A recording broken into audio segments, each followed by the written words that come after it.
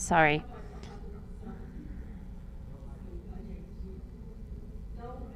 Well, good morning once more to everyone, for our partners, who are also the relatives from another territory, another place. On the first day, we contextualized for many that already participate on COP, that already know the process of these conferences, not only of COP. And yesterday we had the opportunity to take a delegation to biodiversity conference. I think it was the first time that Coiab, with its base organization, was able to take such a big delegation for the biodiversity COP. Up until then, we had not followed this theme as closely as we did, but it was an opportunity that was extremely important for us to work on this, especially to strengthen the relationship between the organizations of the Amazon basin. On the first day, we talked about this context, and on the second one, we talked about more technical aspects, where we had our climate indigenous authorities and specialists and technicians from our partner organizations. The idea is for us to potentialize our demands and for us to understand the conceptual aspects. It's always important for us to understand the space that we are in. And another important reflection that Sinea talks about in her speeches is that sometimes what is being discussed on this climate arena, internationally and nationally, is the same thing that we are discussing in our territory, but in a different manner, with different words. Sometimes we say, well, can I really talk about global warming? But all territories are being affected, so we have authority to talk about what is happening on negotiations. So yesterday we had this panorama to think about the mitigation agenda, adaptation, and climate financing, which are 3 points that we have been discussing, which are important for our impact on the climate conference, on the United Nations Forum, all spaces in which we can talk about these themes are really important. And now we are going to talk about the strategies. Before we talk about strategies, I would like to present to you what was talked about yesterday on the Chavanti Award. So before we put our video, I would like to invite our executive coordinator, Geneva Kayapi. Congratulations to her. Our treasurer from Coiab, a competent, strong woman, a wonderful woman that will salute our relatives and open this morning session. Good morning. I hope you are all well. First of all, thank you to each one of you who are here, the organizations, the 9 countries of the Brazilian Amazon, and the networks. We have little here, but it is important for us to be united, take our voice further, and we can see, we have been hearing each one of you, your concerns on global warming. And here we are, happy to hear our relatives from other countries, our women. And I also would like to thank our partners who are here. And we get motivated to empower ourselves, to understand what is happening within our territory. Yesterday, I heard what Rosie was saying about her home. I am also a farmer. We have seen how many seeds we have lost. We women are the guardians of the seeds. We select what we're going to plant, and we are really careful with the seeds, and we suffer so much when we lose them. And this strikes our food chain, especially for us women who take care of our food.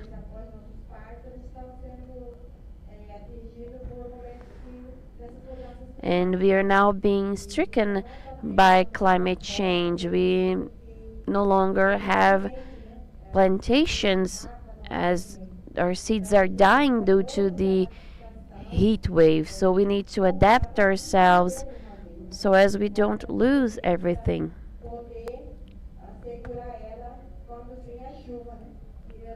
As I was telling the girls, even the birds are singing in the wrong period. Why is this happening? We see how much we are suffering, not only us, but animals, with this climate change.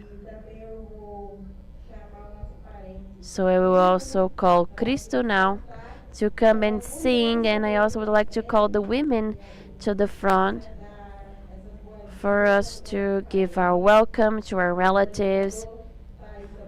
And the coordinator is there, Toya. Let's now perform this opening.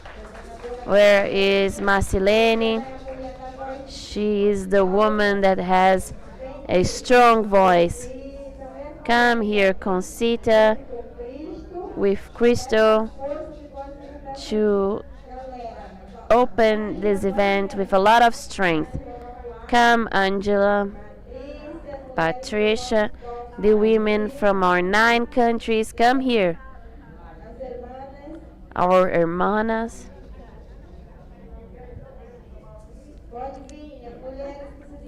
You can all come here. And we are going to sing for the men with Cristo.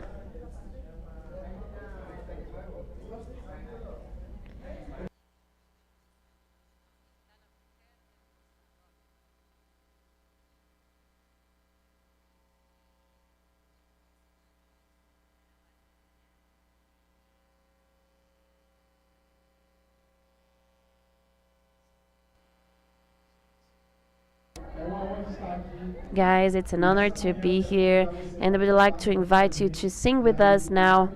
And we'd like to request for the women to look to Marcelene, repeat whatever she's doing, and men, look at me and repeat what I'm doing. If you can't repeat the sound, you can just dance, okay?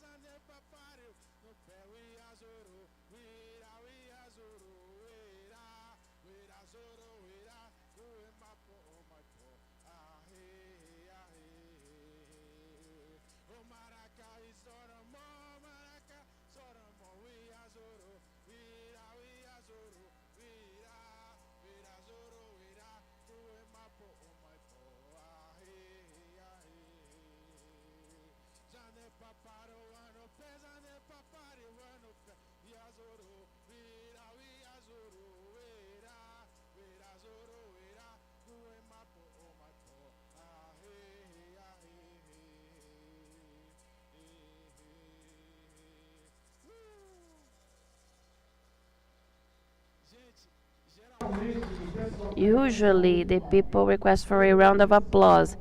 I will request a round of applause because only me and Marceli are here. When all of our people here, we are going to request for a round of applause. 1.5. I'm going to teach you. It's like this. One applause and a half, okay? That's it. Thank you, guys.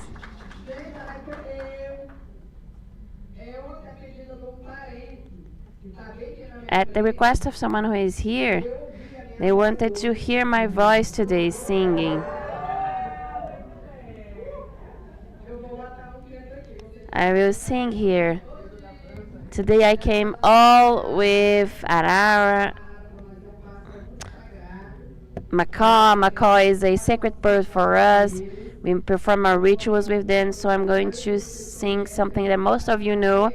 It's sung at ATL, at the Freeland Camp.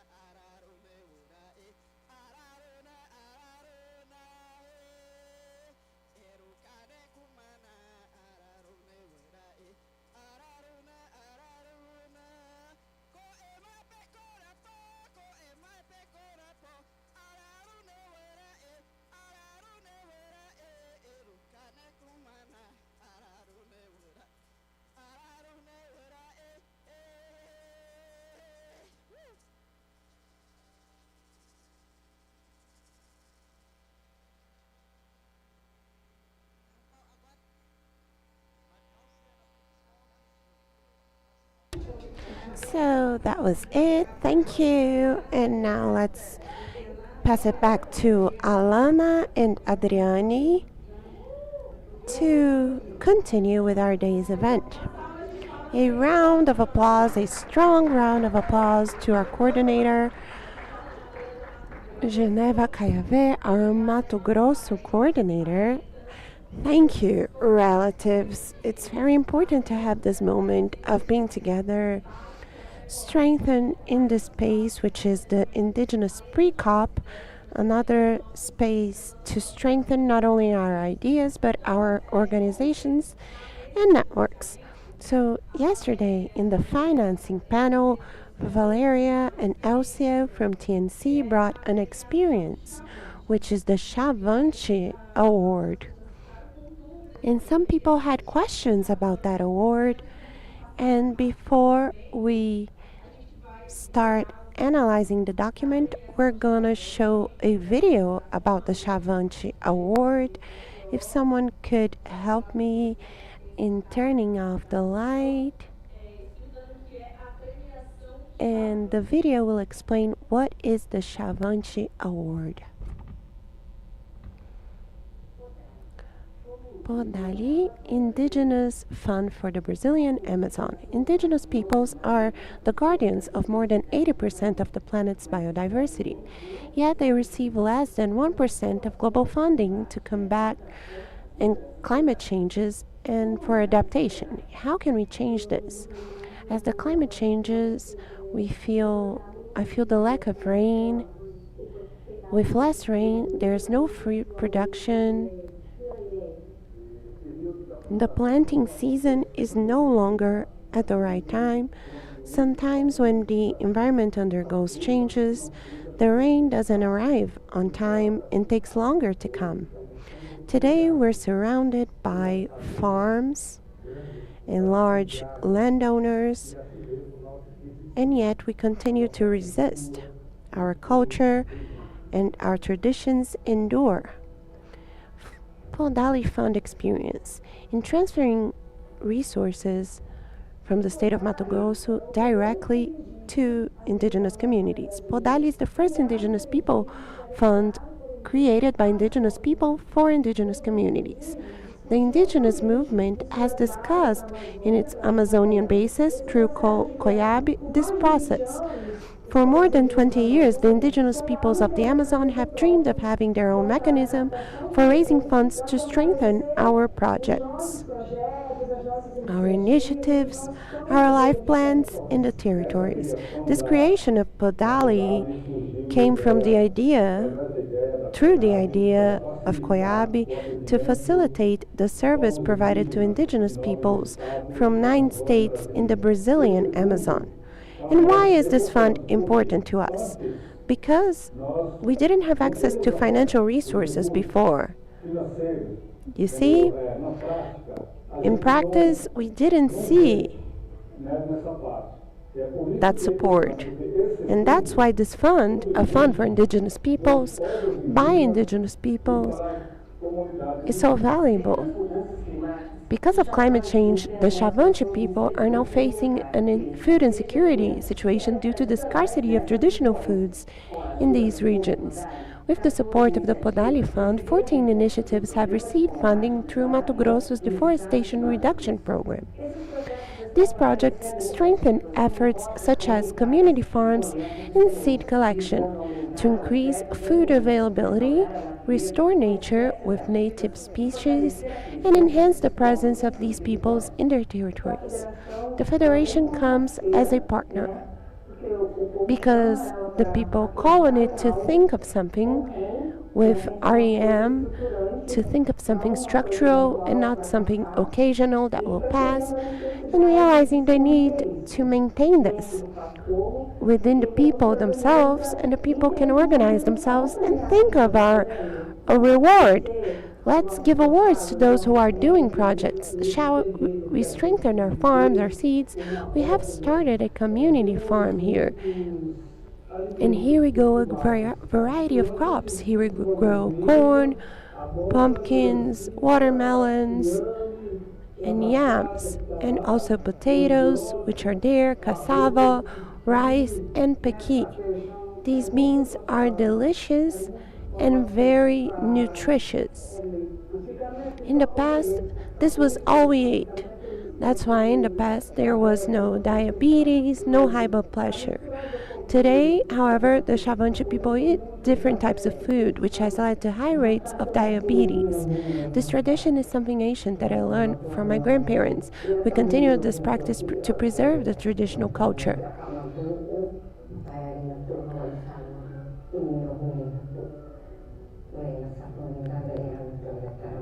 of planting cassava for nourishment, to feed our sons, daughters, and grandchildren. Their practices can be strengthened, like traditional agriculture. This can lead to local agriculture and agrobiodiversity. They have deep knowledge on agrobiodiversity. Empowering this knowledge has been one of the most important aspects of this journey. This harvest is not just about food, it's more than that. I think it's not just about consuming the fruits. It's about expanding or gathering efforts. We'll feed ourselves, but we can also sell. Selling helps us generate income to meet other needs. It's part of the work we're building with Podali. The Xavante Award is just the beginning of our real aspirations. We hope that through this partnership we can bring more resources that really reach the areas and benefit the families. So the Xavante Award has an entire indigenous governance of the Xavante people. All of this is the result of a collective effort built together. This is the main purpose of Podali, to support the territories in a way that is meaningful to them, with them defining what is important. Indigenous peoples are the guardians of the forest, the custodians of biodiversity, but this cannot remain theoretical. There must be real action and genuine recognition of the importance of indigenous peoples in their territories. They need not only the establishment of reservations, but also secure territories, effective policies, and funding mechanisms that allow them to manage these lands.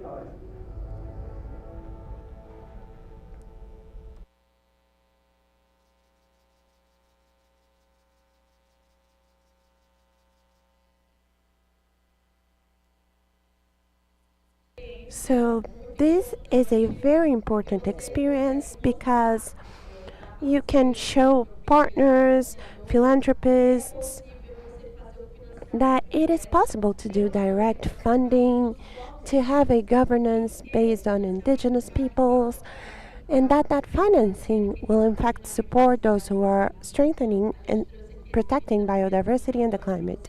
So we brought this video from the Shaibonchi Award for you to understand what it is and to think with Podali about other possibilities of financing and thinking about this initiative and experience by the Shavanchi people with our base organizations, Fipoinchi and Coiab, always emphasizing what Valeria mentioned yesterday on a perspective of the funds always always adding to each other, and we have the presence of Podari as an initiative. We have other funds in the Amazon basin as well, so they're very important.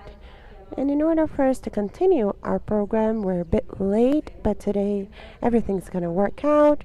Reminding everyone that this afternoon we need to approve our documents. So this morning, before we start our panel of Indigenous advocacy towards COP30, I'd like to invite Ada to present the main points that were collected during our dialogues, and also Gisela, who's going to support us here.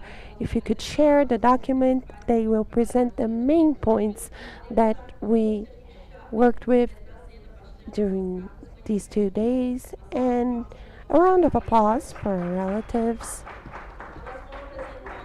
And they will present the points very briefly and explain a little bit about what we're going to do now so that we can begin our panel. Once again, a round of applause, a very strong round of applause. Thank you. I still haven't learned Portuguese, but well. This is a summary that aims to include everything that was mentioned here and of what was mentioned in terms of points for advocacy and what to say in that advocacy. It is a scheme to help our memories, and you can confirm if there are no missing points. The first column is what we want. These are the priorities of the Indigenous Amazonian movement. This is what we want, and also what can we do at the national level, at the regional level, and at the international level in terms of advocacy, and in what document, in what space, in what moment we can discuss, propose, carry out interviews, and move the indigenous movement forward. Would you like to add anything? And also, because we had said before that not everything should be requested in the same spaces. We need to know who to ask. And that's why we're making this division at the national level, because, for example, the NDCs will not be discussed in terms of content at a global forum, which is international. So this needs to be at the national level. So following this logic of what we discuss nationally, regionally, and internationally, that's why we have this division. And what we try and do is also including texts, ideas, or proposed actions. There are very few that are nothing more than statements. These are actions. So talking about issues is also important, but we need to have an action present.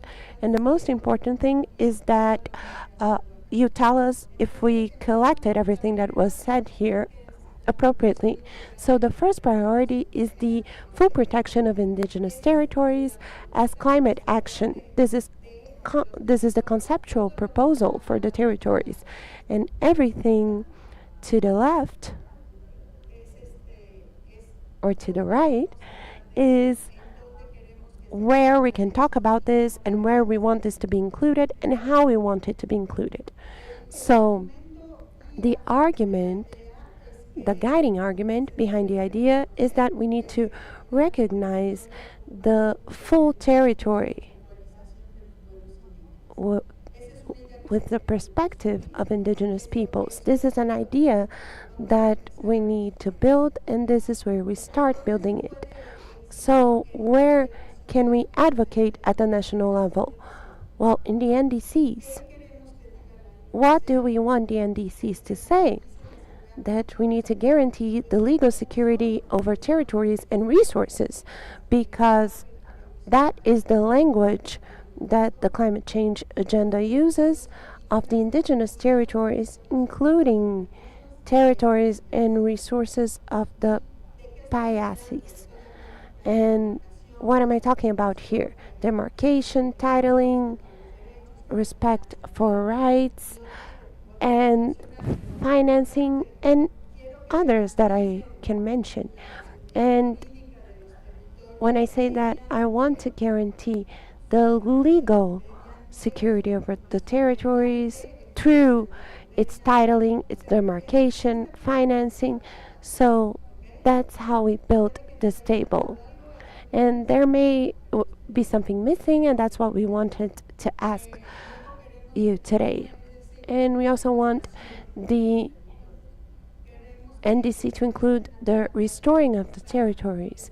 We want the national adaptation plan that needs to be connected to the NDC. The NDC needs to say that the national adaptation plan needs to be updated and implemented, and we want to include the instruments and organizations for indigenous governance, considering the plans, the life plans, and other indigenous knowledge systems and territorial management in the design and implementation of the adaptation strategies. Not to just say that, oh, we recognize that they're very important, they should be applied. And a proposal for the legislative and executive branches is that there is a legal provision that defines the territories of Amazonian indigenous peoples of areas of exclusion of extractivist activities, that is oil, gas, and etc. Another argument at the national level is exclusive to the isolated peoples. What do we want the national legal framework to contain? The specific request is that we recognize the 128 records of isolated peoples that guarantees their legal and territorial security, and also guaranteeing the legal security and defining or publicly disseminating the public records. So publicizing the isolated and remote peoples that exist, and adopt administrative measures that recognize, protect, and respect the rights of isolated peoples. So these are the national instruments and spaces within the realm of the full protection of territories. At the regional level, we are working with proposals or presenting proposals of working within ACTO. What are we going to request from ACTO? That the ACTO declaration says that there is a commitment with the legal security of the territories, of indigenous territories, including demarcation and titling, and that there is a specific mention to isolated peoples. And in the case of isolated peoples, this legal security should guarantee the integrity of the territories, considering the principle of non-contact, and implement paragraph 101 of the previous declaration. The previous declaration in paragraph 101 says to promote actions to protect and guarantee the human rights of indigenous peoples and the collective rights on their territories and lands located in the Amazonian region, especially indigenous peoples that are isolated or recently contacted, strengthening the available resources and public policies adapted to that region. That is a promise that they made. And now the request is that they implement this promise. They have stated this, they don't need to say it again, but what are they going to do about it? And the third thing would be to declare the Amazon as a area of exclusion for non-renewable extractivist activities. And the indigenous movement wants this. And we hope that it can happen. And to request to the secretary of the Minamata Convention some information about the impact of the mercury used in formal and informal mining, legal and illegal mining, and about the health of indigenous peoples, especially women and children, because there is a problem there. Minamata is the UN convention that deals with the issue of mercury, and we have and they have data, so ACTO needs to request them to disseminate that information. With this report, it's possible to work from that. And then a request to the Secretary of ACTO that the pre-COP Indigenous Declaration is taken to spaces for advocacy at COP30. Wherever he goes, may he talk about that, to talk about these priorities. For the international plan,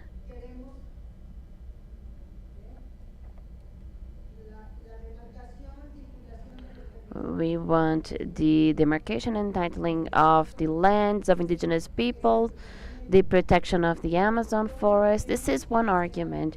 Where do we want to talk about this? Since the Amazonian forests mitigate 340 tons of carbon. That is, we have here the measurements. This is the means by which I desire for this to happen. This is the reason that I want to protect this on the discussions on adaptation, and to also talk about the protection of territories as a climate action, to talk about demarcation, titling as a requirement for the protection of territories. So we can make this into a climate action. So we have here the details on the documents, the decisions, where we will talk about this, where we can include them. And at COP, at Bonn, in first place, it's on the first week. So we have the decision, the main decision for COP, which is one that reflects COP in general. It's no specific theme, and we have the most important themes, which is the cover decision. We want to the cover decision to mention the integral protection of indigenous territories, including the isolated peoples, as a climate action. That is this sentence. COP30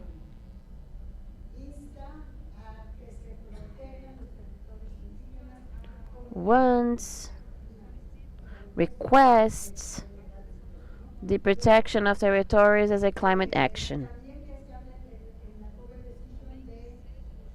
We also want to mention on the cover decision the inclusion of extraction activities.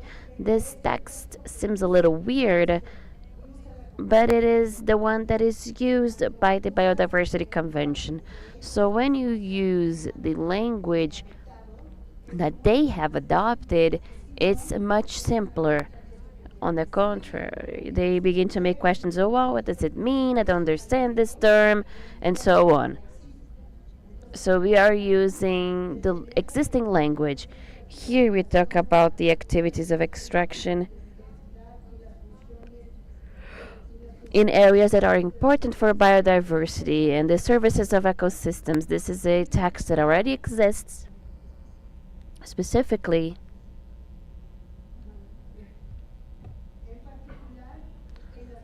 especially on the basins of the Amazon, with Congoneo, Mako, and the Southeast Asia.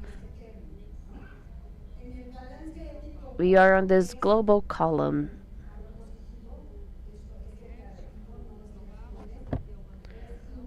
On the global stocktake, we need to include on the speech of ministers the importance of territory protections, including isolated peoples as a climate action. The discussions on the GST should also mention this, the respect for human rights and the respect for indigenous peoples' rights and the rights of the Piasis, which are the isolated peoples. We should not only talk about human rights, but the rights of indigenous peoples that are added to the other rights, and also the rights of the Piasis. On the mitigation agenda, we will not mention mitigation, but we are going to talk about the bond dialogues. So, what we want is for COP to decide that something will be done with the bond dialogues. It's not to just receive the bond dialogues, but it's what will happen with the dialogues that we receive. We do not know exactly what will happen at bond, but they were included here. And here we are going to define the main global adaptation objectives, which, as was explained yesterday, they need to be global. We have 100, so they really need to be 100. It's not 98. So we want to include indicators that are relevant for the full protection of the indigenous territories, especially including indigenous governance. So we need to look at the 490 something that we exist for us to understand where do we need to correct the text and then fight so that these indicators stay within those that were chosen. For the loss and damages, we have restoration. This is the longest to restore and recover indigenous territories impacted by the effects of climate change, warranting and prioritizing indigenous governance. We have the fair, just transition work, and we also need to include respect for human rights and the rights of indigenous peoples. The themes to be talked about should be the exit of fossil fuels, the exclusion of critical ore extraction in indigenous peoples' territories and on the Piasis territories. We should also have a transition for eliminating fossil fuels, as it was not included in Baku, and just transition without incentivizing monocultures. And on the elimination of fossil fuels, this is a proposal from Minister Marina Silva. It was eliminated, and how are we going to talk about this?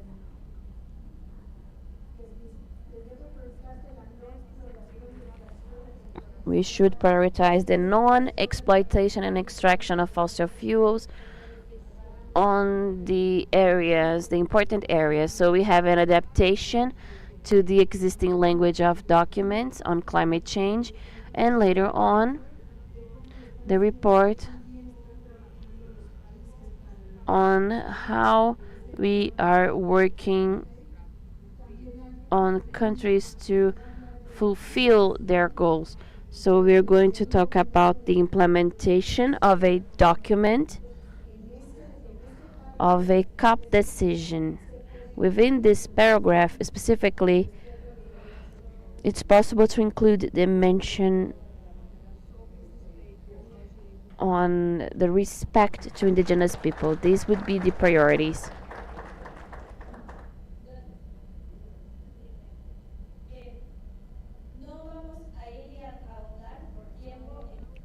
We will not further detail as we have no time, And we thought that we needed to talk about the protection of indigenous rights, as this came up in all of the conversations that we have done on demarcation, titling as a climate policy, and this was the one that we talked about the most. So we wanted to explain the logic behind this document. And it's what Ida said, the priorities. It seems that demands needs to be prioritized, or else we can't reach the negotiation spaces with a list of everything that we wish for. We can't go there with so many priorities. When we go close to negotiators,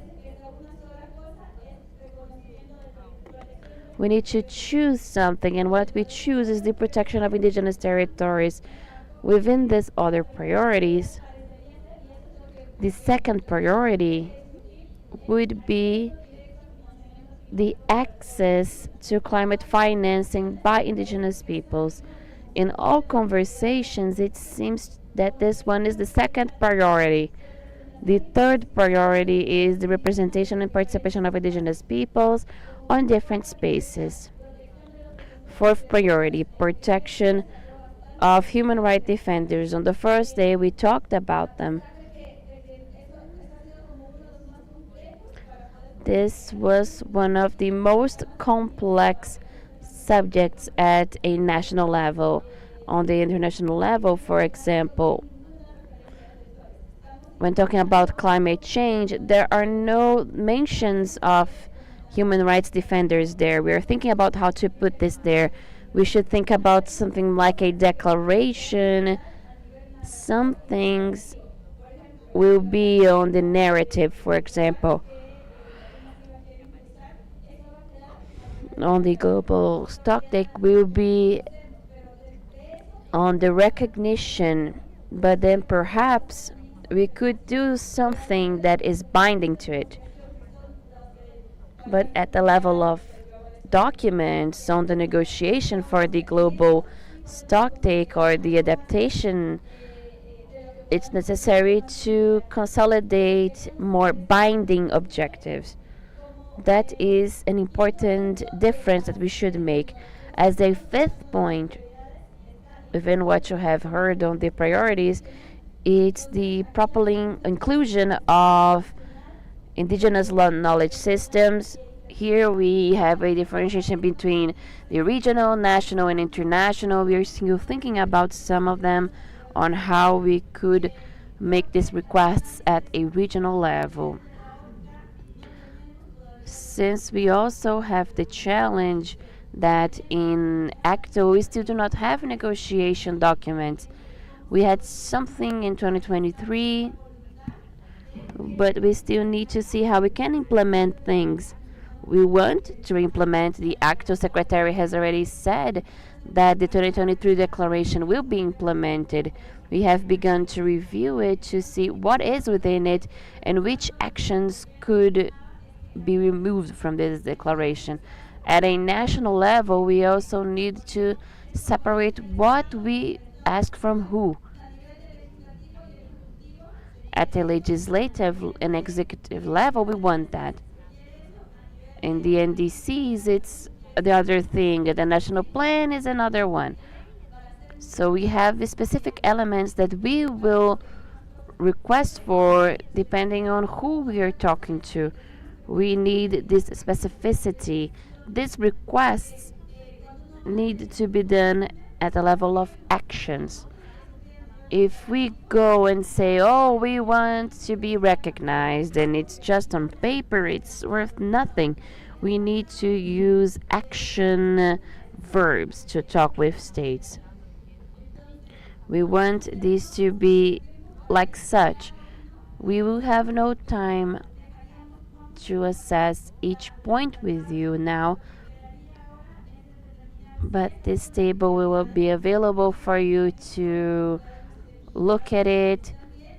But the means by which we have identified things, we saw that there was a consensus on the priorities. First, the indigenous territories, then financing, and in third place, it's the participation.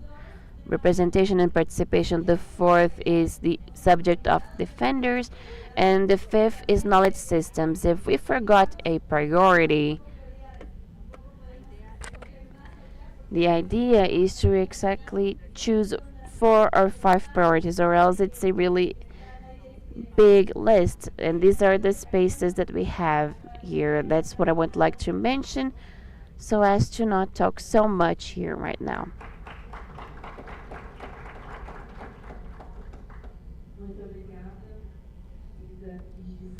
Thank you, Ida and Gisela. This was what we have collected during these 2 days and what is expressed in our letters. Ever since last year, we have been manifesting with our base organizations. We're all able to take notes of our priorities in these documents. This spreadsheet will help us to organize the political document that we're going to validate in the afternoon. So our program will go up until 4:30 p.m.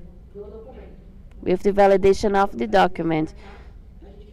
We will also talk about in the morning with our panel Indigenous impact going towards COP30. And I would like to now call for our panel for debate, inviting our co-chair from the Indigenous Caucus, Cineia Wapichana.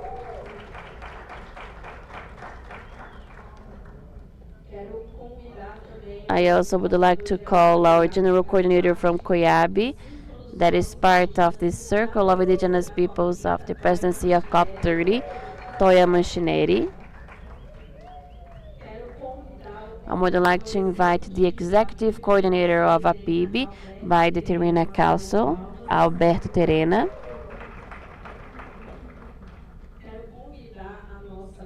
Our coordinator of UMIAB, Marinete Tucano.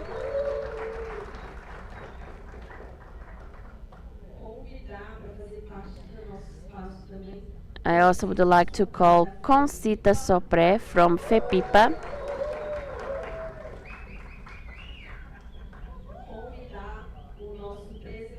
I would like to invite the president from APA from Guyana, Mario.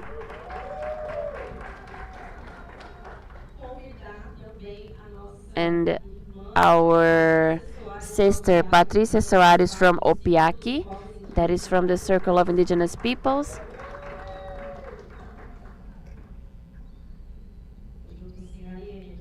Now I do not have Ariane here to give my support. She went to participate on another event by Pudali. And I also would like to invite to be a part of our panel the Executive Director for Mobilization of the Presidency of COP30, Luciana Abate.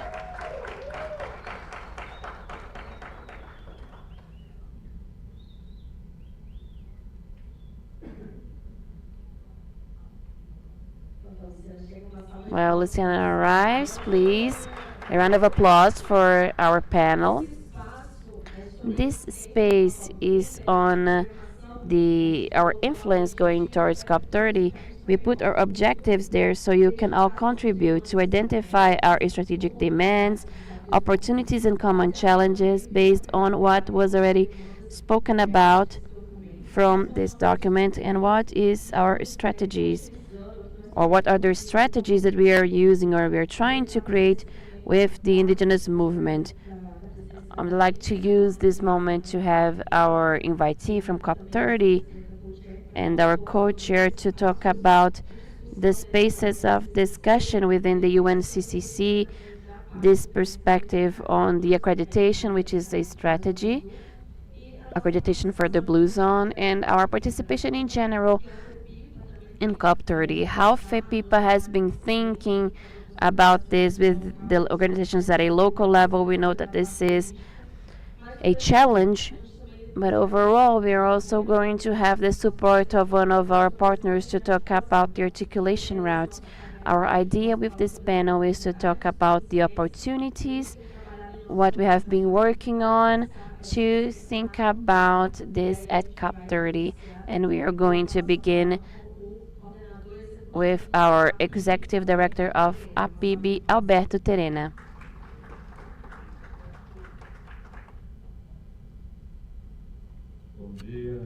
Good morning, relatives and non-relatives who are at the pre-COP. I first of all would like to congratulate Coiab's initiative on behalf of Toya. Right now, it's important for us as indigenous peoples in our country, even though we have our Coiab network, I believe that many themes that were talked about here are of a common agreement, that is, the demands are the same for the entire indigenous territory of our country. And I was paying a lot of attention to what was said, both in terms of testimonies and expectations about COP30. And to us, we have we have always tried to say that below this great forest, the water bodies, there's also our peoples, our indigenous peoples who have always done their homework. Otherwise, we would have been completely invaded. And what has been the fence that halts deforestation? Well, so far it has been our lives, the shedding of our blood. And this is what's been happening for 500 years. We were, as was said, decimated. Millions of indigenous lives were lost, and we currently have an increase in numbers in our countries due to our resistance, and we continue on surviving and seeking new forms of livelihood for the new generations. And we come to the COP with the expectation that it is possible for the world to look beyond the trees, beyond the water springs, to this here, to recognize we're the guardians, that we are engaged in this fight on a daily basis. In addition to the Amazon, we have other biomes like Pantanal, Cerrado, Caatinga here in Brazil. The Cerrado biome is the source of all waters. The Pantanal, you don't need to be a scientist to see that the air needs to flow through the Pantanal to reach the Amazon, the pure oxygen. So someone told me the other day, what do you want to do to raise awareness? And I said, we shouldn't need to raise awareness of anyone, because the biggest catastrophe in our country happened recently in Rio Grande do Sul. Before we had the nightfall before time in the city of São Paulo, Davi Copenaua already predicted that the sky will fall above your heads, and it has happened. And it was said many times yesterday, we have the opportunity to, with you, to do something with you for our planet. Something needs to be done for our planet. And the topic of our panel here is the necessary advocacy. What are we telling our country? I said the other day the Brazilian Congress, it needs to be healed from this disease, this malignant disease that they have of only looking to their own interests, only looking to what they think is the end goal, without looking at the whole, without looking at the legislation even, without looking to what is necessary for the peoples, which is not just the elites or the landowners. We have different peoples in this country, and reparation is necessary about what was done against us, be it indigenous peoples, people in escaped slave communities, the Quilombos, riverside communities. And one of the main topics that APIB defends is this, for us to leave this COP with something concrete about the territorial demarcation, this legal security we're seeking. We're not talking about it for nothing. We now see a negotiating table. We see Congress trying to pass bills. We have ongoing laws, Law 14704, that prevents the demarcation of our territories, so that their interest can invade our territories. What is coming to the Amazon now? Someone said, I was scared when my relative said, look, it's raining there, but it's not rain, it's pesticides. This within the Guarani territory has been happening for years. For years. Preventing children from being born within the territory, the Terena territory. This also happens, diseases, plagues and pests that didn't exist in our territory. The refuge of the pests is now our territory. They apply a huge amount of pesticides in the crops, in the soy crops, and where do the pests take refuge? In our territories, and our products are being contaminated. So we want to at least have the possibility of us together do advocacy for our territories to be truly demarcated, for there to be a light at the end of the tunnel. And we have several points of advocacy, like Kleber mentioned yesterday, mitigation, adaptation, within all of these possibilities, so that this can happen. And I think one of the biggest answers right now during the COP are the indigenous movements, which is something we know very well how to do.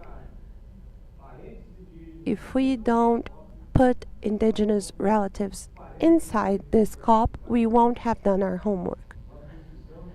We need to be there together. We need to show that we are present.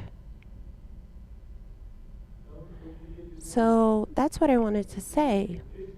I think that this topic, ever since yesterday, has been discussed in length by many people, but I also wanted to speak from the territory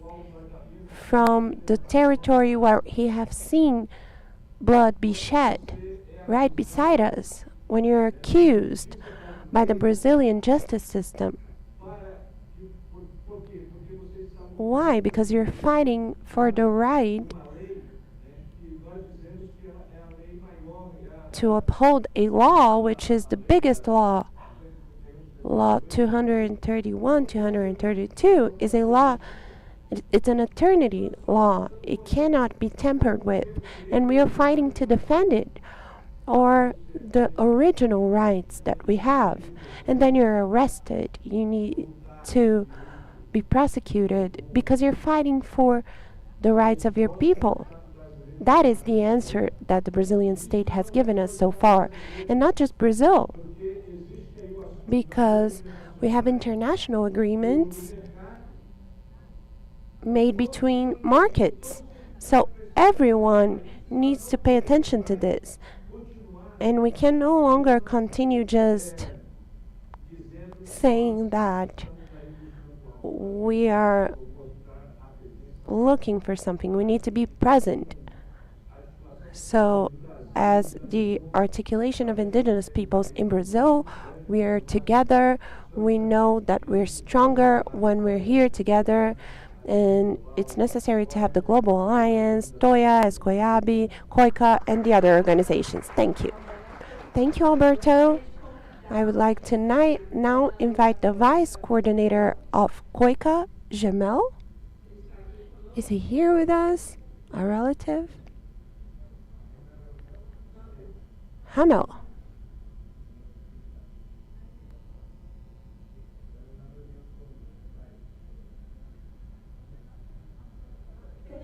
Sorry.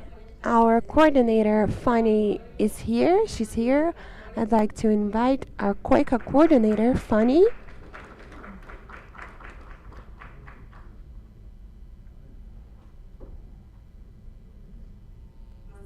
A round of applause.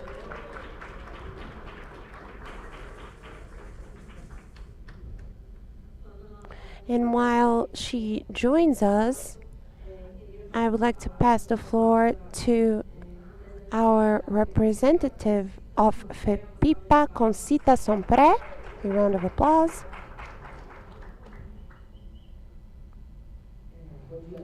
Good morning, everybody. This is a very important panel this morning. And as a representative of this organization from the state of Pará, I say we have a great mission in that state. First, of raising awareness amongst our relatives about the importance of COP, which will happen in our state, and raise awareness so that we can go to Belém in the same way we already do when we come together to fight. It is challenging to be in that state and to host COP knowing that we might be represented, and like Alberto said, maybe we will be able to join discussions directly with decision makers. As happened during the Amazonian dialogues, it's very important for us to talk to the leaders, right, Toya?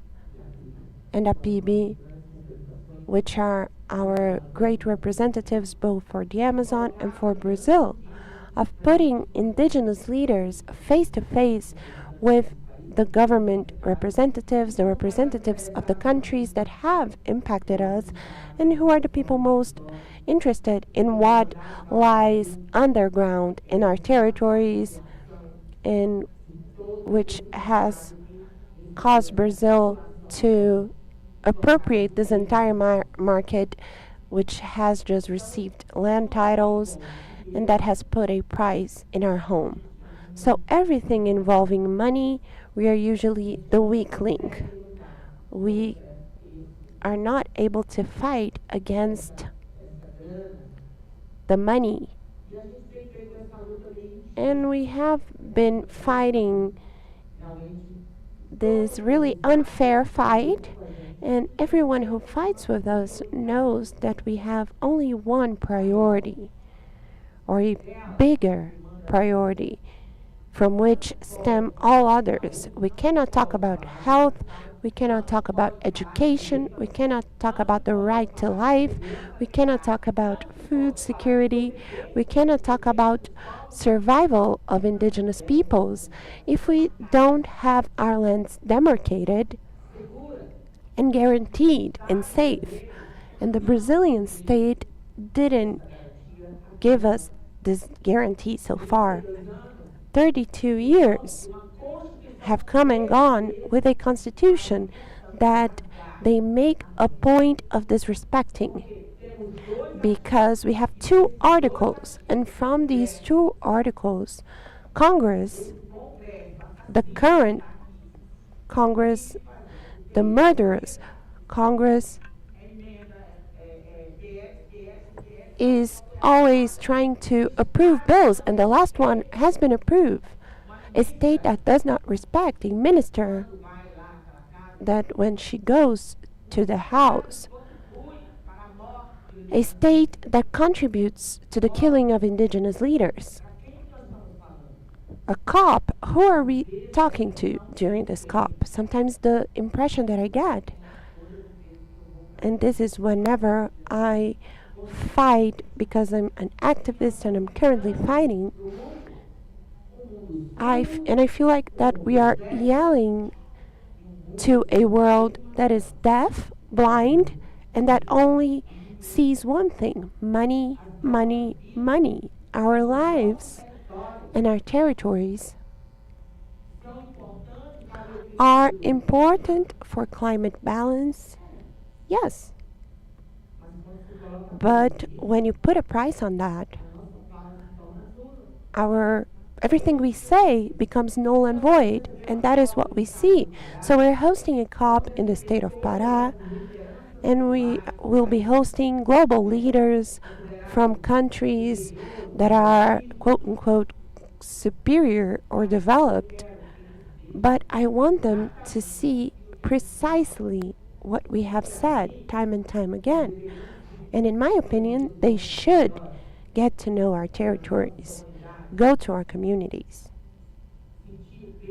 feel the weight of a tree, of an indigenous child, hear from our elders what no university can teach, which is the ancestral knowledge which has protected our forests, that the world is making a point to destroy.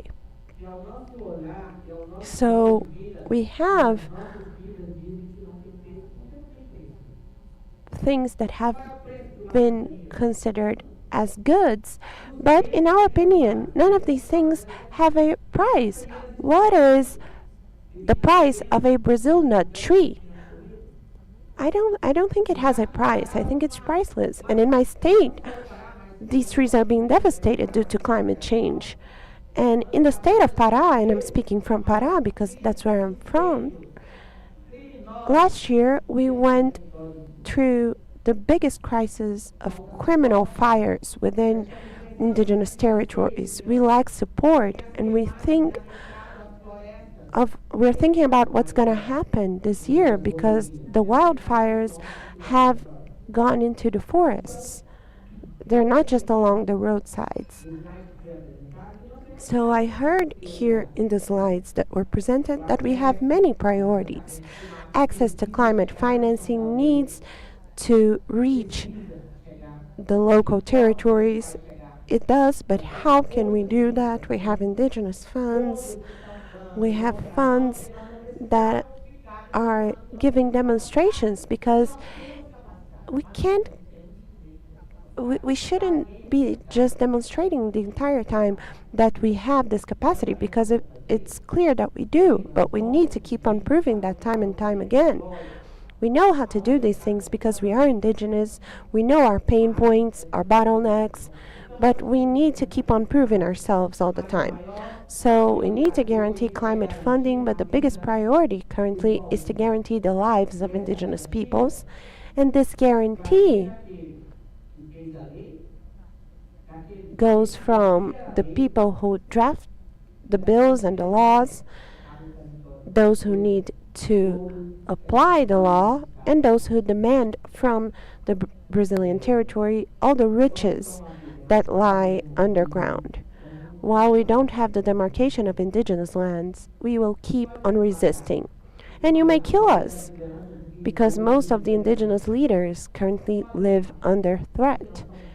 You may kill us, but we are training new leaders. Coiab is training new leaders. The space organizations of Coiab are training new leaders. And we train these new leaders is not just by nominating them. We camp out, we protest, and we fight. And we bring our children ever since they're very little, so they learn. And the priority is our lives and the demarcation of indigenous lands. And let's keep on fighting during the COP. Thank you. Thank you, Concita. I'd like to thank FEPIPA, our organization, for participating. And now I'd like to pass the floor to our UMIABI coordinator so that she can list the strategic demands and also talk about common challenges and the importance of coordination among indigenous organizations towards COP30. Marinette, a round of applause. Good morning, relatives. Good morning to the panel. Well, I now have the mission as a woman of the Brazilian Amazon. It's not like the men. I'm not going to say something important, but I'm going to bring real demands from the Brazilian Amazon with a woman's perspective. We were discussing at the pre-COP on the view of women and the youth of Latin America. And I will talk about everything that I said there, as this is a moment for us to be present here, and you need to hear us. The climate crisis affects everyone equally. It can be in any country. But the women and the youth are the most impacted by climate change. Why is that, Marinette? We are suffering climate change because we are at the resistance on adapting and creating sustainable solutions. We are at the forefront with our bodies there, being like a shield in our fight against climate change. We, women, are the guardians of the land and life. After all, we also bring life. We generate life within our bodies.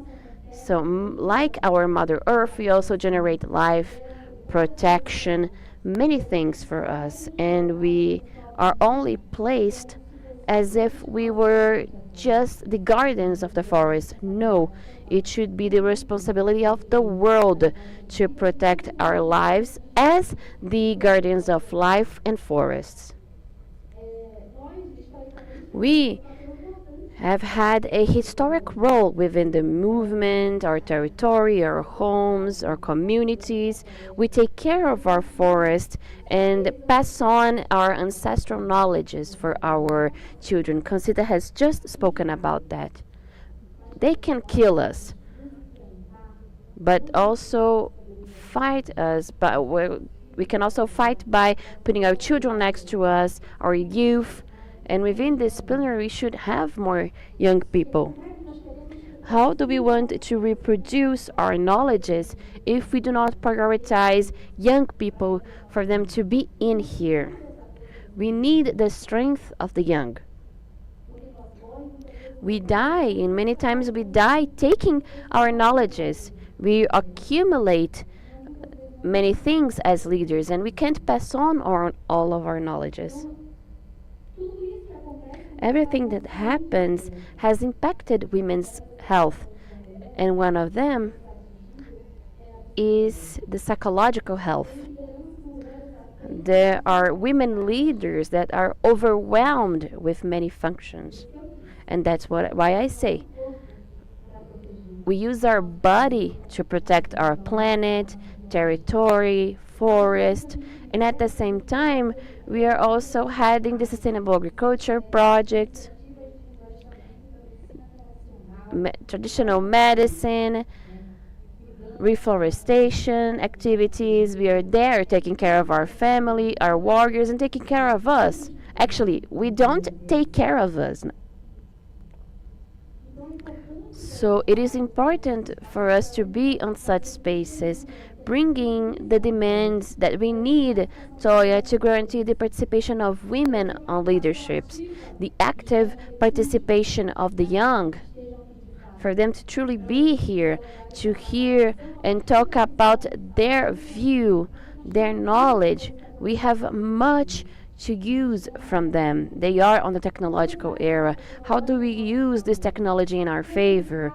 How do we truly discuss our rights? We are suffering some setbacks. Not only 4 or 5. This has been happening for 20 years.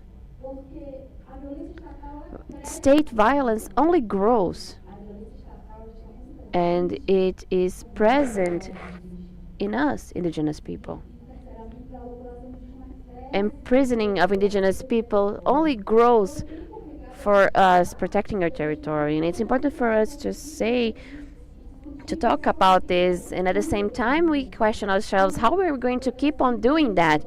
COP talks about economy, about entrepreneurs, but it doesn't truly discusses our rights, demands. How do we guarantee the participation on the summit? How can we truly discuss the participation in other spaces? We know that in COP30 we only have one leaderships participating on the blue zone.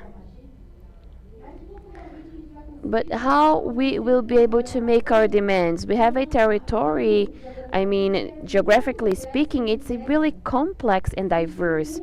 There is a world within the Amazon. How can we truly take our demands? How can we guarantee that I, as a representative from Coiab, representing indigenous women, I would like for all 9 women of 9 states to be there, and also the youth. If we do not include this discussion, we will never be able to advance. Discuss with us, women. Here are our demands. We are also here side by side. We are not here to take someone's turn. We are here to add up.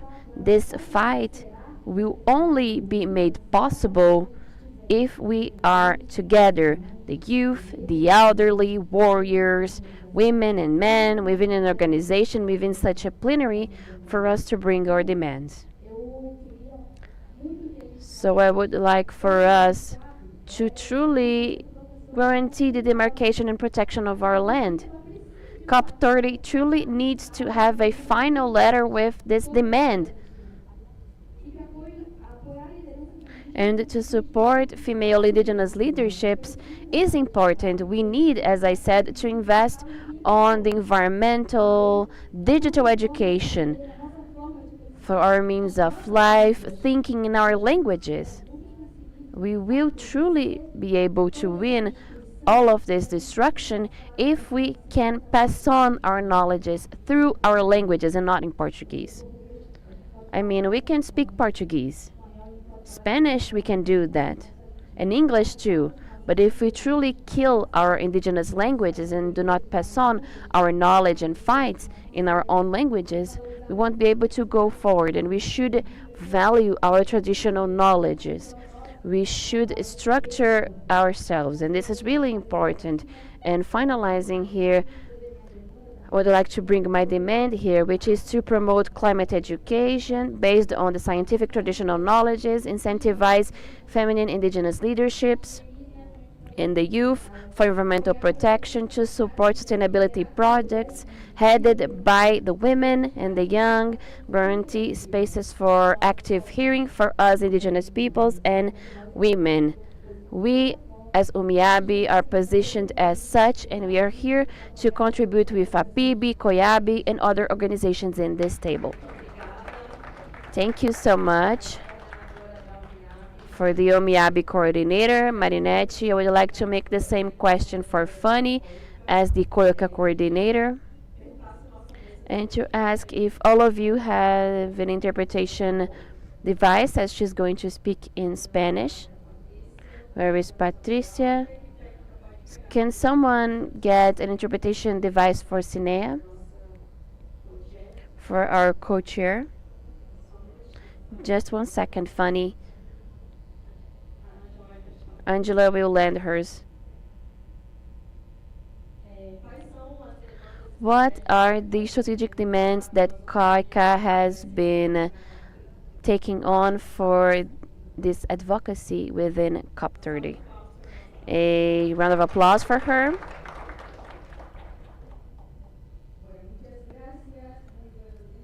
Good morning.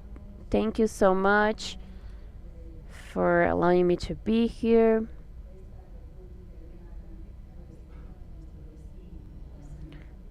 It's a pleasure to be here in our sister republic, Brazil. First of all, I would like to thank our leader brother, Elcio Mancinelli,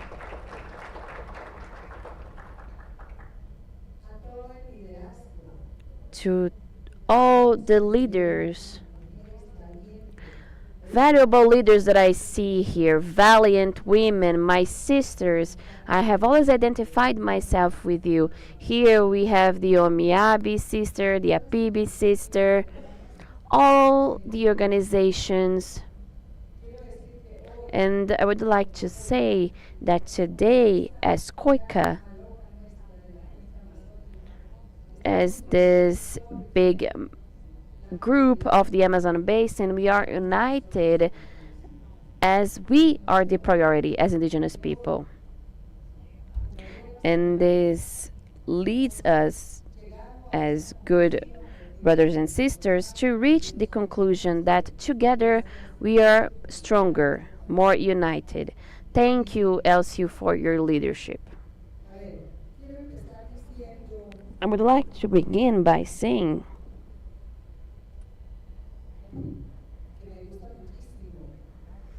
that I like the thing that we talk about, that the answer is us. And I would not say that it's us now. We have always been the answer. We will continue to be the answer with the climate change. And as COICA, we are thinking that this COP should have a human face. We have already had 30 COPs.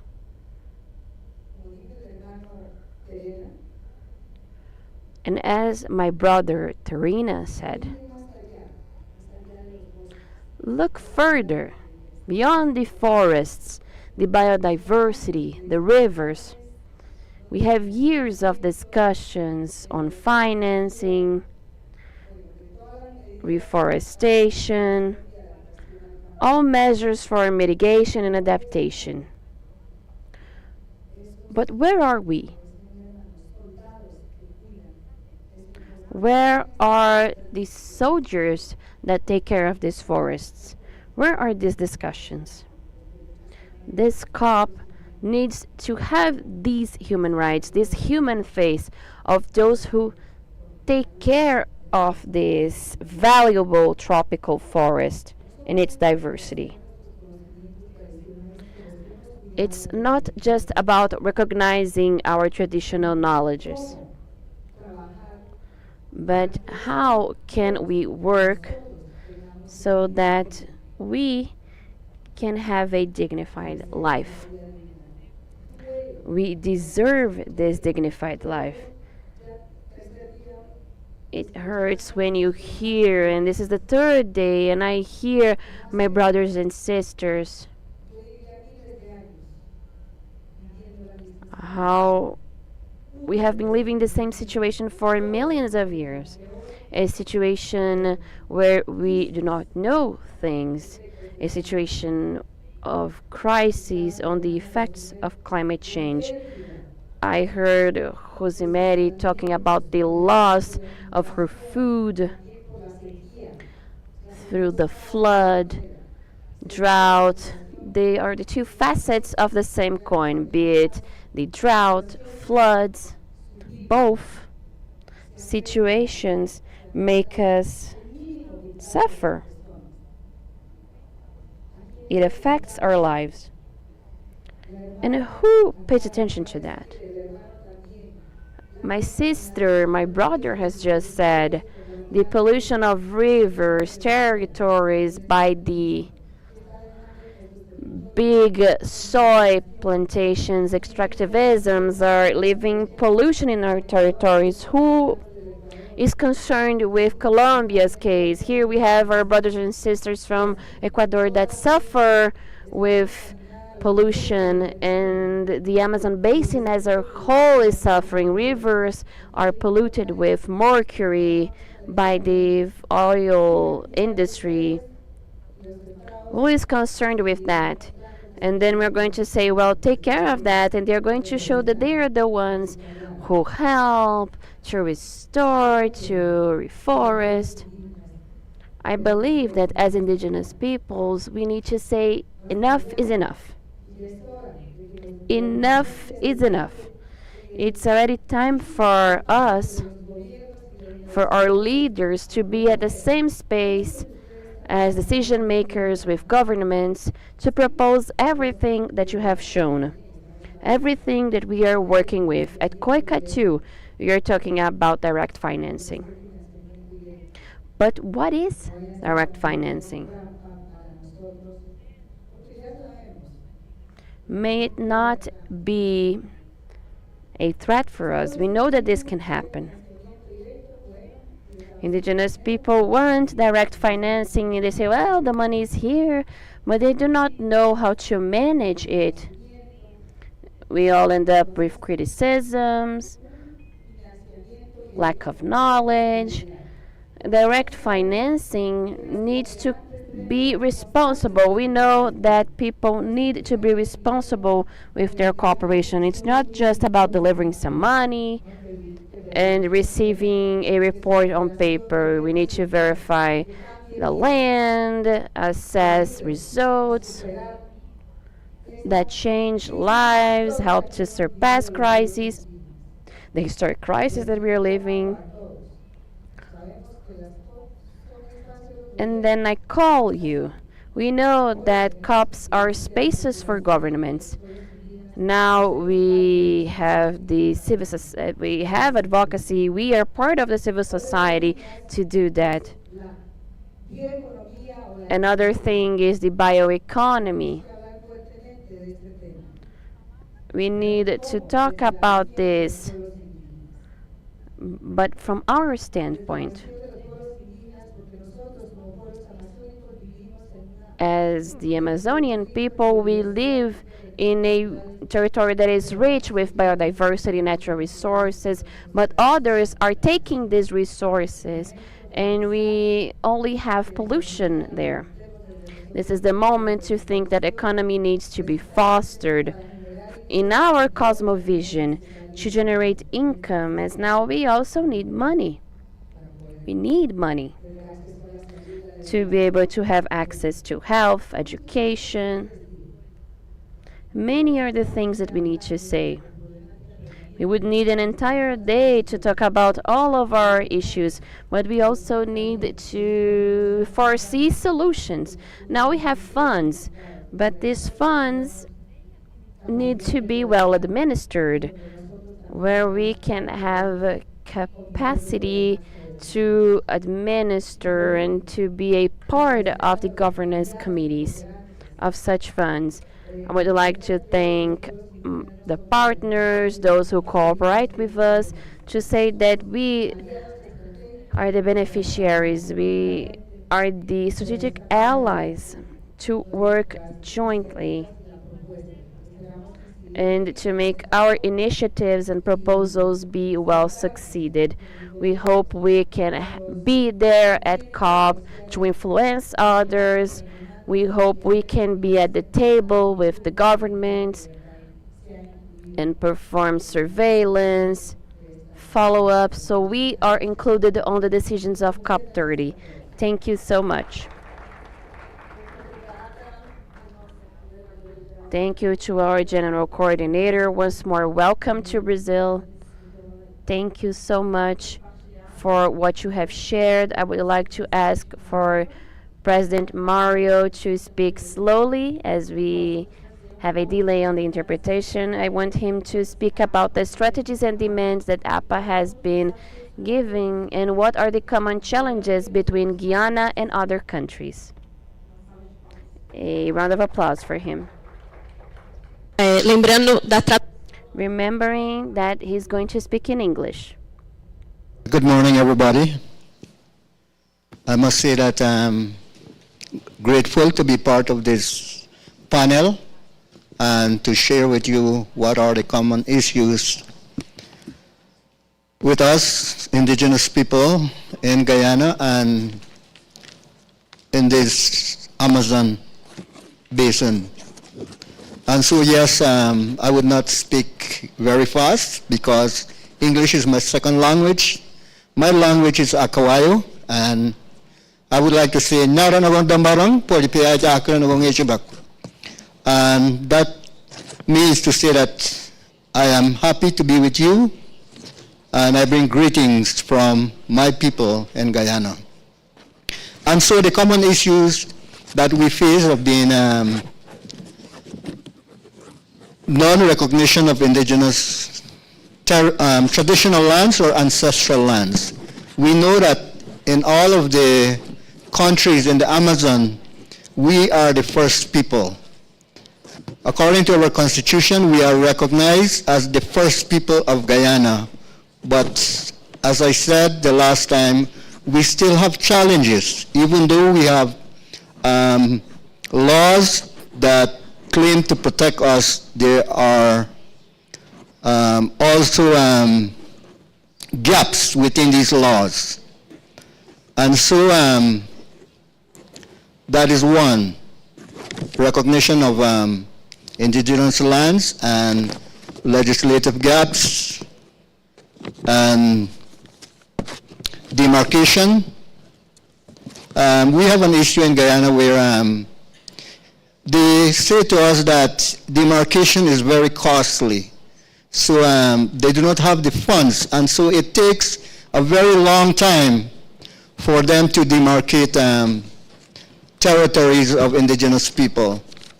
And also, they only demarcate lands that the government would issue in the form of titles to indigenous people, leaving out areas where indigenous people have a relationship where they would go more than their title areas to gather whatever food, medicinal plants for their hunting and their fishing. So that has been an issue in Guyana. Also, not being included in decision makings when it relates to activities or projects developed by the government. So free, prior, and informed consent is lacking, since I have heard that from many of the countries that have been representing here. We are not included in the decision making. We are not consulted.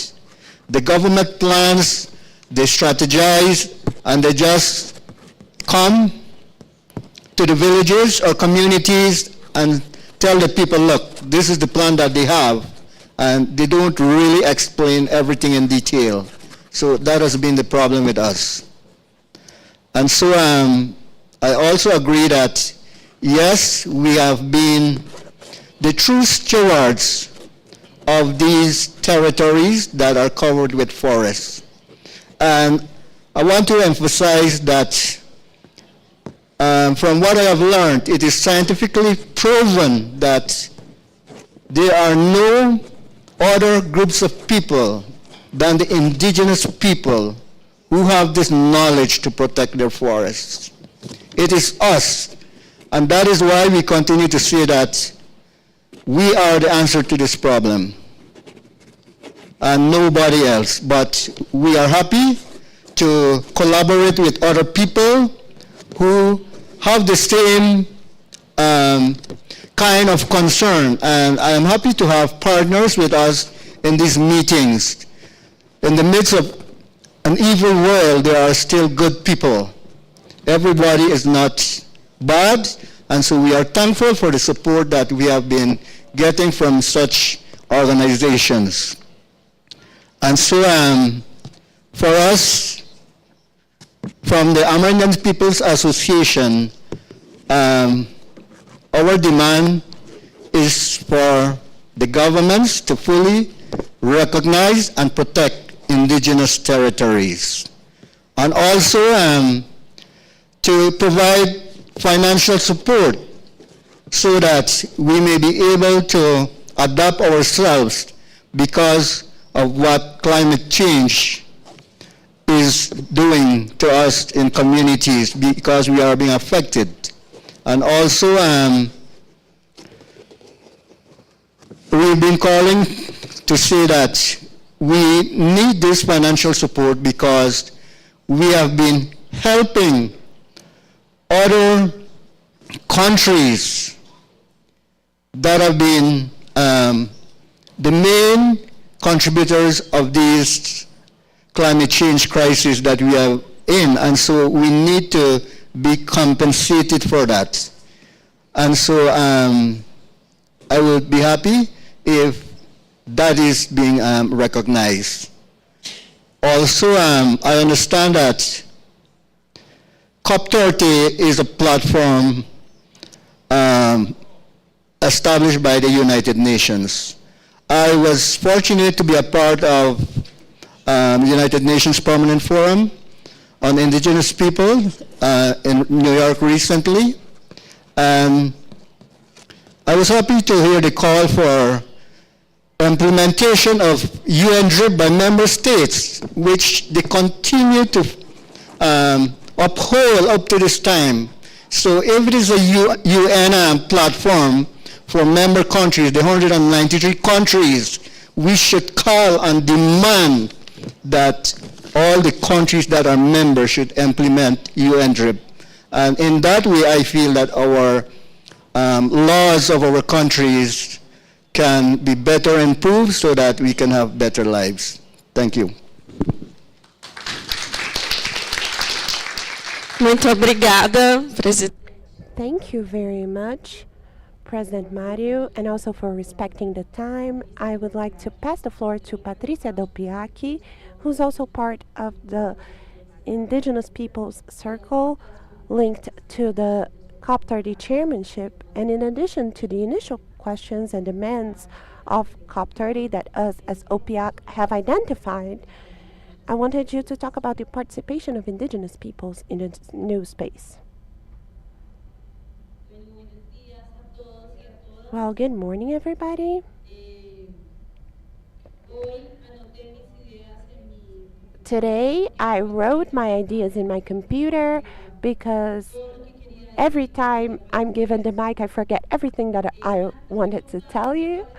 But before I tell you about the challenges that we have as indigenous peoples of the Colombian Amazon, but also of the basin, because we no longer consider a single country, but the collective of the Amazon basin. But before that, we need to remember how we came to this space today, and to remember that last year in August, this desire from our hearts to come together as indigenous peoples of the basin took us to Bogota, to the Bogota meeting, and there we constituted an alliance towards COP30 and also an alliance towards the biodiversity COP, so that we can make advocacy in the decision-making spaces. And this is the current scenario. And afterwards, this relationship only became stronger, this trust, this unity of peoples of the Amazon basin within the framework of COP16, which allowed us to create a coalition by the name of the coalition, which is the G9 of the indigenous Amazon, and an important scenario that allowed us to be together so that these dreams and political bets that we have as peoples are not forgotten, and that we don't leave aside discussions that are so important for us. And also in February, we met in Manaus and we discussed as peoples about what we had to do, because it wasn't just about the desire and the discourse, but also about the practice. How can we do this practical and also political advocacy work to start materializing these dreams and preparing for those who will travel to Bonn next week, and what were our collective bets. And this allowed us to meet in Manaus to build a roadmap for our work, and this current exercise is part of that roadmap. And I would also like to say that in April we also met with our friends from APIB and Coiab in the Freeland camp. The people from the Amazon basin were in the Freeland camp. We participated on the panels. We participated in all spaces where our Brazilian brothers allowed us to be. And in that scenario, we launched the Indigenous Peoples Circle, a space that is the result of the fight of the indigenous peoples of Brazil, and that allowed us, the people in the Amazonian basin, to be a part of. And thanks to the fight and to that context, we're here today.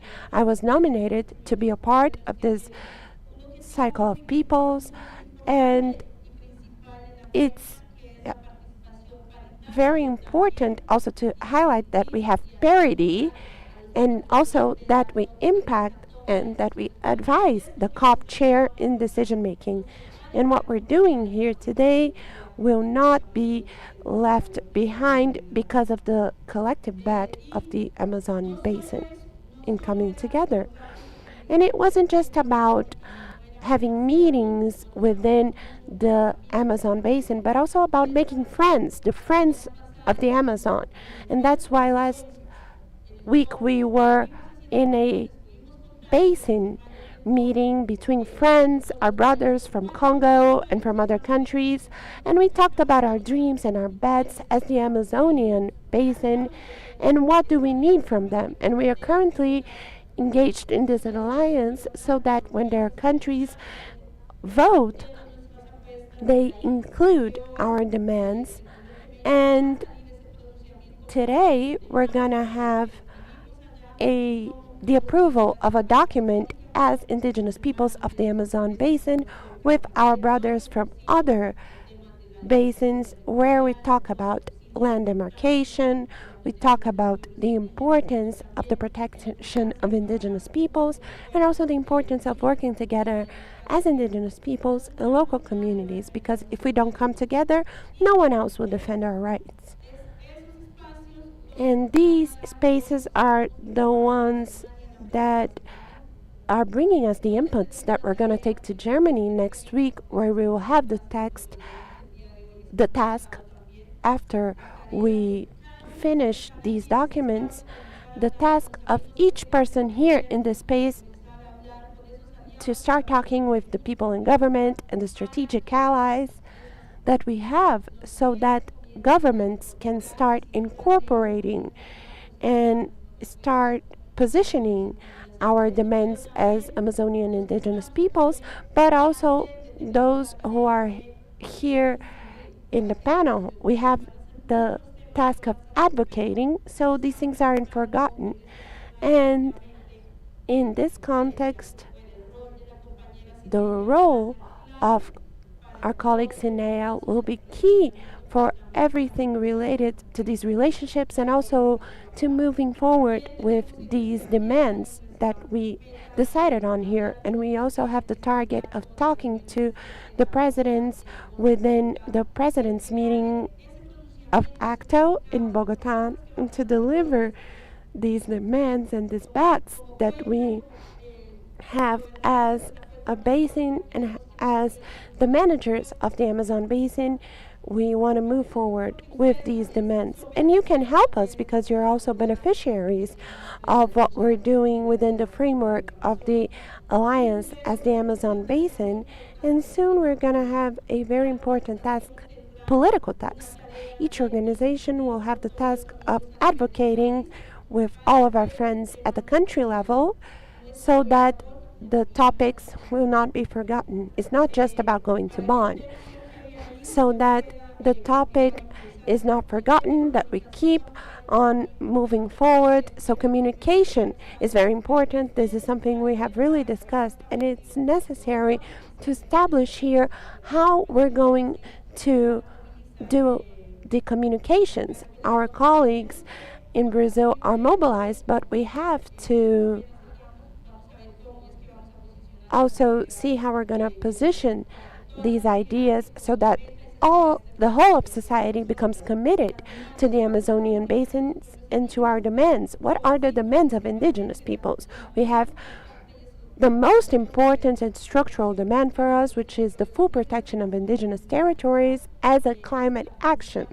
That is the main bet that we have, and that we have been discussing here, of course, and we also have direct access to climate financing, to indigenous peoples, participation and representation that is full and effective in different contexts, the topic of protection of activists and the protection of the systems of knowledge and the recognition of the systems of knowledge in different spaces. We're together as indigenous peoples to go to the COP, but we also have challenges and difficulties related to these demands because the negotiators will be the governments, and the role of the indigenous peoples and the Friends of the Amazon who are part of the government is to incorporate our demands in these spaces. And I would like to say, well, I'm about to conclude. I would like to say that in spite of everything that has happened to us as a consequence of climate change, us indigenous peoples are speaking from our loving hearts that you can count on us. We want to take care of life, and we are opening our hearts, we are exposing ourselves and saying that that's we know how to do. We know how to come together and protect life. Thank you.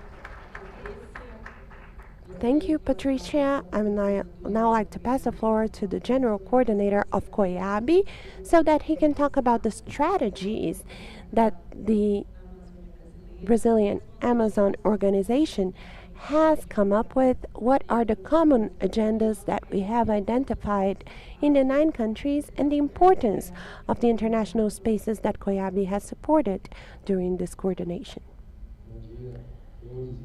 Good morning, all relatives. Well, here we have heard some testimonies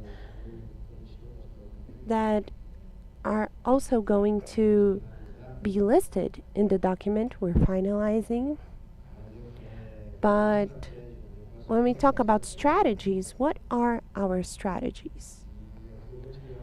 Here I will mention a popular saying that says, in order to disseminate information, you need to look for a serious gossip, because that person will take your information forward through word of mouth. And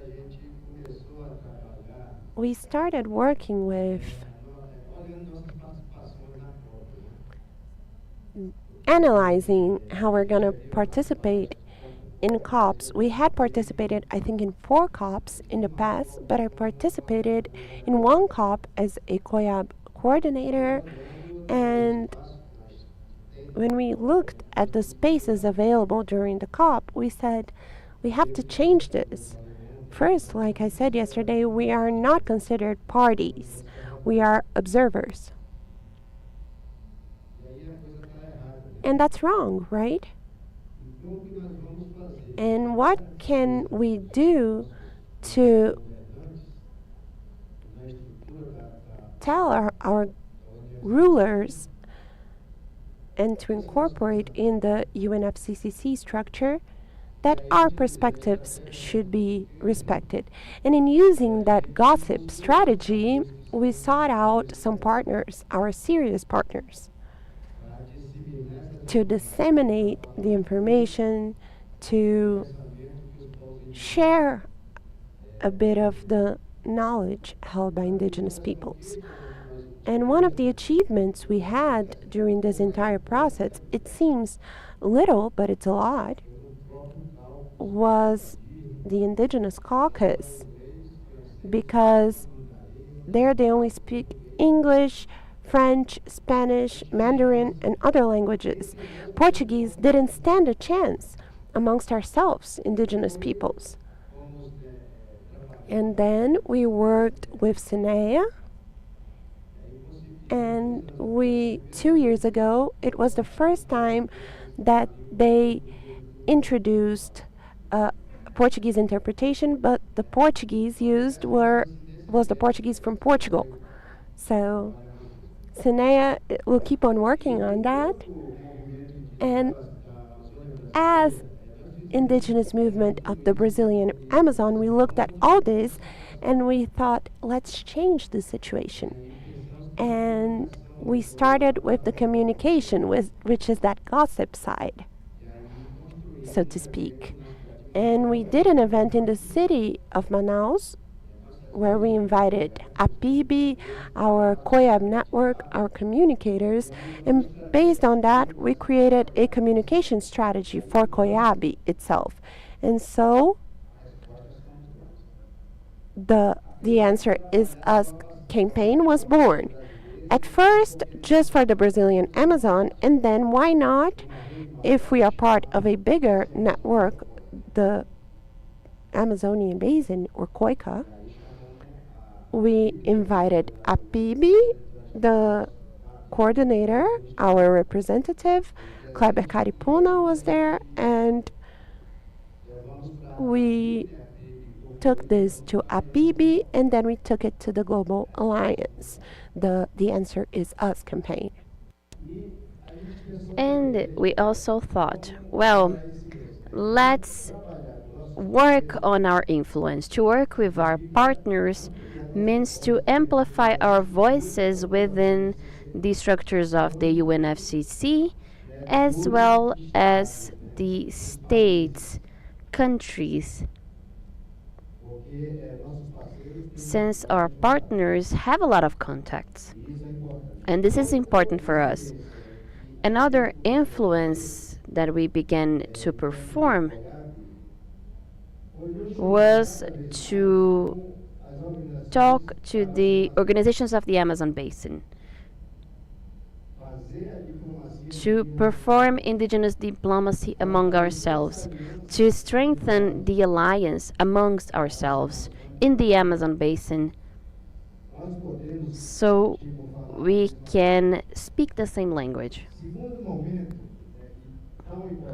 Another moment that is important was to define the themes that can unify us as indigenous peoples. Within the Amazon Basin, who are different within its constructions, institutions, and what unifies all of us, be it in the Amazon Basin, the Pacific, or Australia, is our land. The land unites us. The earth unites us. And then we begin to build these alliances.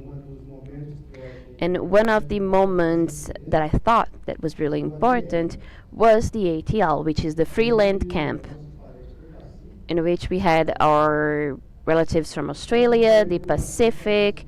From the Pacific, they have said that if the Amazon is calling us, here we are, to strengthen our alliances. So the strategy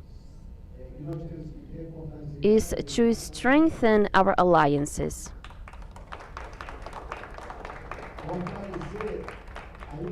Strengthen our influence and make it clear to others what we want, to our partners what we want as indigenous peoples, and what we want to put on the documents of our governments. Another theme that unites us is direct financing. And if we say, oh, indigenous peoples cannot receive resources as they have no mechanisms to do so, Then we create Podali. We created Podali as a seasonode idea, but also thinking about the fact that Podali can be our technical arm to implement our policies. So Podali had many calls, public calls, and we can make more influence. Yes, Sinea will speak even, but another important point is on the caucus, as caucus also has a direct connection with decision makers within UNFCCC. The Ministry of Indigenous Peoples can work? Yes, it can. That's why it paid some air tickets so that our representatives of a PB could be here. To be here in this debate, to create the document. But the ministry can also help even further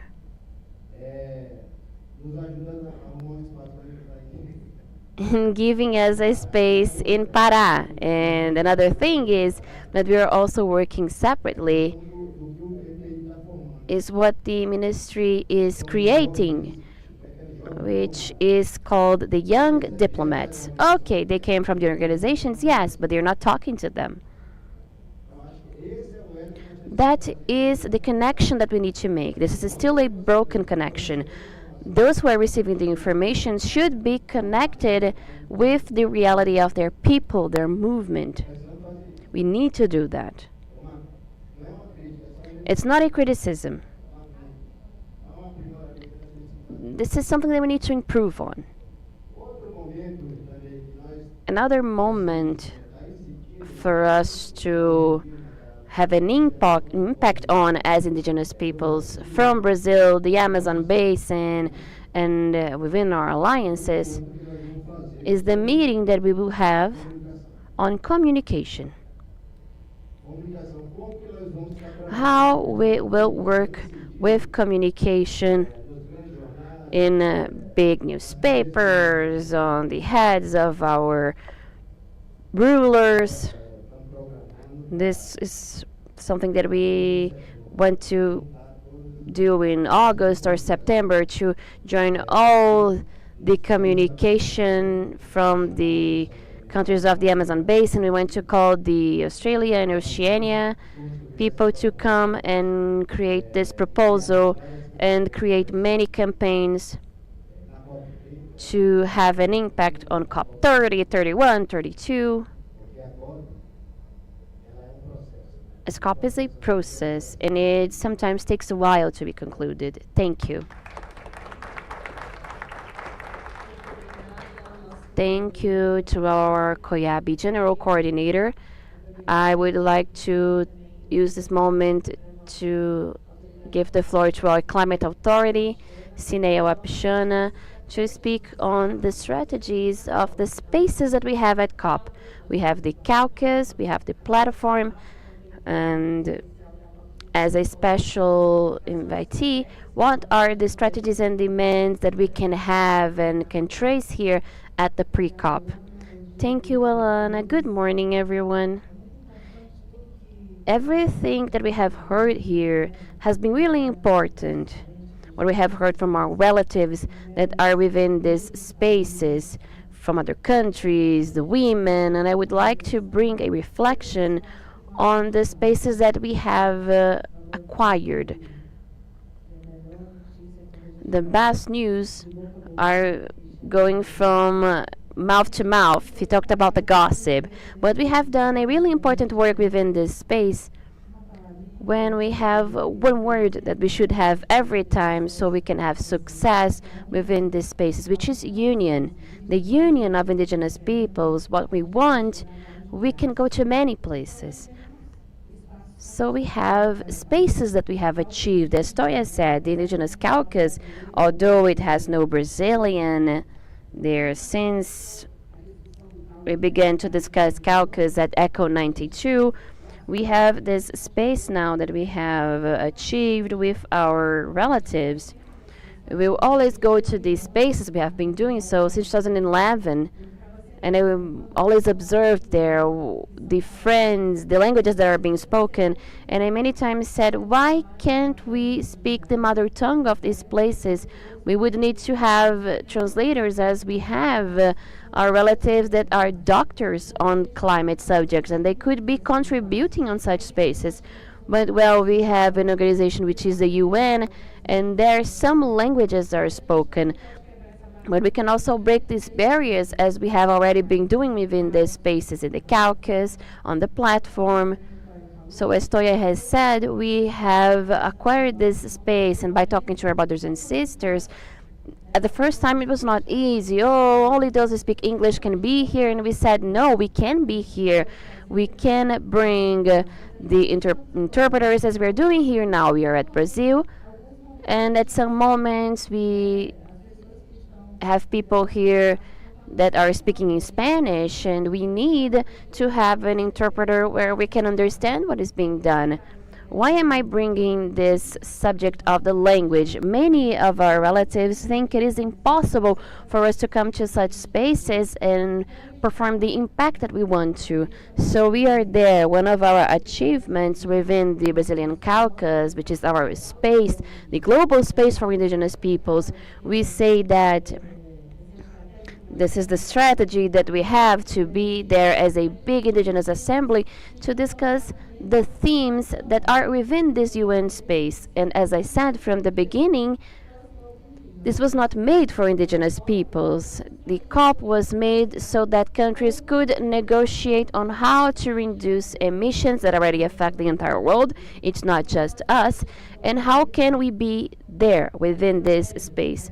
The strategy, by hearing everyone here in this morning, I think that they are technical spaces. We have the caucus, a technical space where we have representatives from the indigenous community who are fine-tuned on the themes, and they are focal points to handle the negotiations, taking the negotiators to the caucus demand. But before everything that happens, before all the COP, this strategy that will now be talked about at Bonn, we have 2 days for leveling in the caucus. What is that for?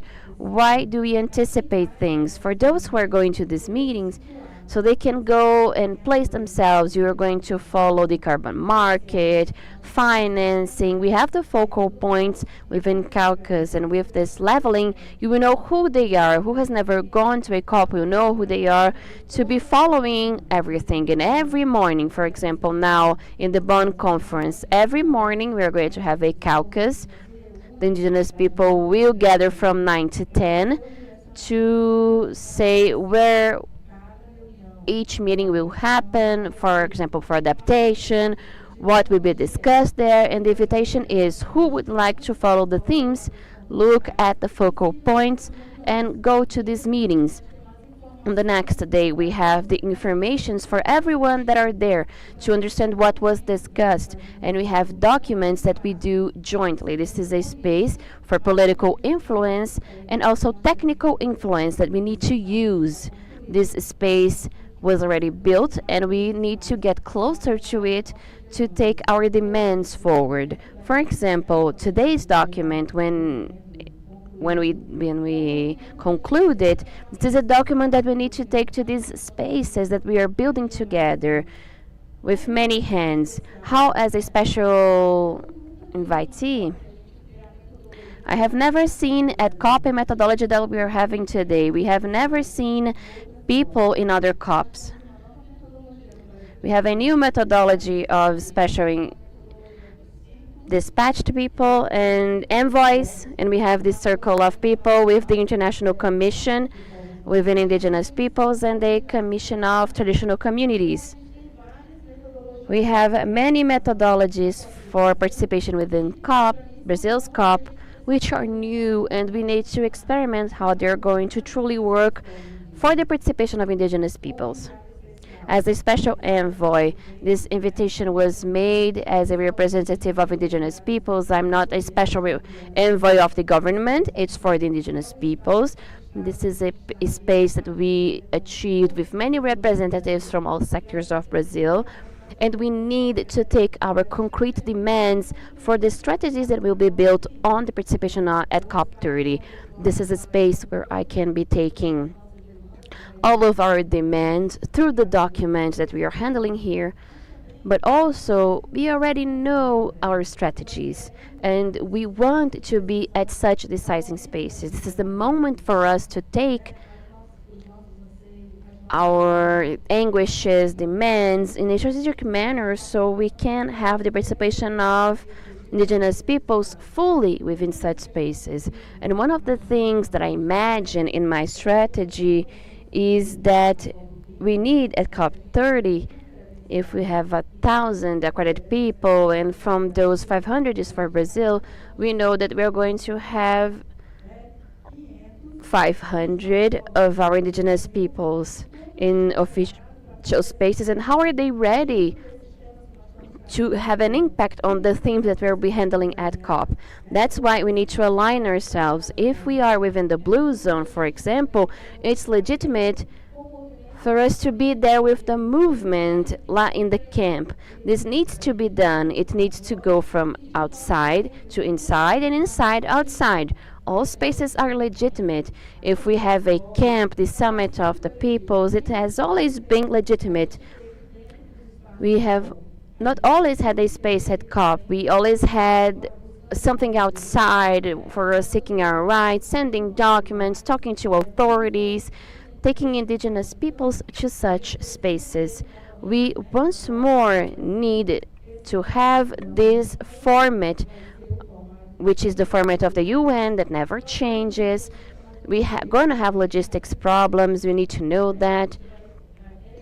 It's challenging, but if we want, this is an opportunity to take all of our demands forward, be it for demarcation, health.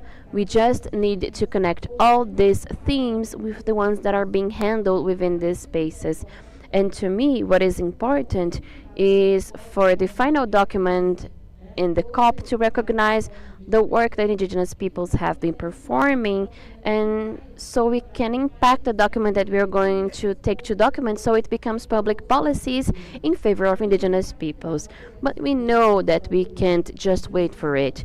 We need the guarantee of our rights, our territorial rights being recognized. We have these strategic spaces that we need to seize really well so we can go there with a full and effective participation. Of course, the logistics support is really important, and we know that throughout all COPs, not everyone went there with a ticket from the government. We have our supporters that have always been supporting us to go to such spaces. This is really important to talk about here. It's really important for us to get the demand that we are discussing here. Let's not waste it. We need to have a strategy that is being built within the document that we can socialize in all spaces. We need to take this demand forward. So I would like to leave this reflection to all of you. Let's use me as I am going to be there. If we have these places that we have achieved, we need to then use this moment to have a higher impact. My time is over and I'm open to receive any questions. Thank you, Sineya, our co-chair of the Indigenous Caucus for Latin America and the Caribbean. I would like to pass the floor to Luciana, the General Coordinator of Mobilization of the Presidency of COP30. Thank you. Can you guys hear me? Thank you. Good morning to everyone. It's a pleasure to be here. I am the Mobilization Coordinator for the COP30's presidency. I came 2 weeks ago. I have been with the team of the presidency, but I had the pleasure to meet Sineya at the first meeting of envoys that gathered all the COP envoys. Well, this COP is Would like to say something. This pillar of mobilization, Sinea was talking about the novelties of this COP. We always had mobilization in all COPs, of course, but it is the first time that we're going to have an official mobilization pillar as what the presidency of this COP wants, and this is what President Lula is talking about. We want this to be the COP of people, with a lot of participation of people. And that's why this new methodology that Sinea has just talked about. We have now sectorial envoys. We're really happy to have Sinea as a representative of indigenous peoples. We have these circles. I have just met the colleague from the Circle of Indigenous Peoples. So we have new methodologies to guarantee an effective participation of people. The presidency of COP wants, and this is something that Antonio has said, we want to guarantee the effective participation of indigenous peoples, not only in the spaces that are being defined in the next few days, the physical spaces, but also on the recognition of your traditional knowledge in fighting climate change. So we are certain that we have less than 5 months for COP, but we are going to have many fora and debates to collect all of the demands. I am here with this mission to hear you and take notes of everything, take to the presidency, as everything that you have talked about is really important, and the presidency will try to embrace whatever is possible. Anna has been talking with Sonia, and I believe that we are going to have an amazing result with a lot of embracing. As Sinea has said, people have talked about logistics that will be defined in the next few weeks, but we are certain that Belém will embrace this COP. It will be a COP that will be affectionate, as the world has a big expectancy to have this COP in the forest COP in Brazil. And as Minister Marina said, COP is about fighting. Many people see COP as a huge event, but it's not. It's a process and it's a dispute. So it will be very good to have you at COP, and we are going to have a very positive process. Thank you. Thank you, Luciana. Thank you to our panelists. I wanted to highlight something that is extremely important thinking about this mobilization perspective. Coiab, PB, and these organizations are part of the People's Summit towards COP30, and one of the main points that must be noted by the presidency of COP30 is that we want to build this social mobilization space so as not to repeat the example we had during the G20. It was possible, it was positive, but we want to have a space for the movements, and it's also part of our fight. Yesterday we said that we are going to camp out in Belém, whether there's a structure for us or not. The indigenous movement has experience with national and international protests, and we are going to receive countries from all parents from and relatives from all countries. We have engaged in this international journey. We brought to the Freeland camp relatives from all continents, and it's important that the presidency of COP30 hears us when they plan for the space, that it's not just built by the government, but it's built by the movements, so that we feel comfortable both in the blue and in the green zones, which is where we want to be with our delegations, and to have this huge global camp and global summit for all peoples. And I would like to ask our panelists to stand up to take the official picture, and to say that our coffee break is just outside. We have 10 minutes for the coffee break, and we will open the floor for a couple of interventions so as not to be late in the afternoon. So now our official pictures. We are not going to let many people speak now because we're late, but during the afternoon we're going to have the approval of our official document up until 4 o'clock. After 4 o'clock, we're going to have a coffee break, and at 4:30, we're going to have a meeting that is open to the Indigenous movement, but it's closed for our partners. We're going to have a moment that will be exclusive to the Indigenous peoples after we approve the document.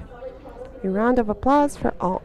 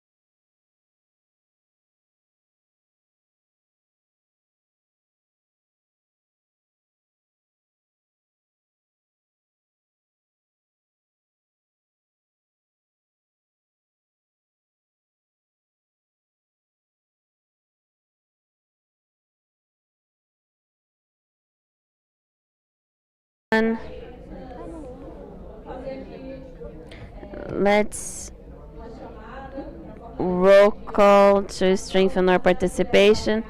Where are the Omiabi women? Where are they? Pudari. Chico, Cláudia, Marcilene. Apian.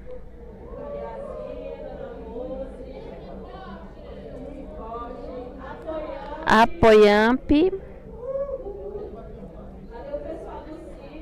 Cir.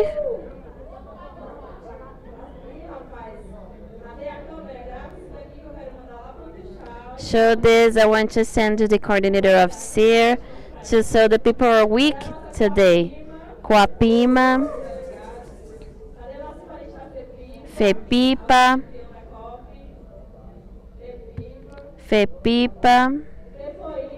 FEPOINTE.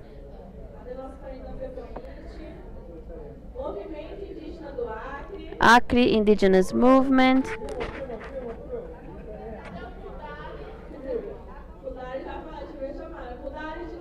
Pudari.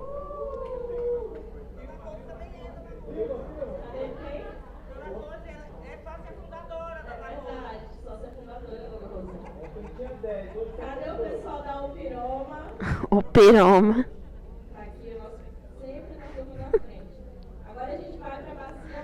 Now the Amazon Basin, Coica.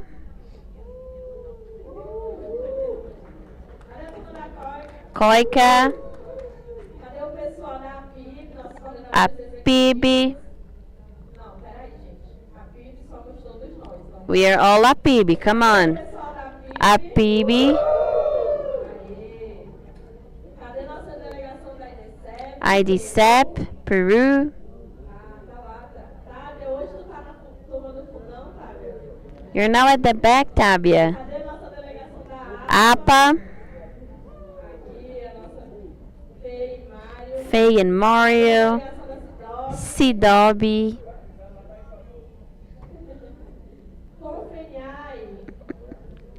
Confinhai. Foag. Where are you? Bonjour. Fepipa. It's here. Opiaki.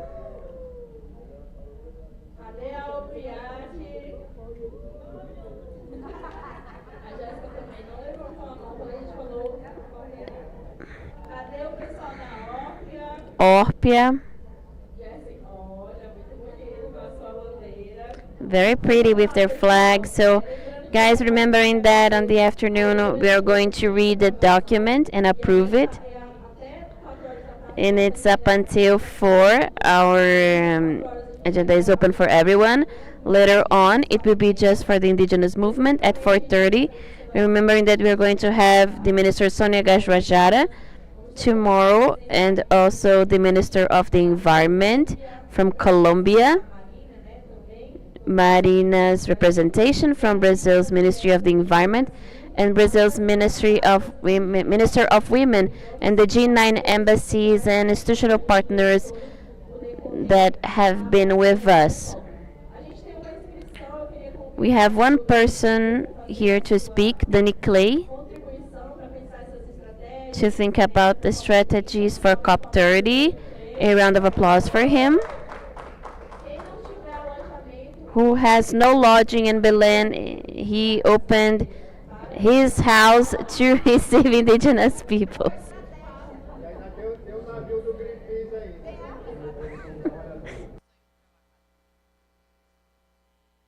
No, the Greenpeace ship will not be at Berlin. We were not able to convince Brazil's government. Well, I would like to make a reflection. I was hearing everyone talking about the impact thrill.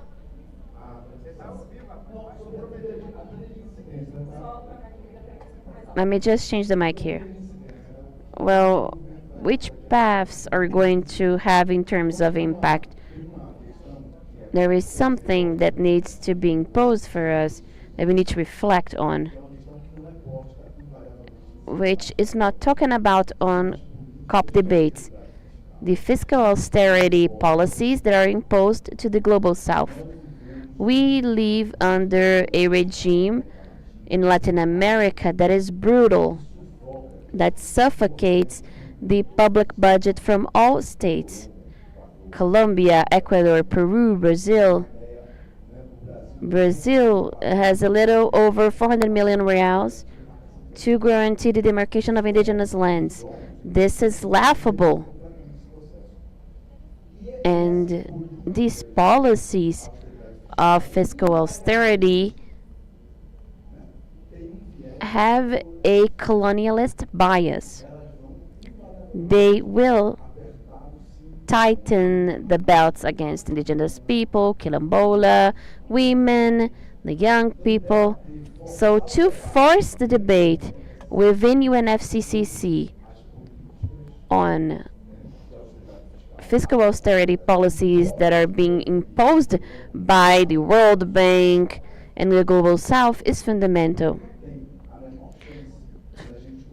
Since we won't be able to advance on the demarcation agenda, be it here in Ecuador, Bolivia, Congo, Asia, with money from climate funds, from the TFFF, from any global fund, we need to unlock and open states' budgets. We need for the money that is now drained for the payment of the public debt to guarantee the demarcation, protection, and ethnic development. This is a suggestion so the indigenous movement can reflect on that, take it to the negotiation table. Like Europe has always recommended the fiscal austerity to the South, now they spend $800 billion in defense. They're doing that. After Trump's decision to say that they will no longer protect Europe.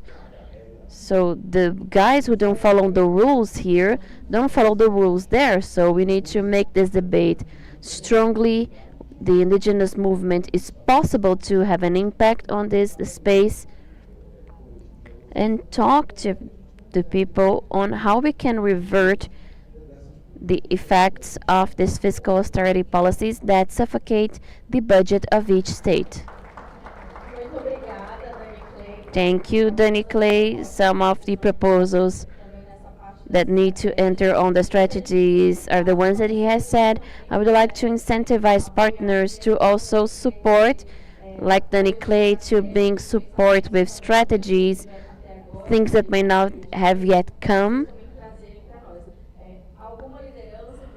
Any leadership would like to speak? Marquinhos? And Cristo, you can already come here. Any of our international relatives, if you would like to talk about your countries, a strategy that perhaps we may not have been able to mention given the time, remembering that the ones who have spoken were the Guyana, Colombia, and Brazil relatives. Coiab, Opiaki, and APA have brought their articulation strategies. And we are now open for Marquinhos and Cristo. So applauses for Marcos. Good morning, everyone. I just would like to comment on our impact at COP. Strategically, we should discover, we have many thinking heads. We should discover about something really important that we see on this world that we are living today is the digital world. That is not the one that we are discussing here, which has a lot of influence in any kind of business. I mentioned with someone that I have seen a guy in my region in the north, in Maranhão, to get R$ 1 million singing Caneta Azul. this mechanism, we need to discover it so we can arrive with it at COP. I don't know where we're going to take this. It's from an elderly or a child. I don't know. We needed to find this keyword that will pressure this virtual world. We need to create this strategy to see how we're going to do this. I have seen this bastard to say something in English and he's already rich. He had many followers. So we should look at these things and give their due importance. See how we can do that to reach COP with that ready for us to have an impact on this digital world. Thank you, Marquinhos. Cristo. And if anybody else would like to speak, please do so.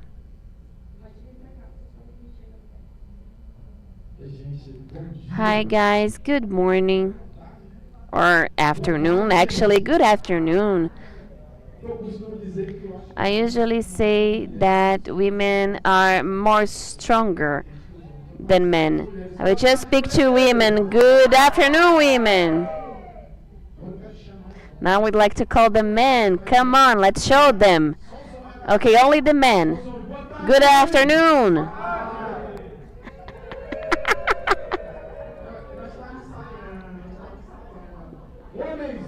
Men, come on.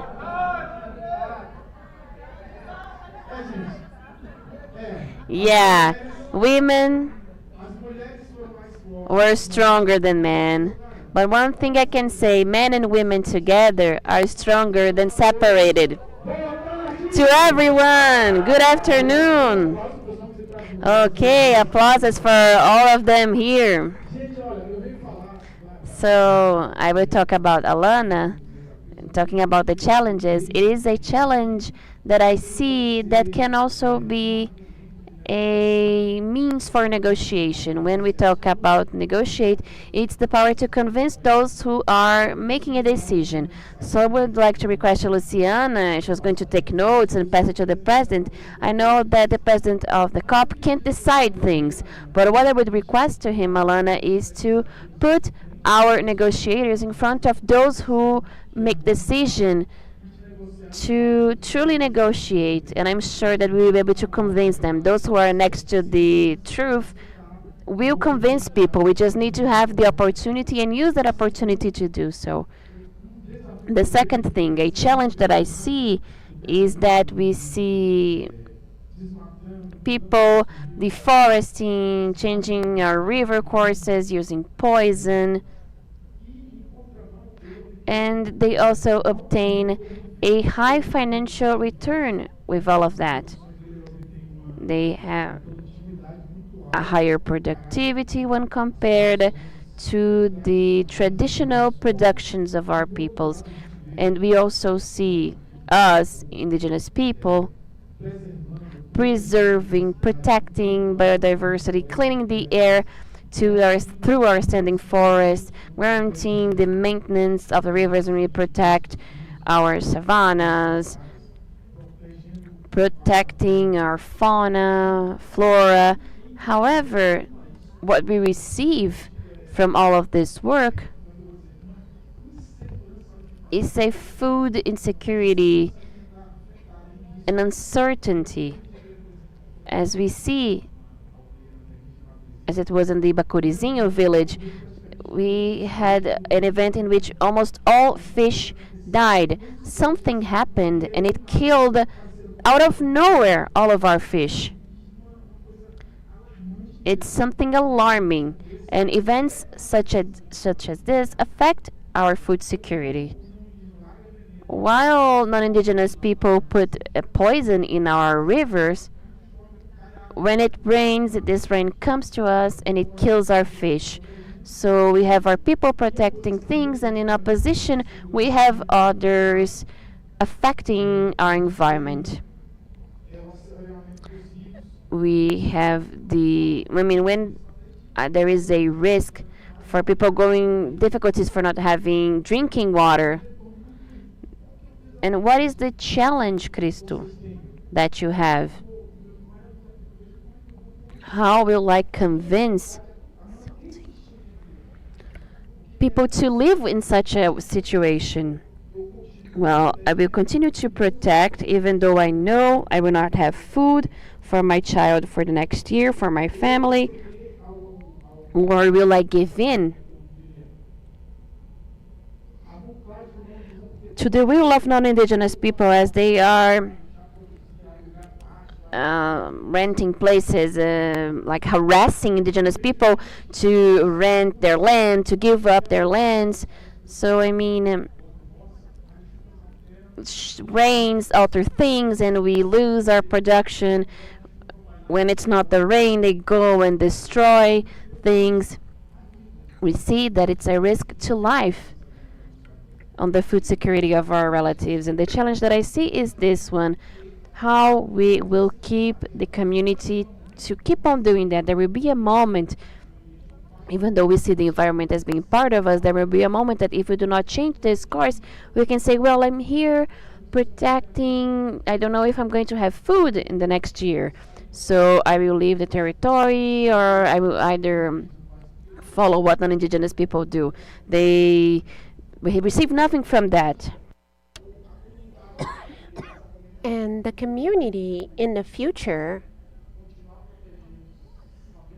will it continue protecting the environment if they are not even sure that they're going to have food for their own community? Or will they give in to the non-indigenous form of life? And here I mention a third thing. The only way to maintain our ways of life in the future would be encouraging our ways of life and our lifestyles, because if we continue like this, we won't be able to keep our life, our modes of life up, because we will have to decide between our lives or continuing with the same lifestyle, or giving in to destruction and to non-indigenous ways of life. So that's it. Thank you. Thank you, Cristo. I'd like to invite Carlos from ACT and then Rui. ACT Brazil, and then Mariazinha. Thank you. Well, when this type of event happens in the city where we live, we have somewhat limited participation because demands from our day job, which is my office is here in Brasilia, are always pulling me away from the auditorium. I apologize if this has already been mentioned, but I didn't see it being as emphasized as I'd like. And I agree with the person who preceded me, and I'd like to emphasize the importance of communication. Not only online communication, which is fundamental, but also there being a very consistent and well-coordinated plan using the resources that already exist. Coiab has a communications team that is fantastic, and us, other institutions, we have Greenpeace here, we have WWF, and huge corporations here that can also coordinate and put their resources at our disposal. Their communications professionals. I'm not one of them, I'm not an expert, but I know how much communication often defines the fate of events like the one we're discussing. There are two battlefields. There is the battlefield of ideas and political advocacy and rational convincing, and there is something else that goes in parallel, which are the narratives that are circulated. And rest assured that it will be a tough fight. The fake news are ready. The enemy's arsenal is ready, and they will try and say that the fight we are coordinating here, we're mobilizing here, is not worth it. So we need to have a very solid structure to combat our enemy, because our enemy has been very dexterous in communicating their interests and in manipulating the masses and manipulating the public opinion. So we need to be very attentive about this. And I wanted to highlight this. And something that also is related to this is that I heard it being mentioned more than once, but not enough, of the hypothesis of organizing a free land camp in Belém, an alternative free land camp, as a possibility. And I think the time has come for us to organize this. I defend that we actually do this and that we start organizing for this right away, because that is one of our possibilities that can be most effective, is filling the streets of Belém with indigenous peoples. That is what in fact will tip the scale of public opinion to our side. It is actually having a physical, concrete presence there with all of the power that we know we have when we are able to organize ourselves. So having elements, muscle to do this, organizational capacity, resources, I think we should be discussing this ever since the Freeland camp in Brasilia. The ideal thing would be that the Freeland camp would be the first Freeland camp of 2025 and moving towards the Freeland camp in Belém. And in this 1 minute that I have left, I'd like to draw a parallel with the situation of the pandemic. In 2020, we started hearing that there was a virus on the other side of the world, and I got scared when I started thinking not if, but when that virus would reach the marginalized populations in the big centers, the favelas, in São Paulo, Rio, and other Brazilian big cities. I thought it's going to be a genocide. It's going to be a bloodbath. And it didn't happen to the extent that I expected. And you know why? Well, because the local populations in the favelas in São Paulo, in Rio, in the favela of Rocinha, the community of Mangueira, they self-organized, they prepared themselves, they articulated, and they were able to combat the virus. So when they were isolated, socially isolated, nobody left their house, they came together, raised funds to protect their communities, and the virus was not as deadly as it could have been. And I want to draw a parallel with that, because this should inspire us. Our adversary is as big as the COVID pandemic. Thank you, Carlos from ACT. I'd like to invite Rui Mancinelli from Indigenous Movement of Acre, then Mariazinha, then Ronaldo.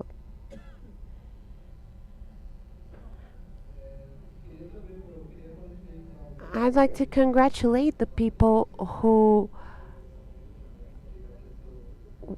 were the rapporteurs during Monday and Tuesday, the people who presented the document today, Giselle and Ada. I like to say that the document was very complete. I even wrote down some things that might have been missing, but within our urgent proposals, they talked about most of what we discussed here. And talking about this articulation we can do in that direction, I think it's going to be a war of narratives. And here we need to bring it to a visual reality, because we know that even science teachers and scientists who are calling the population's attention about how urgent it is to tackle climate change, we still have very little visibility. So what do the people who are in the communities, in the peripheries, what do they see when we talk about climate change? Well, the floods, which directly impact them because they don't have basic sanitation in the cities, and also the indigenous communities who don't have basic sanitation. The droughts, which is something that has been changing the reality of indigenous communities, but also of the people in the cities. And we went through a time last year and the year before last where we had huge wildfires in the states, especially in the state of Amazonas, Acre, and Rondônia, and smoke covered the entirety of Brazil. And I think it also invaded part of Peru. And this is something that is seen by the community and which we can use against our enemies to emphasize the urgency of this. And something else that can foster the data is the WWF study that it did with Fiocruz. They did a study about mercury contamination in the state of Pará and also in the state of Acre. In the state of Acre, we don't have illegal mining, but where does the mercury come from? Peru. And then we had a cross-border impact, and we can even talk with our Peruvian brothers and sisters to have binational agreements and strengthen the legislation in that country. Because in the state of Acre, we are seeing the building of a road that will pass through the Juruá and Coiab regions, and it will serve as a basis for the arrival of goods from the Pacific Ocean coming from China. So I think we should also dialogue about this. And I was also concerned about the TFFF that Kleber mentioned yesterday, because 20% is very little. And if we were to tell the state to manage this through public policies, they won't be able to do so because like the first person who spoke, I forget his name, he talked about the spending cap that the government has. And then the state can't there's no political will to demarcate indigenous land, and this is an additional resource. This is an additional obstacle to the raising of resources. So we need to raise our own resources because we do self-demarcation in our territories. Mentioning the project we have with Tenure and Podali, guaranteeing territorial and environmental rights within the Brazilian Amazon, and this is a self-demarcation project that has several other actions and segments within indigenous territories. So these were my comments. Oh, okay, I remembered something else. The argument of this narrative was a Supreme Court a Supreme Court judge saying something very interesting, that he saw a study by a Pará professor who studied the indigenous management within the Amazon. That is, the Amazon only is what it currently is in terms of forest because of the active contribution of indigenous populations. So we need to rescue the scientific arguments, and this is what we talked about on Monday and Tuesday, that we do have science-based information to say, look, the indigenous contribution is very favorable to the tackling of climate change. There's an article of a professor from Pará, and I will try and find it to contribute to the document because it may serve as a basis for the people in the Amazon basin. Thank you. Now Mariazinha, and then we have Ronaldo and Cirito, and then we will conclude so that we can go to the final information. Good morning. I'd like to be very brief. I wasn't able to be here earlier because of other commitments. I was meditating to come here and be more inspired by you. And I brought a few points. Those who preceded me also mentioned some things, but it bears repeating. For our document, I was not able to follow the reading of the document, but some points. One is mentioning in the documents essential points for our lives. What is essential for our lives? Not just indigenous peoples, but for the world. The answer is us. What is essential for life? Water, air, love, right? Food. These are some points that are vital for our livelihoods. Without that, we can't live, not us in our territories and not anyone else in the world. So some relevant points, and also emphasize what the relative said.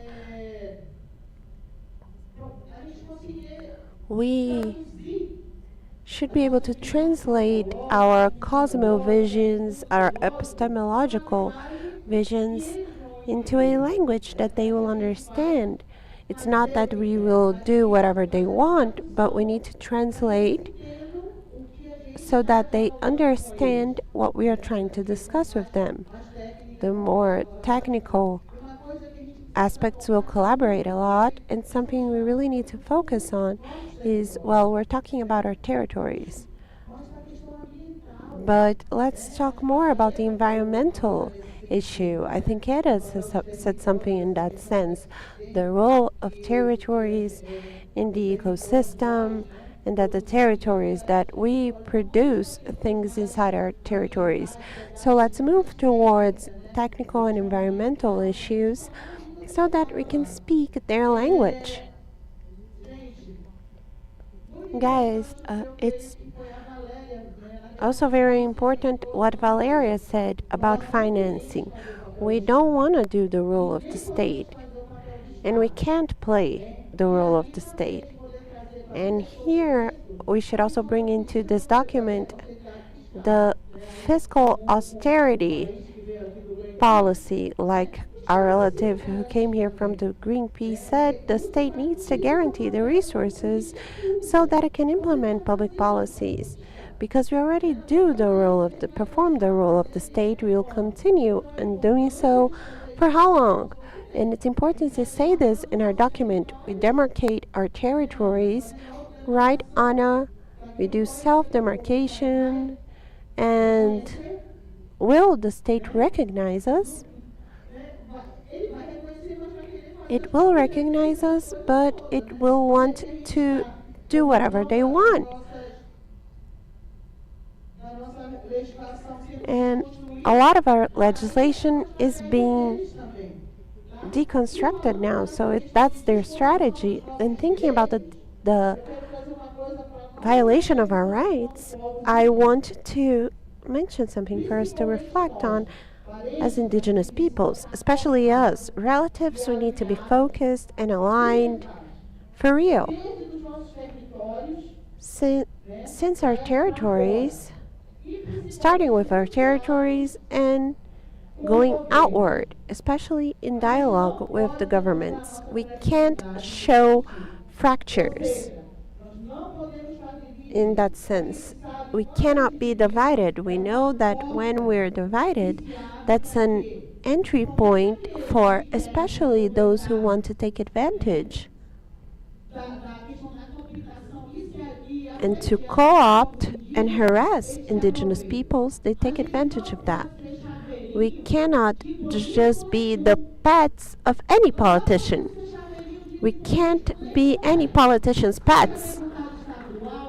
Be it a congressman or woman, a senator, a governor, a superintendent. We cannot be anyone's pet because that violates our own rights and what we have achieved so far. We have our differences, yes. We have differing opinions, yes. But what has been our joint fight? And we see that happening in our territories. In some states, we know that everything we have achieved was through fighting and through our fight. We can't just give up all of that fight that comes from our ancestors. We talk about strengthening each other, but we become stronger by fighting. We see relatives being co opted. Do we lack politics? Yes, but we can't give up on the fight, so we should say to ourselves that we need to be aligned and focused on fighting. Otherwise, we will lose another war because it's a war of narratives and of many other things. So let's camp out in Belém. That's it. Thank you, Mariazinha, Ronaldo, and then Cirito from Ruiz. Hello, good morning, good afternoon, good evening. So I would like to start talking about the camp. I agree with what is being talked about. I just would like to bring a reality that exists that is actually a structure that is on the media. Unfortunately, when we speak, it seems like people do not hear us. To know that the greatest biodiversity of forests, essences in the Amazon was created by indigenous people. Once a professor told me the one who has most altered the Amazon were the indigenous people, and I did not understand it. Then I looked it up, and then by talking to the indigenous people themselves, it's the fact that we are nomads and they would take a seed and plant there. The greatest diversity truly was made by humans, it was not natural. But for them to believe in that, we need to have a scientific study of the professor that perhaps is from a university there. And this is bad, it demoralizes us. A wounded, dehydrated horse and a weak horse repercuted throughout the world, but not for the isolated family members, as the local mission means is through the river that dried, and many other diversities of fish had died on the Amazon. It was not on the media. And we need to work to have a transparency on that. The New York Times prefers to talk about the Marubu people than the reality of what's happening there, which is narco traffic. You know, the Starlink that people were using there. So it is complicated. And we need to work with the camp. And it needs to be for yesterday. We have been talking about this at Pará. Our people are anxious to be at Belém at this COP. Let's participate as it is managed by the UN? No, but we can do as we did at Rio Plus 20. We had the Amazon tent at the World Forum. So I believe that like so, we can have an influence that will call the attention of governments. We have technical legal capabilities to influence them in a qualified manner. We can do that. We don't need to scream. But with our strength, we can call other people's attention. But we need to run against time. For example, we have been talking about that. I have spoken with Coiab, APIB. We have a WhatsApp group that was supposed to be for discussions, but I believe that now we have to speed things up. We have 4 months to do that. We need to talk with our partners so they can support us, help us with this structure, and they also need to work things out. They need to take their potato, their food, their fish, their acai, and not just wait for the organization. We don't even want to take our pepper. We didn't bring our farinha. We are going to eat just pepper, but I brought it, so yeah, we're gonna work it out. But guys, this is just to reinforce the message. We in Pará was even talking to our commission here. We need to make it work, and we need to consolidate ourselves, unite ourselves, and to have an agenda that will truly call the world's eyes. We in our camp, with our structure, with our march for the defense of our planet, we will be able to do that, and we will be able to advance on this.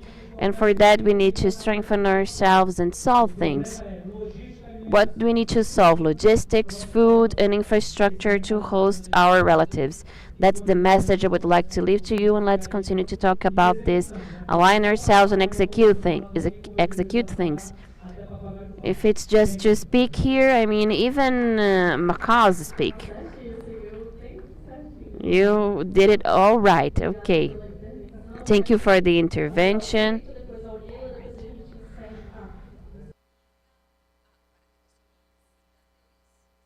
Now, always. And I would like to use this moment that the Greenpeace ship is still not yet available. Please send the petition so we can sign it and request for the Greenpeace ship to support us by hosting us at Belém. Send it. We're going to help for all of our base organizations to pressure them to have a Greenpeace ship to support our hosting within Belém.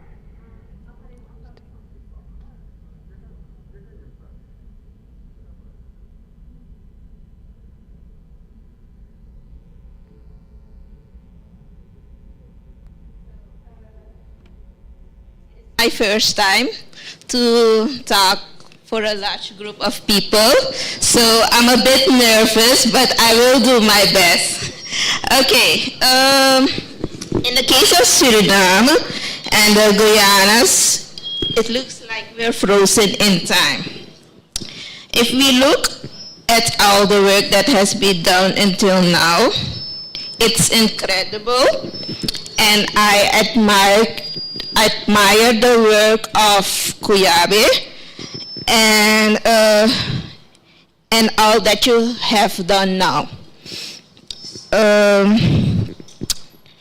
But we need to break this ice.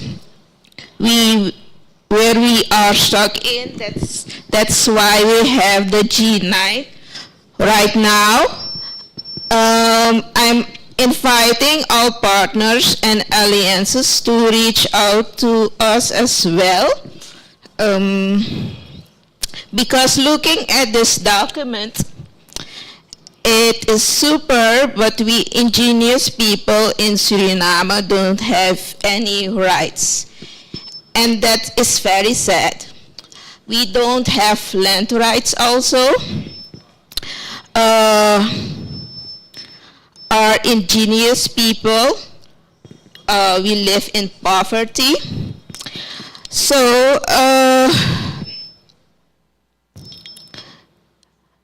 but we exist, we still exist. We also have our isolated and recent contacted people between us. But if we announce this, the other people or the other party will go and seek them, so we need to protect them. Okay, we need all the safeguards that exist. We will need your help, support, and knowledge. We are the answer. We are one. Indigenous rights are also human rights. I think I'm clear enough. Don't let anyone behind.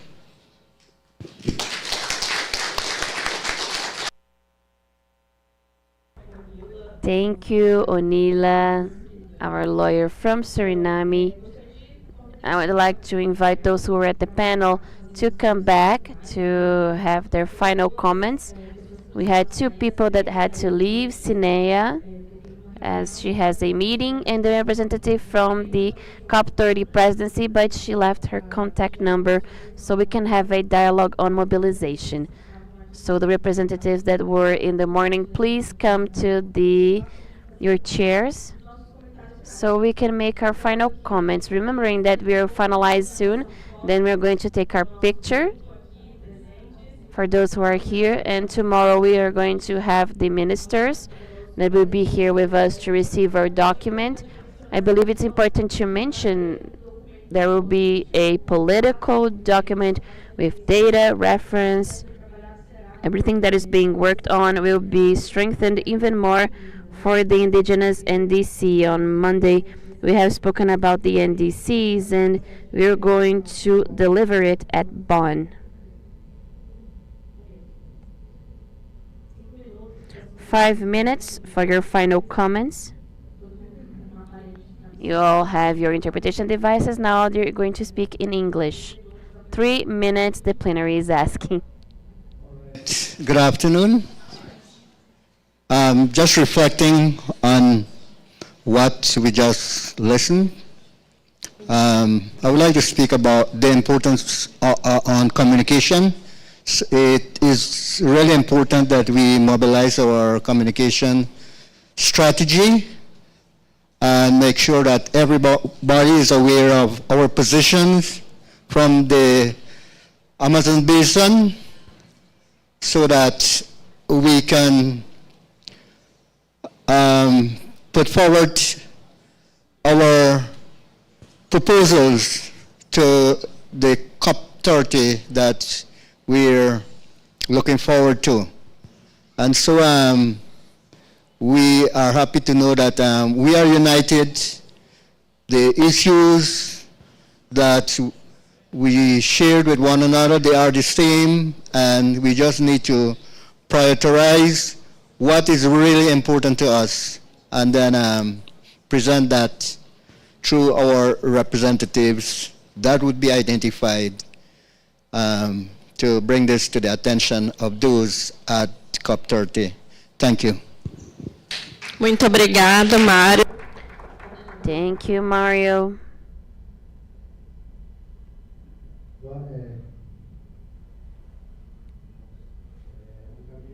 We have a long path to follow, and the reflections that were brought here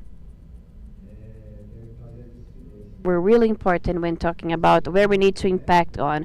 We have our domestic issues that needed to be worked on, our global issues.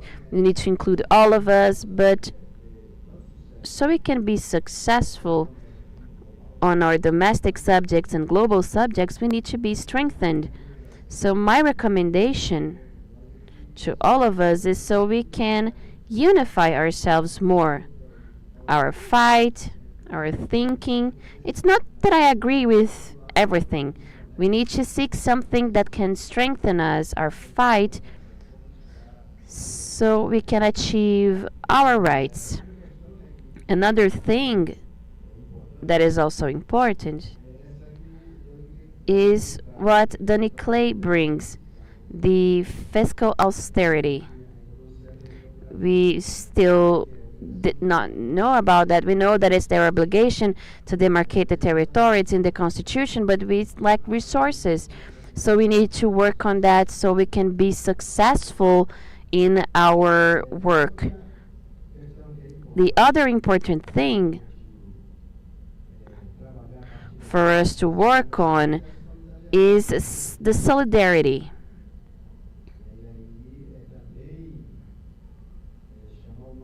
To call our partners, our work partners, those that come with appeals, to have this solidarity with indigenous peoples, looking at other biomes, other realities.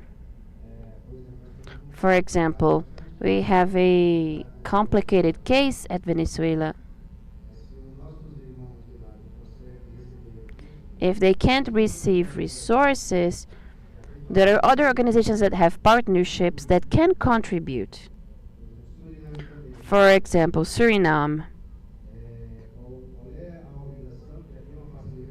What are the partners that already work there that can be contributing with them that have agreements in their countries for us to take this solidarity forward and then strengthen our movement.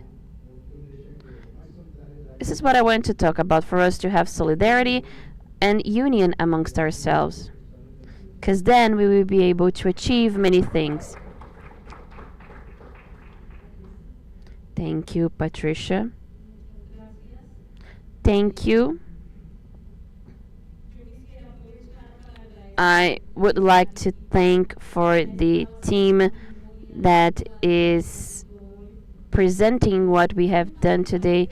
Sometimes it's too easy to speak, but it's really difficult to have these proposals. I believe that this the most complex work, and the people who are trying to interpret what we do, and this exercise that we do, it is a document that we can present, can deliver to the envoys. This is really important. I also would like to thank them, as it's not easy.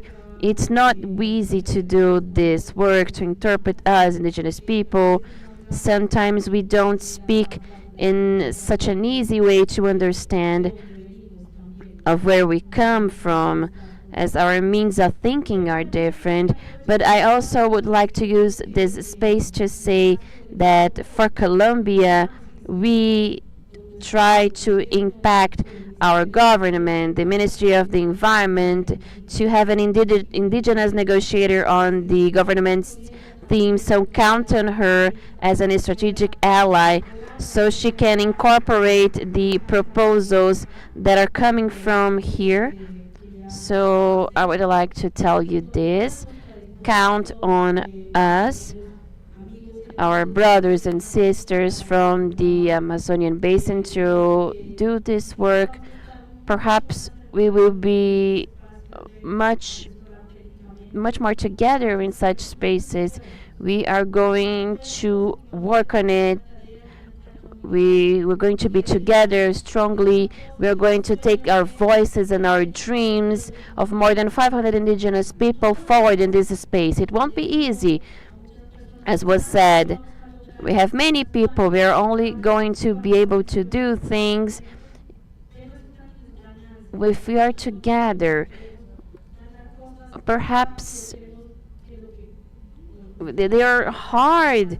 We want to have many things, many success, but it's not easy with the documents. To have someone mentioning us, it will already be something. Let's be clear. Let's have an effort with many people, an effort for indigenous peoples, partners, and we can't forget that. I also would like to make an invitation that, to me, it's much more easy to sell something when I speak from the heart. But if I'm speaking, it can only say here that no one will purchase from me. So I would like to invite each one of you who are going to sell. I mean, sell, not exactly sell, but this is what we are going to do. They're going to sell our proposal. Talk from the heart. Remember a story that you have shared with some indigenous person that can convince people, governments, with the love that you have for the Amazon. Thank you. Alana always fighting with me with time. Thank you, Patricia, Concita. Thank you. We have reached another conclusion that we are united, unified through what is happening in our territories. I would like to say that we have a big challenge within COP, which is to also fight the exploitation of oil in the Amazon. I see this subject gaining strength, and we need to fight this, or else it will be like the yellow elephant from Altamira. When we talk about elephant, is that they created such a big power plant that it has harmed us more than done good. So we have come here and have seen the documents, so we have these axes that are being put as priorities for us to go, and we're going to be there with you as it will be in our home. I would like to tell you, don't think that the best place is the hotel. It's going to be the camp, as there is where we're going to be there dancing and strengthen us and go forward to do this great march for life, for the land, for the demarcation of indigenous lands. Thank you so much. Thank you, Concita. I would like to thank God. Each one of you have your creeds. We are here discussing, representing our territory. We have different anguishes, different things that we have lived. Although climate change is a unique thing, it also strikes each territory differently, each Latin American country. I would like to say that we have big challenges going forward, but we already know that in the blue zone we will have one or two or three representatives from indigenous peoples. But in the green zone, we need to be concerned. We need to prioritize, coordinate with the Ministry of Environment, Mr. Toya, so that we can be in that green zone expressively, since it's our territory, it's Brazil. So why not have equal participation between indigenous men and women there to speak, represent their territory? Because us, even though we are still discussing individual topics, I emphasize what Mr. Toya said. We need to unify what our fight. We need to have an equal fight. It's not just about demarcation, but we need to talk about our rights and for them to be respected, because demarcating, the Brazilian state often forgets we have rights as Brazilian citizens, as citizens from each country. So we need to come together, discuss, and have a participation strategy for the green zone, and also call upon our partners that also have this awareness, because we are going to do that camp and we need to take women from territories to represent us in there, and we need to feel represented, because this is where the demands can come from, our territories. That is where the blood is shed. So it's important that we come together. Thank you. Thank you, Marinete, our OMIABI coordinator.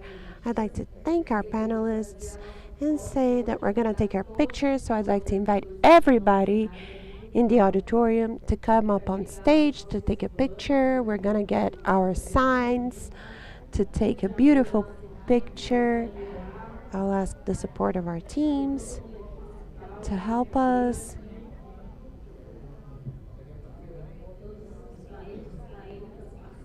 Everyone can fit up on the stage. It's very big.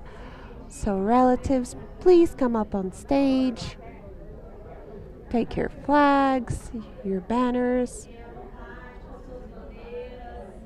however you want to be in this picture. Everyone here in this plenary is welcome for our picture.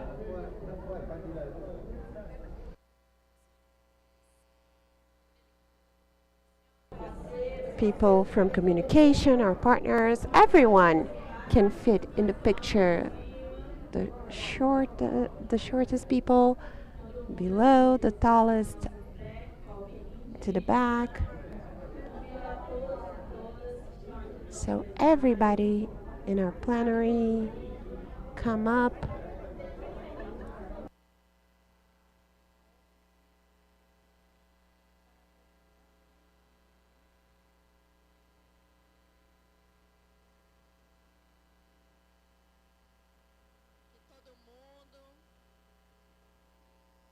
Gather around.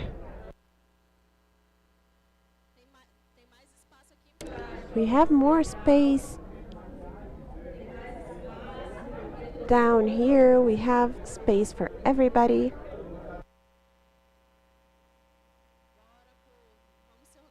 Come on, let's get organized. It's a rehearsal for our march in Belém. We're still missing some people. Esteban, Jessica, Paola.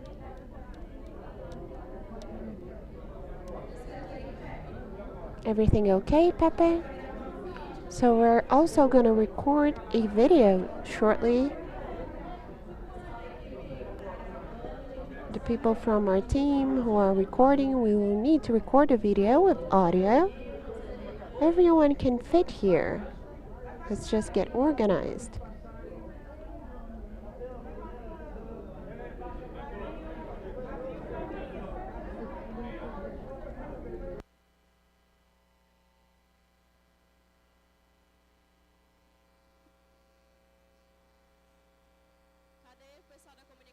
Where are the people from the communications team?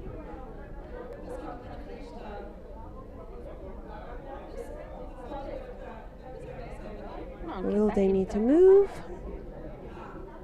Okay. Is it a video or is it a picture?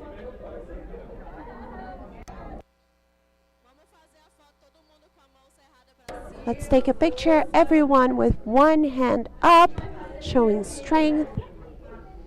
With a closed fist. First, is it the video? Okay, so first the video, and everyone yells, the answer is us 3 times. 3, 2, 1. The answer is us. The answer is us. The answer is us. The answer is us. That was just a rehearsal. Now warm up your throats and yell as loud as possible so that the ground shakes back in Pará.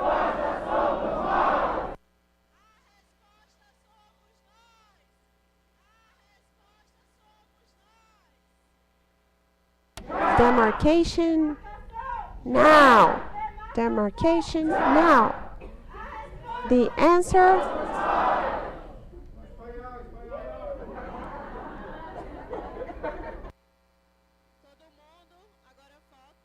Okay, now the picture in Spanish. Okay, in Spanish. A Spanish speaker, Camilo Nagino. Do you have a microphone?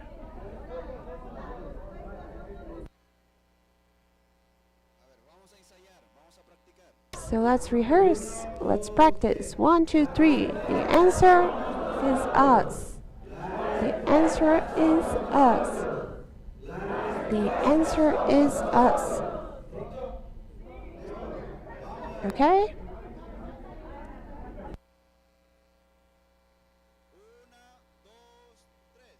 1, 2, 3. The answer is us. The answer is us. The answer is us.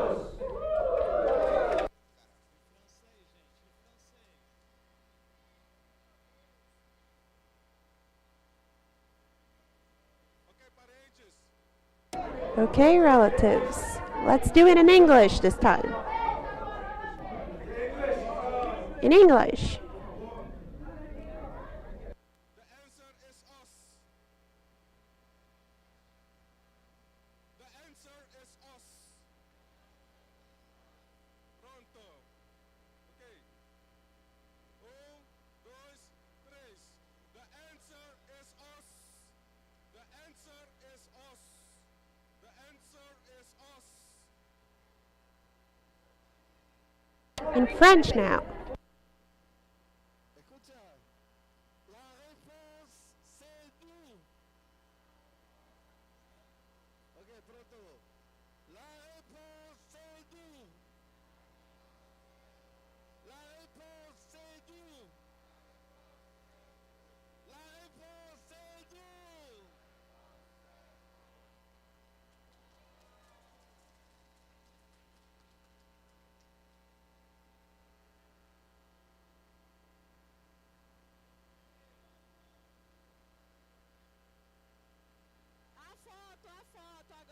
Now the picture. Now the picture. Gather around. Now we're going to take the picture. Let's take the picture. Where are the people from the Coiab team?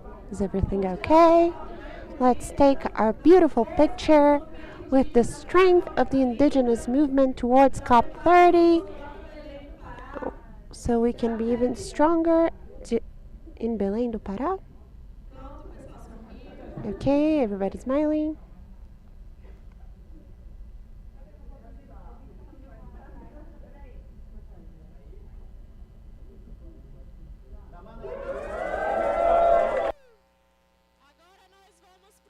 Now we're gonna go to lunch.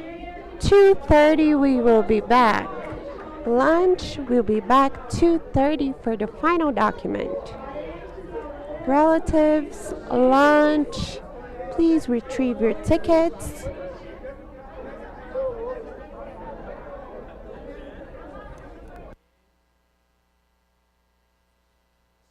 Val has the meal tickets.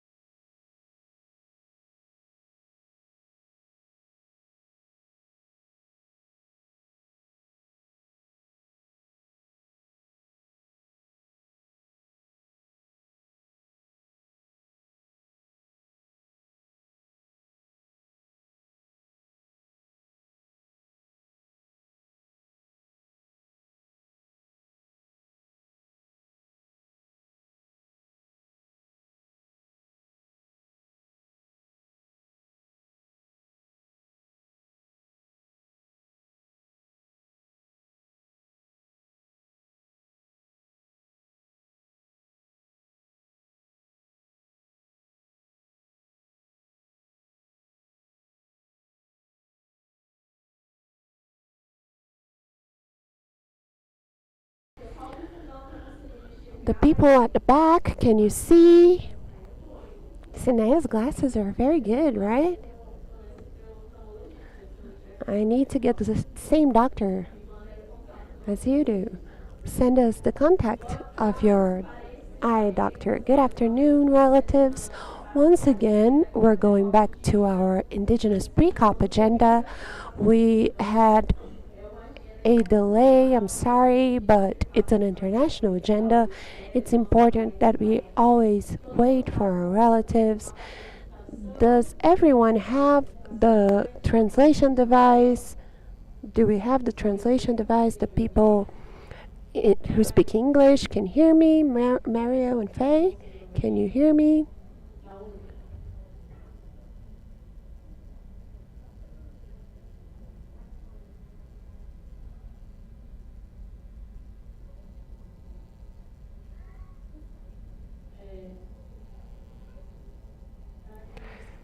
Sorry. Okay, so the people from Spanish, can they understand us? Opiak. So please, everybody, read slowly, speak slowly, so that we can hear. English, Cirito, Nila. Can you hear us? Where are our French relatives? Jocelyn, Alberiki. Can everyone hear the translation? Well, thank you very much. I'd now like to invite our representative from Coiab in the Amazon basin to read the letter, Angela Castriana.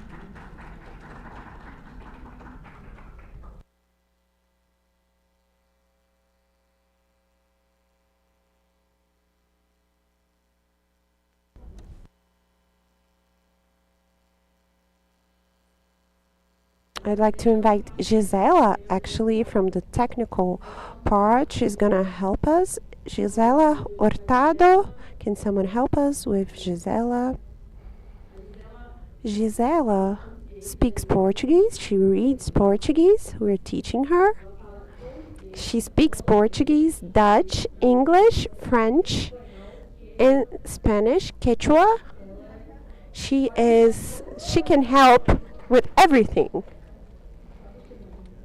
Take it away, Angela. Good afternoon, everybody. I will try and read slowly to help the translators.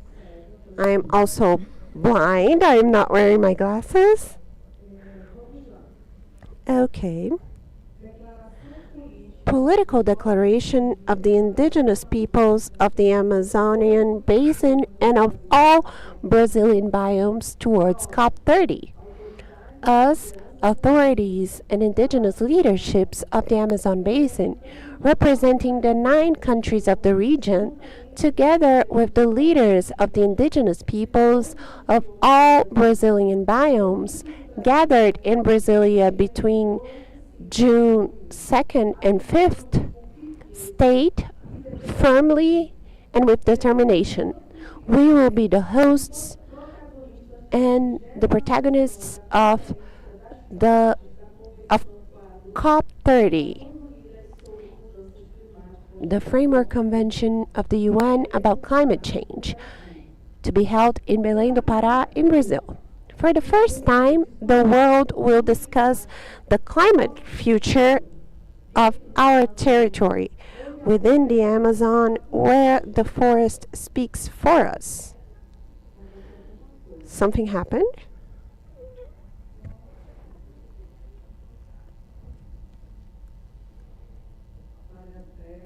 We had some technical difficulties. We will be back shortly.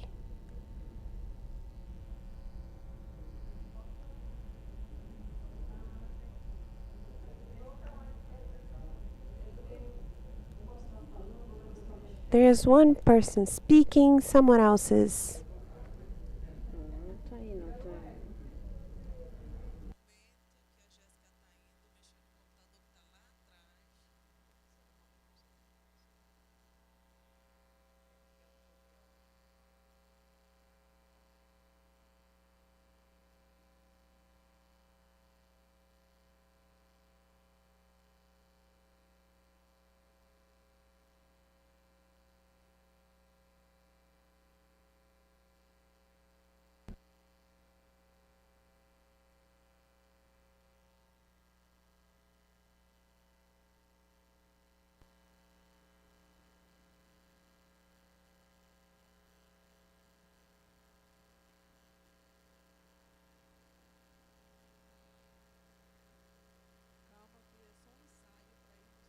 We're just rehearsing for COP.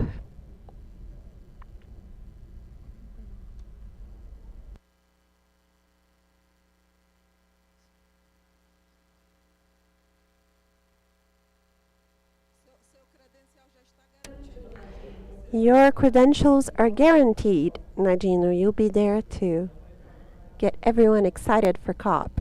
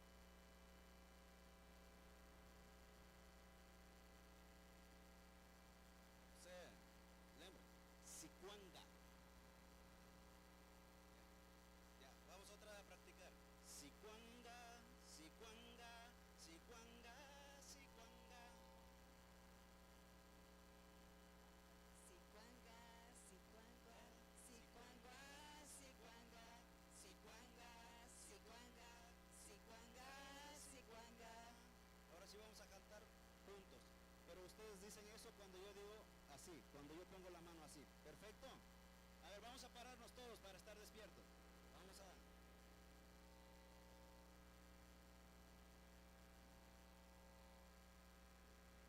¿Estamos pronto? Listo. Amazonas y Cuanga, Amazonas y Cuanga, Pitaña o Papurira, Pitaña o Papurira. Sikwanga, Sikwanga, Sikwanga, Sikwanga, Sikwanga, Sikwanga, Sikwanga, Sikwanga. Kasnasa chagunata, Kasnasa chagunata, Pitaña o Papurira, Pitaña o Papurira. Sikwanga, Sikwanga, Sikwanga, Sikwanga, Sikwanga, Sikwanga, Sikwanga, Sikwanga. Kasnaya kugunata, Kasnaya kugunata, Pitaña o Pachimbara, Pitaña o Pachimbara. Sikwanga, Sikwanga, Sikwanga, Sikwanga, Sikwanga, Sikwanga, Sikwanga, Sikwanga. Fuertes los aplausos para nuestros líderes y líderes. Gracias. ¡Que viva la Amazonía!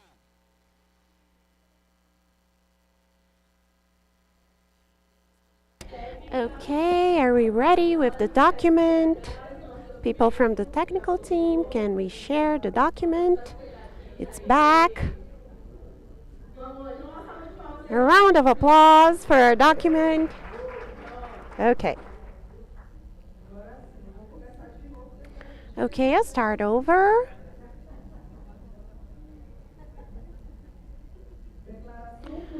Political Declaration of the Indigenous Peoples of the Amazonian Basin and of Brazil for COP30, the Framework Convention of the UN on Climate Change. Us? I think it's not the same document.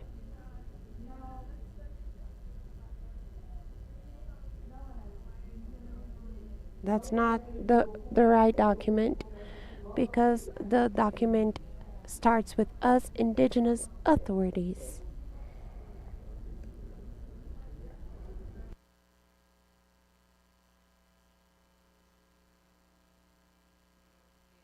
I think the person who's sharing the document would like to see Nadino sing.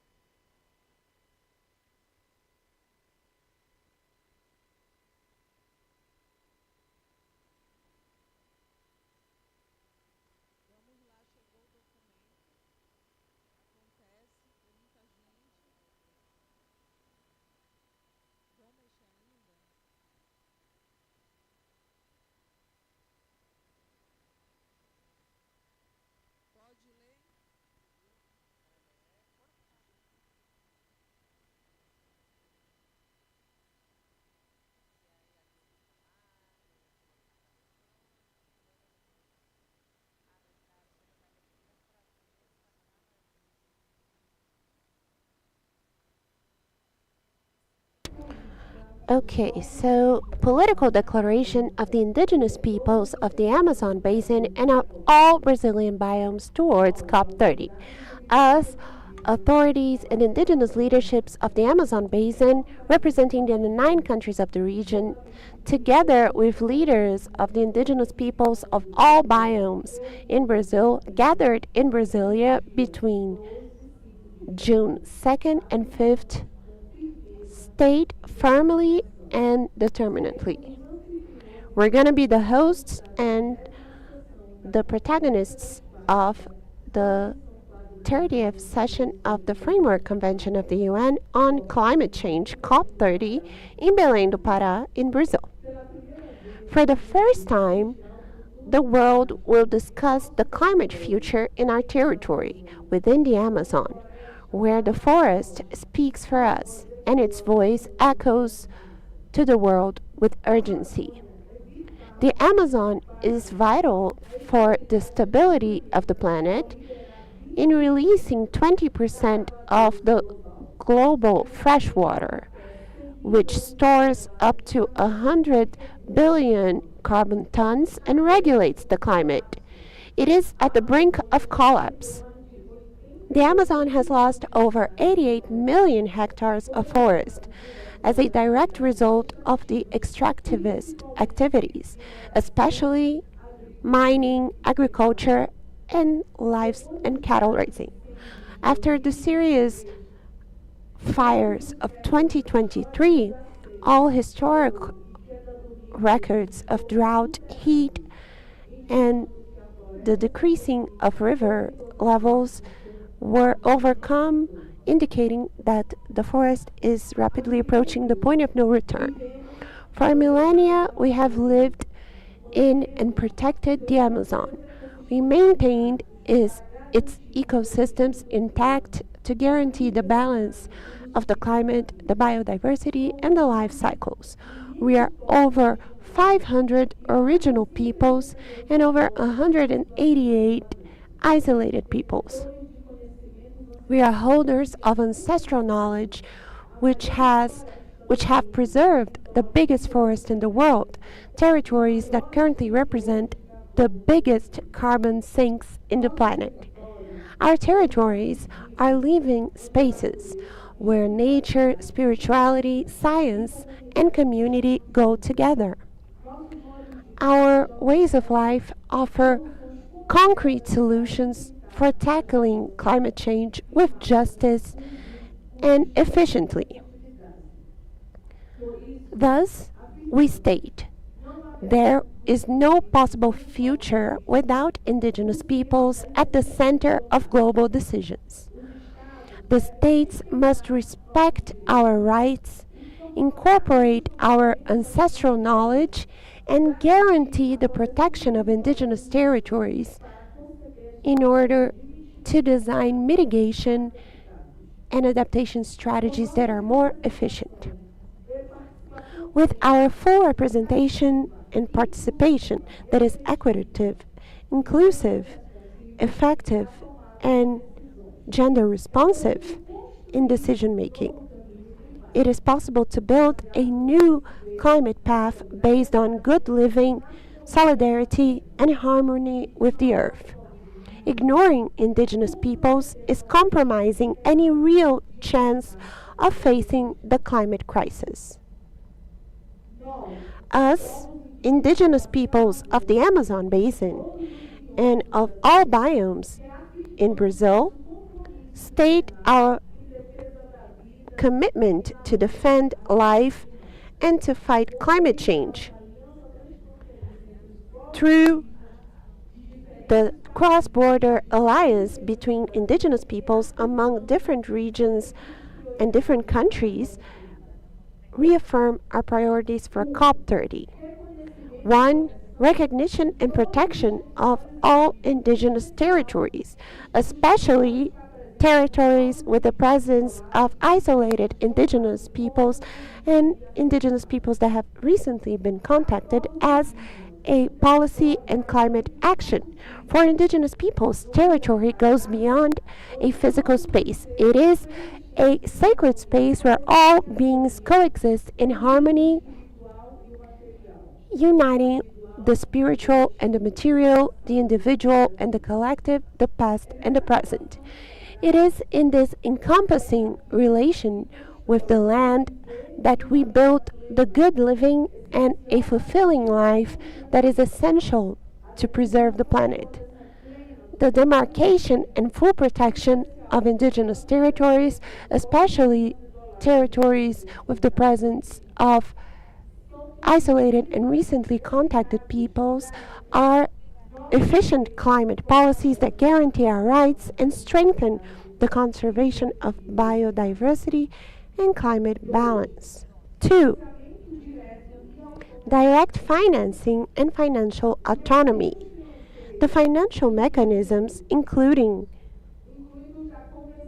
the ones of the UN Framework Convention on Climate Change, should include and prioritize direct access mechanisms of resources for indigenous peoples, strengthening our organizations, funds, and own strategies for mitigation, adaptation, and combat to loss and damages. We demand that the financial architecture of the UNFCCC includes our indigenous organizations and our own financial mechanisms, such as the existing indigenous funds for the destination of resources geared towards climate actions for mitigation, adaptation, and combating of loss and damages in indigenous territories. 3. Efficient representation and participation to guarantee in all decision-making spaces, including during COP30, the representation and the full, equitative, inclusive, and efficient and gender-responsive participation in the decision-making about indigenous peoples. It is fundamental to guarantee that this representation derives from our own systems of governance. 4. Protection of indigenous activists. The safety of leaders and activists who protect the forest must be an essential part of climate policies. 5.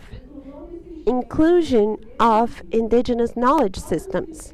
Our indigenous knowledge systems and sustainable ways of life should be recognized as legitimate strategies for mitigation, adaptation, and environmental restoration. 6. Zones free of exploitation in indigenous territories. We demand a decree that establishes indigenous territories as areas free from extractivist activities to protect life, rights, and ecosystems. In that sense, in order to efficiently meet our demands, we demand actions at the national, regional, and global levels. The parties of the 30th session of the Framework Convention of the United Nations Climate Conference, COP30. The protection of indigenous territories in the Amazon results on a yearly basis on the prevention of approximately 340 million tons of carbon, representing one of the most efficient mitigation strategies based on conservation. In addition, these territories also guarantee the maintenance of the hydrological cycle, fundamental for climate regulation regionally and globally. That is why we demand that the protection of indigenous land is guaranteed as a climate action. That the document of actions for COP30 recognizes the full protection of indigenous peoples' territories, including isolated and recently contacted people, as an essential mitigation and climate adaptation action, declaring indigenous land as zones that prohibit extractivist activities and that are critically important for biodiversity and ecosystemic services, including the basins of Amazonia, Congo, Bomo Mekong, and the Asian Southeast. Include in the ministerial speeches and political declarations the recognition of territorial protection, including isolated peoples, as a climate policy based on human rights and on the rights of indigenous peoples. Reaffirm the respect to the principles of the UN Declaration on the Rights of Indigenous Peoples, including in its 28th on the 28th paragraph of the Global Stocktake.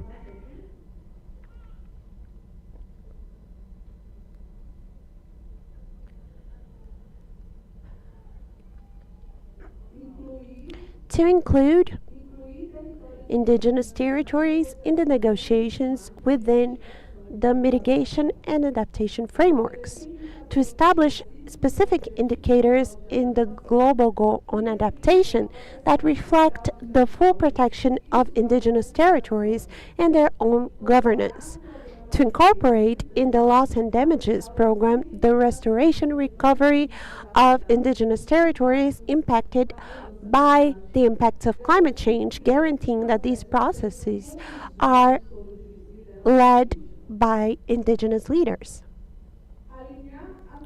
To align the just transition with the rights of indigenous peoples, safeguard and guarantee that the working program on just transition includes respect to the rights of indigenous peoples, exclusion of mining activities for critical minerals in indigenous territories, including isolated peoples, rejecting the use of monocultures for biofuels in indigenous territories. Inclusion of a roadmap for the elimination of fossil fuels, prioritizing the known exploration and extraction in territories that are highly ecological and culturally important as the ones that belong to indigenous peoples. Direct access to climate financing for indigenous peoples through the climate funds of the CQ and UMC should safeguard direct financing mechanisms to indigenous peoples, respecting their rights and strengthening their autonomy through the own mechanisms of indigenous organizations, including the Loss and Damages Fund, the Adaptation Fund, including financial resources of the Ministry of Agriculture. The indigenous peoples should have full representation in the governance of the financial mechanisms of the UNFCCC, safeguarding fair, transparent decisions that are aligned to their realities.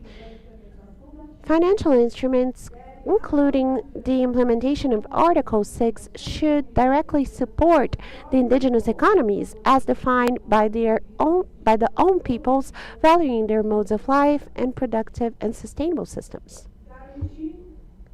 To guarantee the full and effective representation and participation of indigenous peoples in all levels of UNFCCC decision making. This participation will be in all negotiation spaces within COP's subsidiary bodies and technical groups with adequate conditions for accreditation. Assure that each national delegation of COP30 includes at least one indigenous representative designated by the representative organizations. Include the protection of defenders on climate mechanisms, establish specific indicators on human territorial rights defenders on the global adaptation goal. Integrate the theme of protection of defenders within the program for just transition.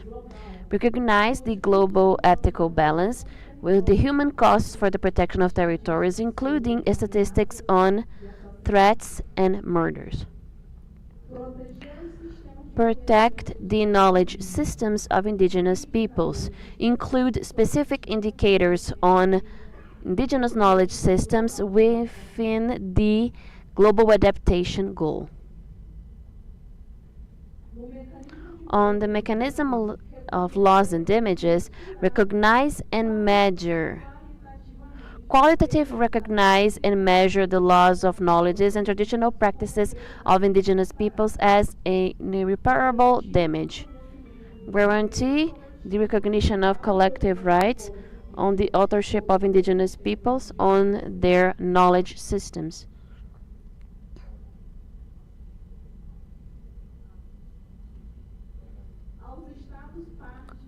To the states that belong to the ACTO.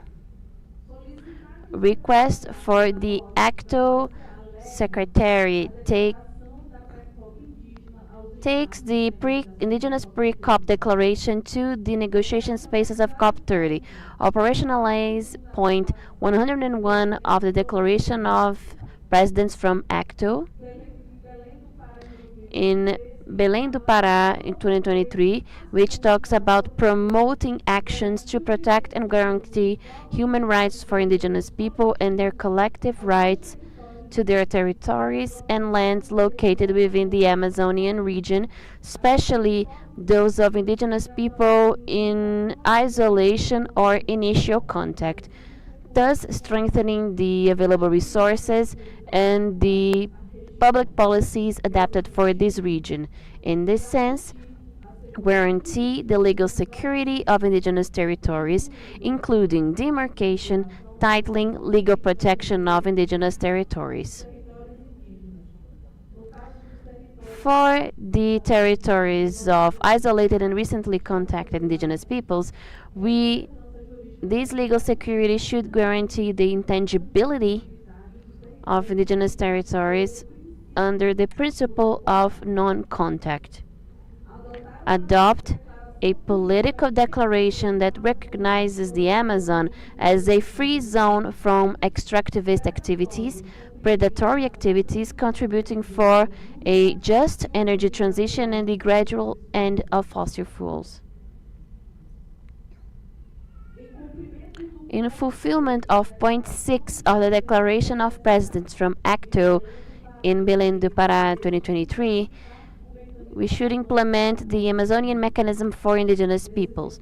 In this sense, the mechanism shall serve as a regional body of governance, shared governance among states and indigenous governance, where strategic decisions for the future of the Amazon are taken jointly, interculturally, and based on collective rights.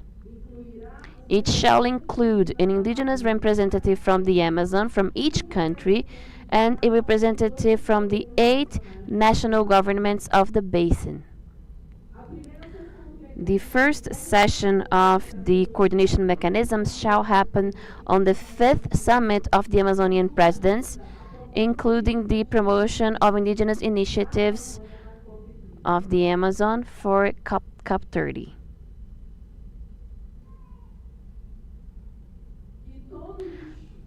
That all funds reach territories, and in this sense, create a mandate so that the financing structures from ACTO include a direct mechanism for access for indigenous people in the Amazon. In fulfillment of point 1.5 of the ACTO President Declarations in Belém do Pará 2023, implement the Observatory on the situation of human rights defenders and indigenous rights defenders, considering early alerts.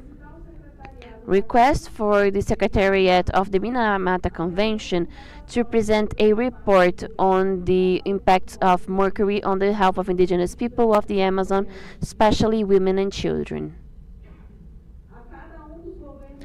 To each one of the Amazonian countries' governments, Brazil, Colombia, Peru, Bolivia, Ecuador, Venezuela, Suriname, French Guiana, the NDCs and national adaptation plans should recognize and incorporate knowledges, governance systems, and their own financial mechanisms of indigenous people, including the life plans. In this sense, we demand the full protection of indigenous territories, guarantee legal security for territories and indigenous resources, including the territories and resources of the PIASI, for the NDCs and national plans of adaptation according to the international standards of human rights and indigenous peoples, representing their own governance systems. Decree a legal instrument that defines the territories of indigenous peoples of the Amazon as zones for no extractivist activities. Create a participative legal instrument that strengthens the protection of the Piasi people, recognizing new registers and respecting the principle of non contact and self determination. Participation and representation. Assure the full and effective participation of indigenous peoples in the elaboration, implementation, and monitoring of national climate policies, respecting the right of free determination and free previous informed consent. Guarantee that the official delegations of the 9 Amazonian countries within COP30 include at least one representative indicated by the representative indigenous organizations. Create permanent dialogue platforms and to talk about climate change and biodiversity between indigenous peoples and states with a guaranteed financing to assure the consent and effective participation of many regions. Include indigenous women and indigenous youth on the processes for elaboration and update of national mitigation and adaptation plans. Direct financing to indigenous peoples. Develop national financing mechanisms for indigenous peoples, strengthening capacities, valuing their own mechanisms and social environmental safeguards. Invest on the training of indigenous specialists in mitigation, including Red Plus and Red Plus indigenous Amazonian indigenous for the adaptation of loss and damages and the access to climate financing. The climate crisis has causes, names, and those responsible for it. And we are not going to be the ones, peoples from the Amazon, that shall bear this weight by ourselves. What happens here reverberates throughout the world. And if the Amazon falls, the planet collapses.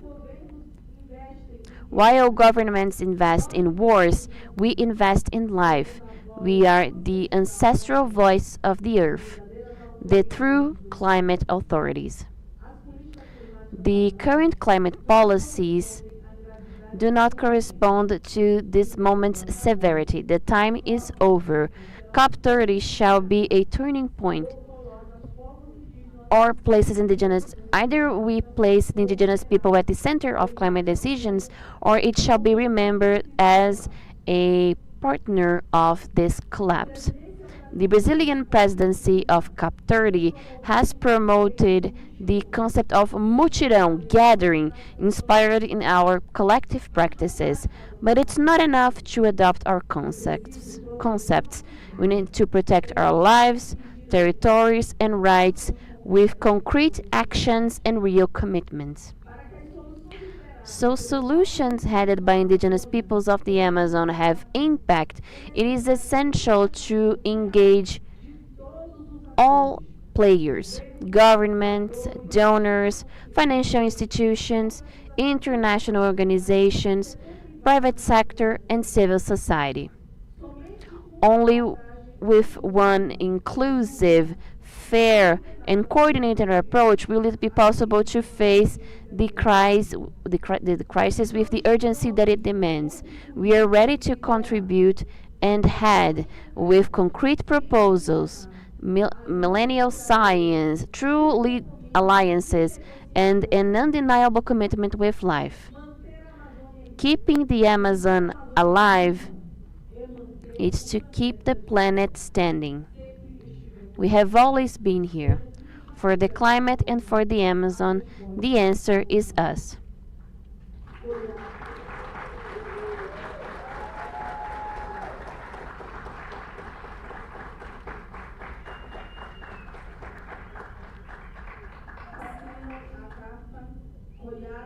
Signing the letter Coiab, APA, IDECEP, SIDOP, Confiniai, FOAG, OIS, OPIAC, ORPIA for the Brazilian Basin, ARPET, APIAN, OPOYAMP, SIR, COAPIMA, FEPIPA, FEPOINT, MATPA, OPIROMA.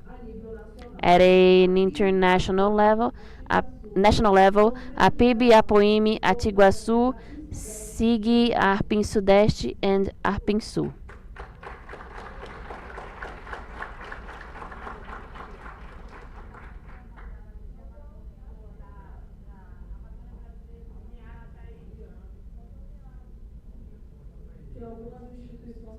Some institutions did not come. We are going to include them, and the necessary corrections will be placed there. You're all invited to compose this letter.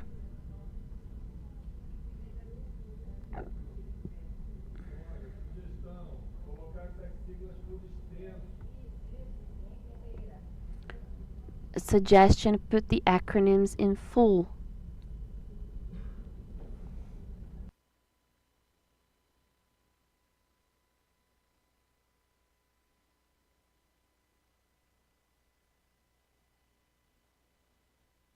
We will make the adjustments later on as we have a next step now.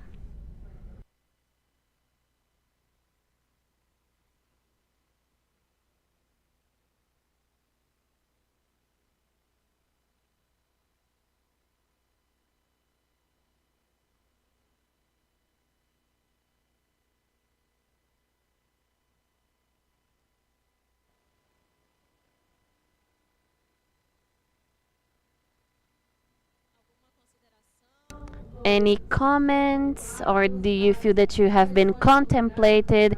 The corrections will be made. We had our rapporteurs talking about this. It will be translated by the Tinta team. Our brothers and sisters shall have the letter at their own languages.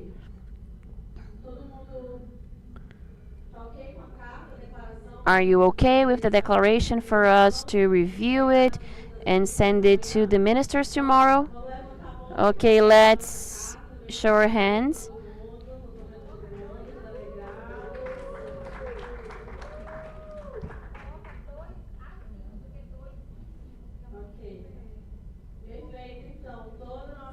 Okay, we have all approved the letter. The official data and the tables will be annexed as the NDC of the Amazon Basin, similar to what was presented by OPIAC and IDCEP.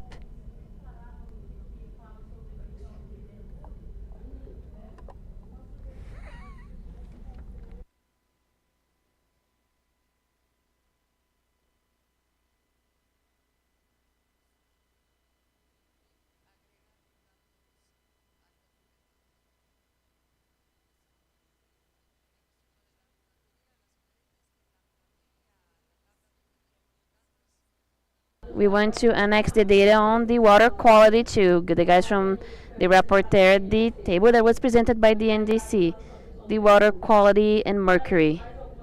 Apart from that, another contribution, our text was already approved in our declaration. Is that okay, guys? A round of applause for Angela and Gisela that were with us.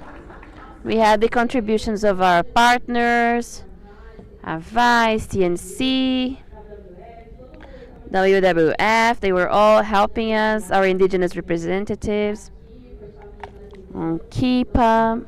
So congratulations. Thank you so much, guys. Marquinhos was also helping.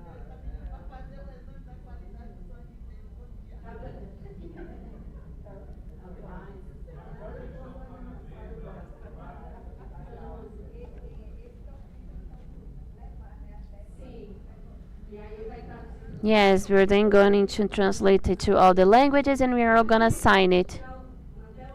You can take it outside. Carlos from ACT is congratulating the team that worked on the document. So now I will ask for guys who are helping on creating the letter, please come here. Gisele suggested for you to come here to the front for all of you to know who was collaborating. Antenor, Nadino, Emil, Jessica, Patricia, Oriana, Esteban, Angela, Areda,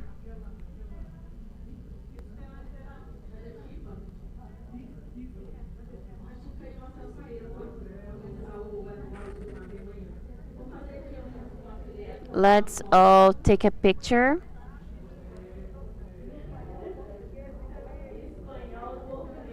Spanish, Portuguese, English. Let's take a picture of our team here, the rapporteurs. Thank you to our relatives who have been helping on this process. Jessica, Rose, please come forward.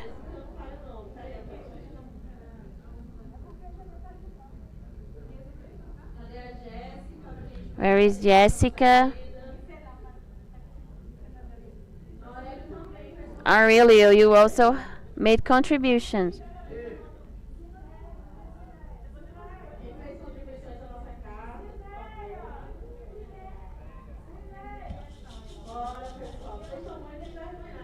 Come on, guys, you're too shy.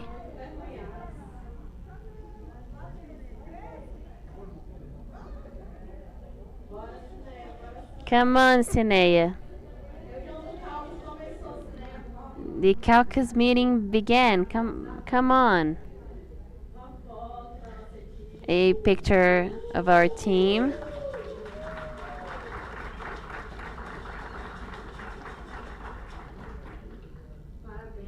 Congratulations and thank you so much. As our coordinator says, we never do anything by ourselves. The people who are collaborating will continue to collaborate with us are the ones who work with us. Marcel and Tika were also with us, but they had to leave as they're helping to organize the March of MAP Women. Aurelio is all ready.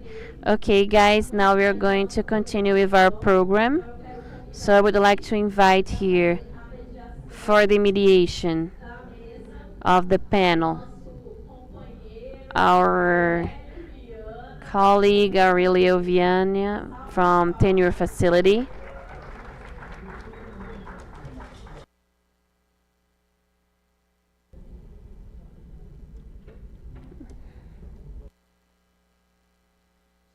Now that Aurelio is here, a round of applause again.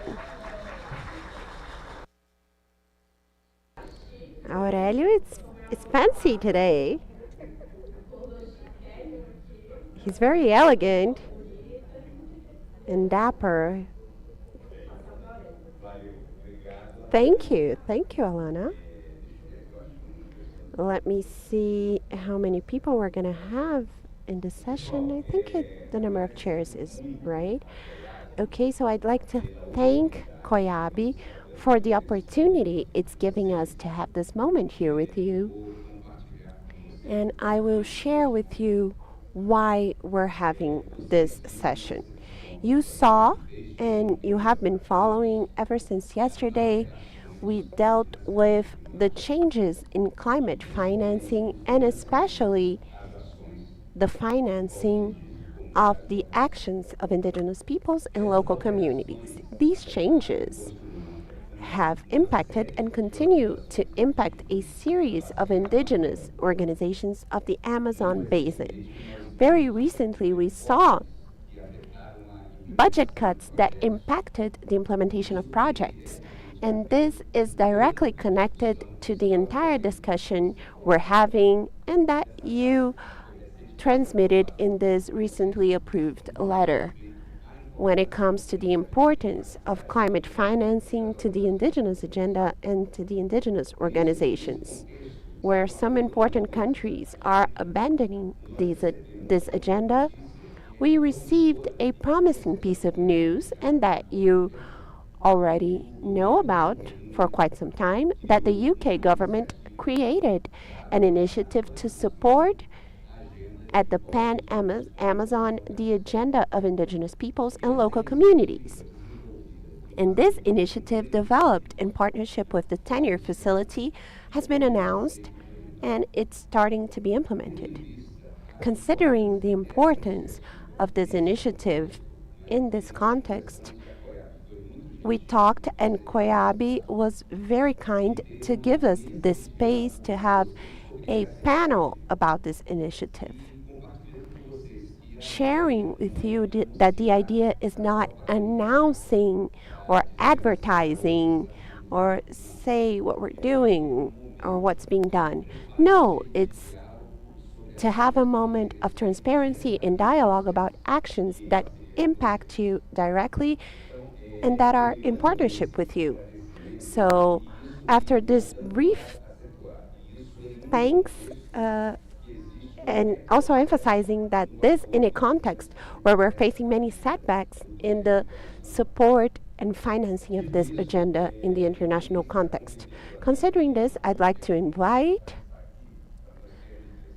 to join me in this dialogue 5 people who are very important and who will help us in this discussion. The first person I'd like to invite is Maggie Charlet, the director of the International Forests Unit of the Ministry of Foreign Affairs of the UK. A round of applause, please. Maggie, you need to go around. David Kamovich, the program chief at 10-year facility. And also, I will invite 5 important indigenous leaders of the Amazon basin to participate in this dialogue. So, Patricia Soares from OPIAC, Siriko Aloyama from OIS, Elijo Dako from the coast of Orpia, and finally our wonderful coordinator Toya Machinelli from Coiab. And without further ado, and going back to my humble position as a hidden mediator, I will pass the floor to Maggie so that she can share with us her first impressions. Thank you. And thank you so much to Coiab and to all of you for finding space for sharing with us today. I do. Oh, I'm sorry, I only speak English. A little bit of Spanish, but it's very bad. So I hope everyone has earphones. Thank you so much for finding space to share with us today.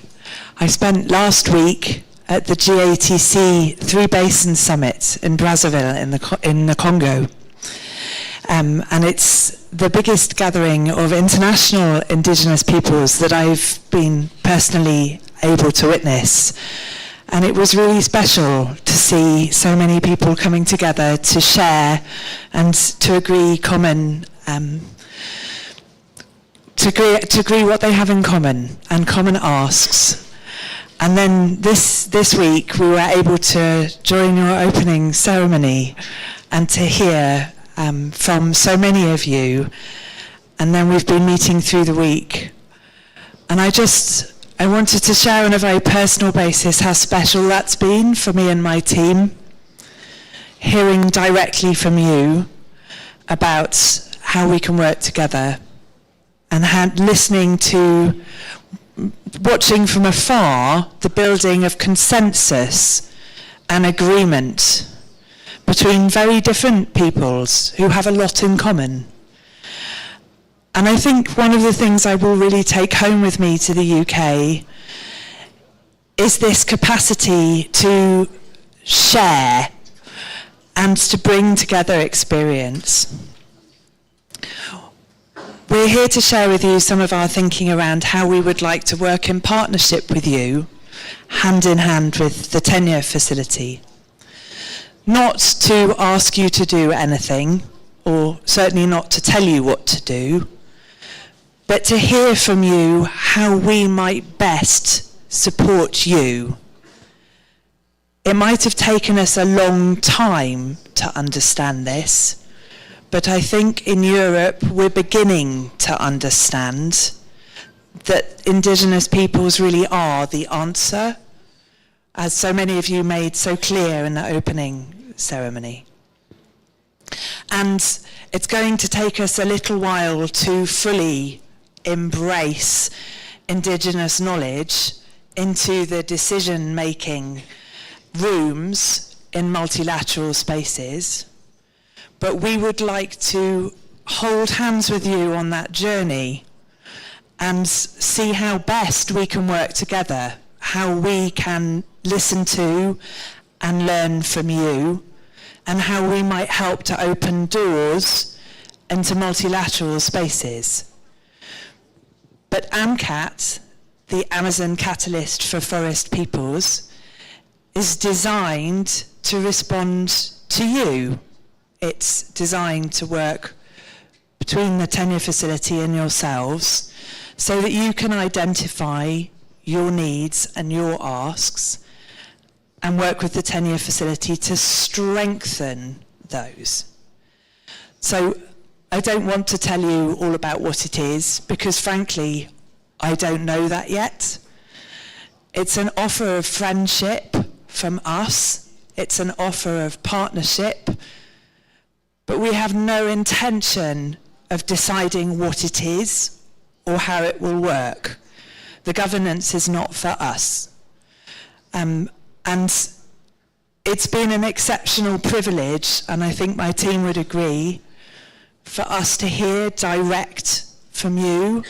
I hope we have a shared ambition to help protect this most incredible ecosystem, recognizing that the peoples represented here today are not separate from that forest and the other biomes of this region, but like us all, are part of it. And it is only by respecting, working with, and learning from Indigenous peoples that we have any chance at all of saving the Amazon for future generations and for protecting our climate and our water systems and our biodiversity and the incredible wealth of culture and language and tradition that's represented in this room. There are other speakers and I'm going to pass over, but I hope this will be something of a sharing session. If you have questions, I hope we can answer them. If we can't answer them now, we will do our best to try and work out how to answer them, working with you. Muito obrigado, Mai, por suas palavras. Thank you very much, Maggie, for your words and for the initial information about what this initiative is. And to go into further detail, David Kamovich will give a PowerPoint presentation about the design of this initiative so that we can then talk and have a Q&A session. Good afternoon. Good evening. I won't attempt to speak Portuguese, so I'm sorry, Brazilian friends. I will speak slowly for the interpreters. When this initiative was announced in Baku in the last COP by the British Chancellor David Lammy, we didn't have a big announcement or anything like that. And when the British colleagues asked me or asked us, tenure facility, to make an official launch here of the initiative, the truth is that I had many questions. Some of you know us, others may not know us, but we are not huge advertisers of ourselves. We don't usually promote the tenure facility. That's not our style. We have very clear that those who do the work, who expose their lives, who are at the front lines every day, it's not us. And it's clear for me that up to a point, it's important to do this here, not as self advertisement, but as accountability. It's a matter of transparency to explain to you what all of this is about, to hear criticism, comments, reflections. And it's in that spirit that I'm here tonight to be with you. Next one, please.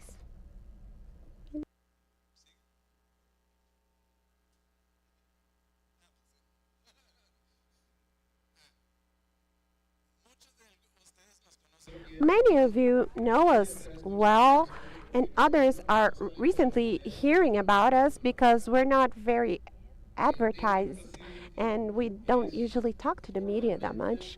But Tenure Facility is formally a Swedish NGO which was created by another foreign NGO by the name of Rights and Resources Initiative, and we have been formally created at about 7 or 8 years ago, but we have been working ever since 2011, and we exist to support indigenous organizations and forest communities and communities of African descent so that they can defend and take care of their territories,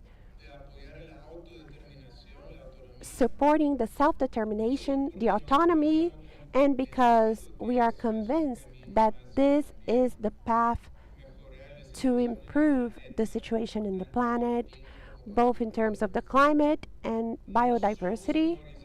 We are not an indigenous organization. We never speak on behalf of indigenous peoples.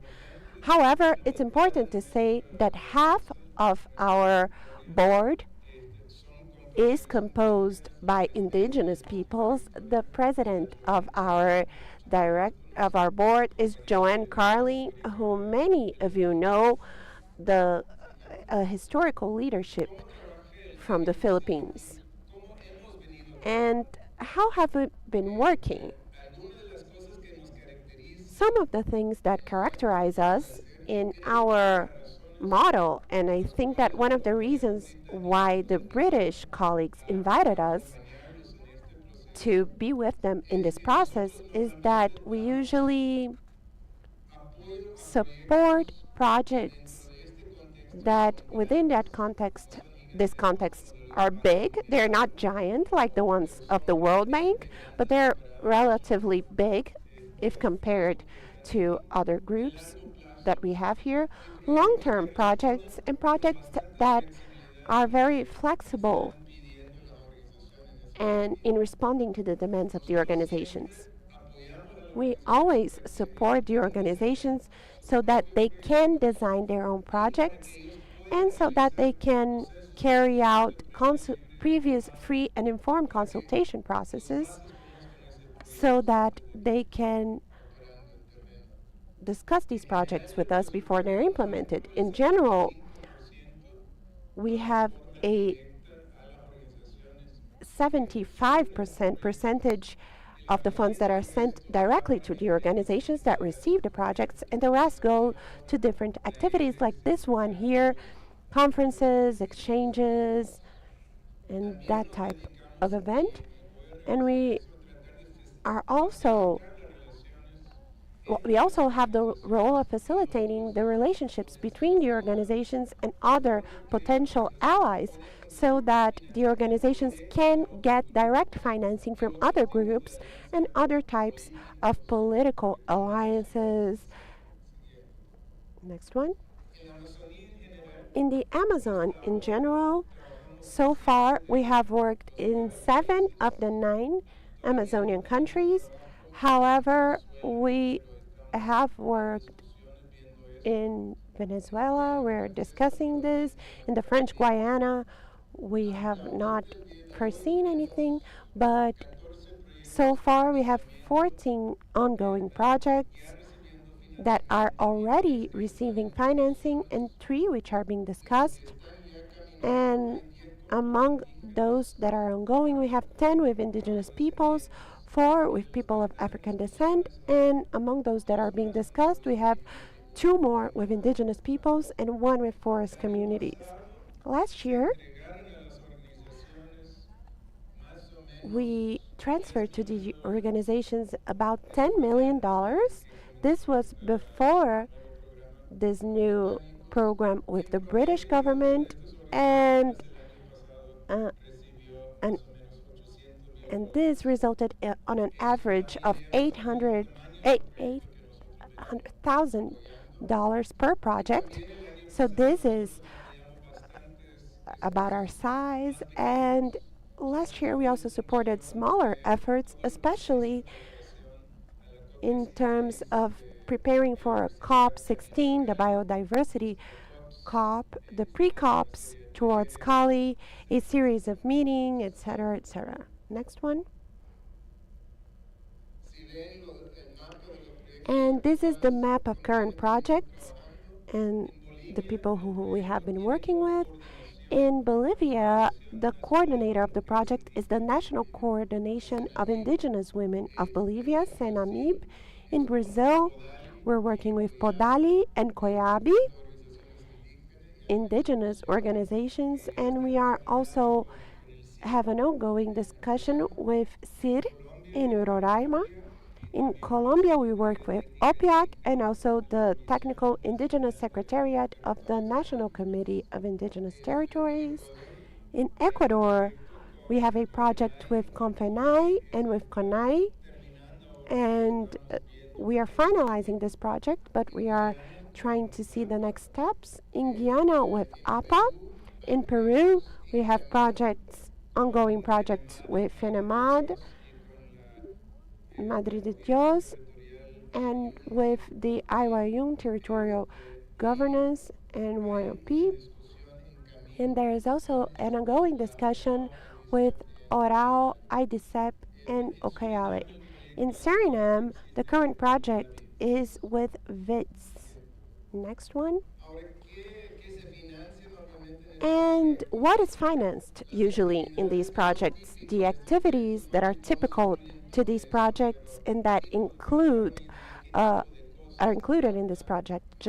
These projects, just to give you an idea: mapping, titling, demarcation, monitoring, territorial defense, and also the defense of the activists, the autonomous governance, both those that are recognized by the government, like the TIOAX in Bolivia, those who are self-declared, like in Peru, and the rights of the indigenous peoples in protected areas, many of which were created without previous and informed consent. The isolated peoples reserves in several countries, cultural revitalization, litigation, and communications, the territorial funds like Podali here in Brazil, women and youth. Just to give you an idea of what is included in most of these projects. We don't really work with bioeconomy, which is a topic that many people ask us about, but we have other projects related to the defense of the territories, and almost all of them are included in what we're discussing here. Where do we then have the program MCAT from FCDO? I would like to explain that MCAT is a program from the UFCDO. It's a finance line from FCDO. It's not that tenure facility has this program AMCAT, MCAT. The British have joined our effort to be able to expand and improve this program. It was signed recently in December. They performed the diagnostics, talked to many companions on what can be the mechanism. What mechanism could we use to channel things? The proposal is for it to last 6 years up until 2030, including 2030.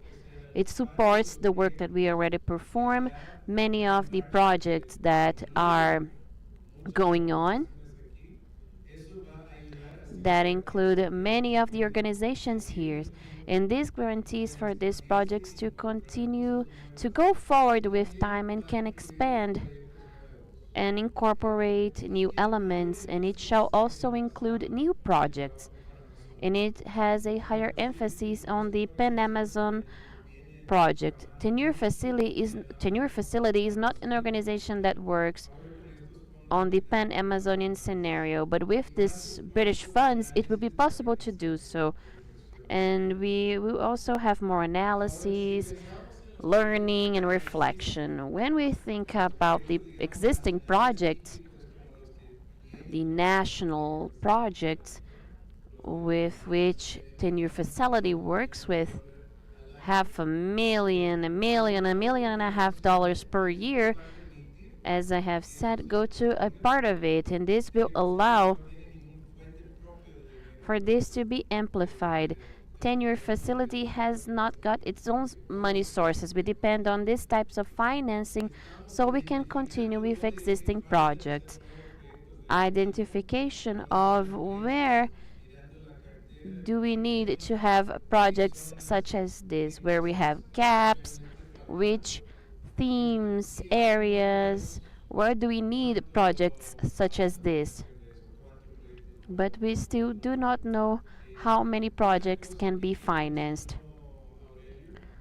An element that was already mentioned by Aurelio that is worth to highlight is that we are at a moment with cuts in all places.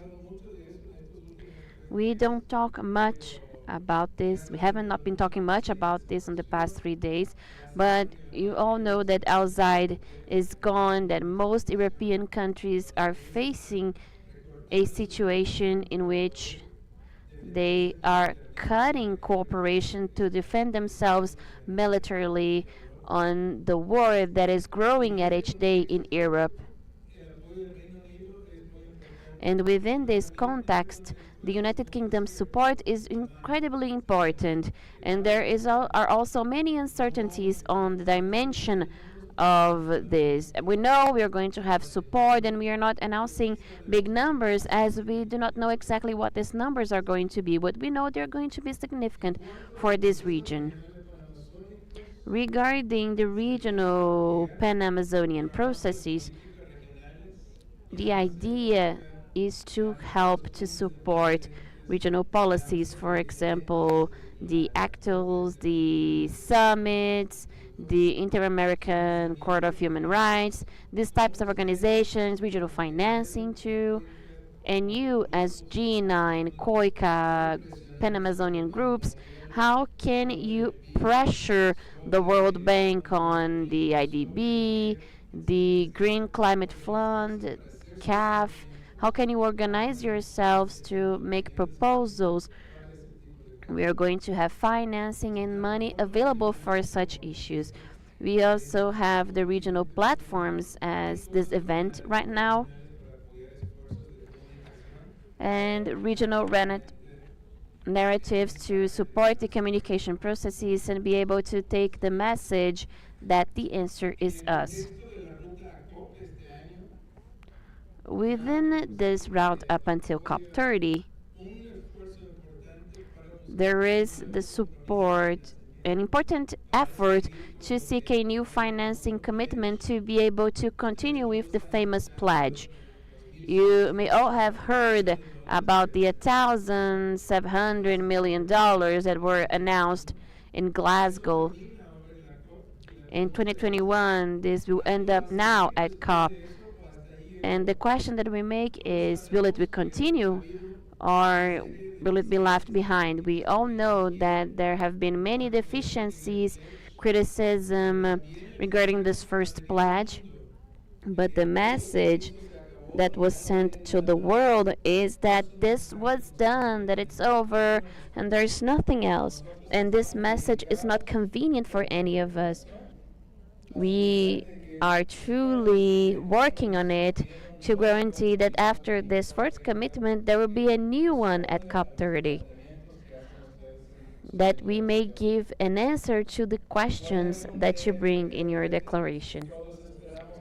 We can have a TFFF. We hope that we can. If we have a TFF, truly we won't have money in, I don't know, in 3 to 4 to 5 years. We should seek concrete money with commitments that can begin to be delivered to the organizations. We are also supporting many pre-COPs nationally, regionally, and other activities related to communication. All the effort of the answer is us through the Burness, the freelance camp for this year. We have also supported it, and we are going to continue to support activities related to the People Summit.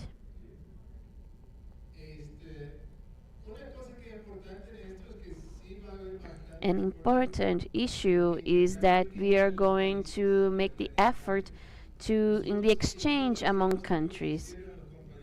We, within the diagnosis that was performed by our British colleagues, they reached the conclusion that many ideas in the Amazon went from one country to another. Brazil has amazing territorial funds. The other countries can learn from what is done with these territorial funds. Ecuador, Peru, Colombia, they have their indigenous guardians.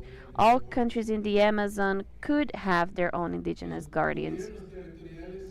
The territorial governments, autonomous, what can you learn amongst yourselves? We have made the proposal of studying how people can develop different works that are of your own interest, how the women's organization strengthens its activities, learning with each other. All the effort that is done with isolated peoples is an effort that was created little by little within the region, and we can help to reinforce this.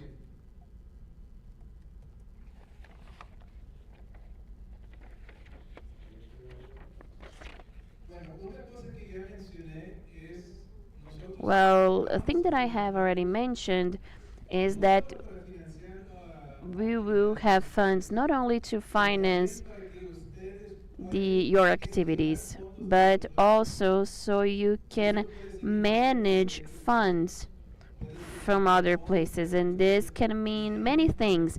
Perhaps you will have funds to create projects, that is, present a project for the Amazonian Fund. This is something that needs a lot of money. We are going to support organizations so they can present a proposal for the Amazonian Fund. We can also support organizations so they can influence with the donor funds this type of work, so that the little money that we have for that can be multiplied by supporting your efforts, so you can obtain money from other places with this effort.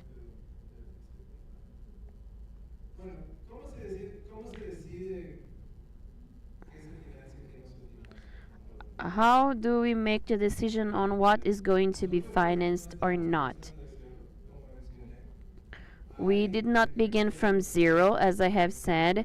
They have a portfolio of projects that are identified, and what is done is that we work to amplify these projects. But these projects came from many diagnostics made in the countries, locating where the opportunities to advance on territorial rights are, where are the possibilities to make the difference, and which are the organizations of each country, which are the most representative organizations, legitimate and key. Right now, we are creating a kind of diagnosis in the region, understanding what are the gaps. We have a charter, and what do we miss? Some of the gaps are well known. Right now, we have nothing in Venezuela, so we are seeing what would be possible to do in Venezuela. Why would it be possible? We're not.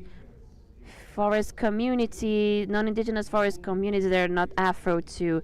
Right now we have none.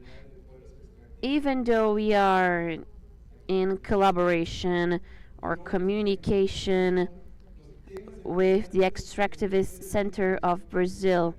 So it's necessary to identify the priority themes that are not reflected on the themes that were chosen. We are performing this diagnosis from the comments, ideas, and we are creating a reflection group, the Pan Amazonian Reflection Group, of more or less 15 indigenous companions, Afro communities that will be together twice a year, not only to be a group for consultation, but to reflect on how we can advance on the territorial movements of the region jointly. Many of you have sent indications, suggestions for the group. We have received more than 120 suggestions of colleagues. This is excellent. And right now we are in the final selection of these colleagues, and we're going to perform the first meeting in September. This group will hear and discuss with us everything about the gaps with each one of the organizations present here. We are going to make consultations, invite you to know the regional diagnoses, and receive comments. And we are always open to receive proposals and ideas done by the organizations. The final decision on what is financed or not is done by the directory of the tenure facility. This is our structure. But this is the process that we understand as a process of constant dialogue. Many of the organizations here know the companions of tenure facility of the country, and they already have a dialogue with them. The idea is for this dialogue to become a permanent dialogue. In summary, our bet is to be a support for territorial rights.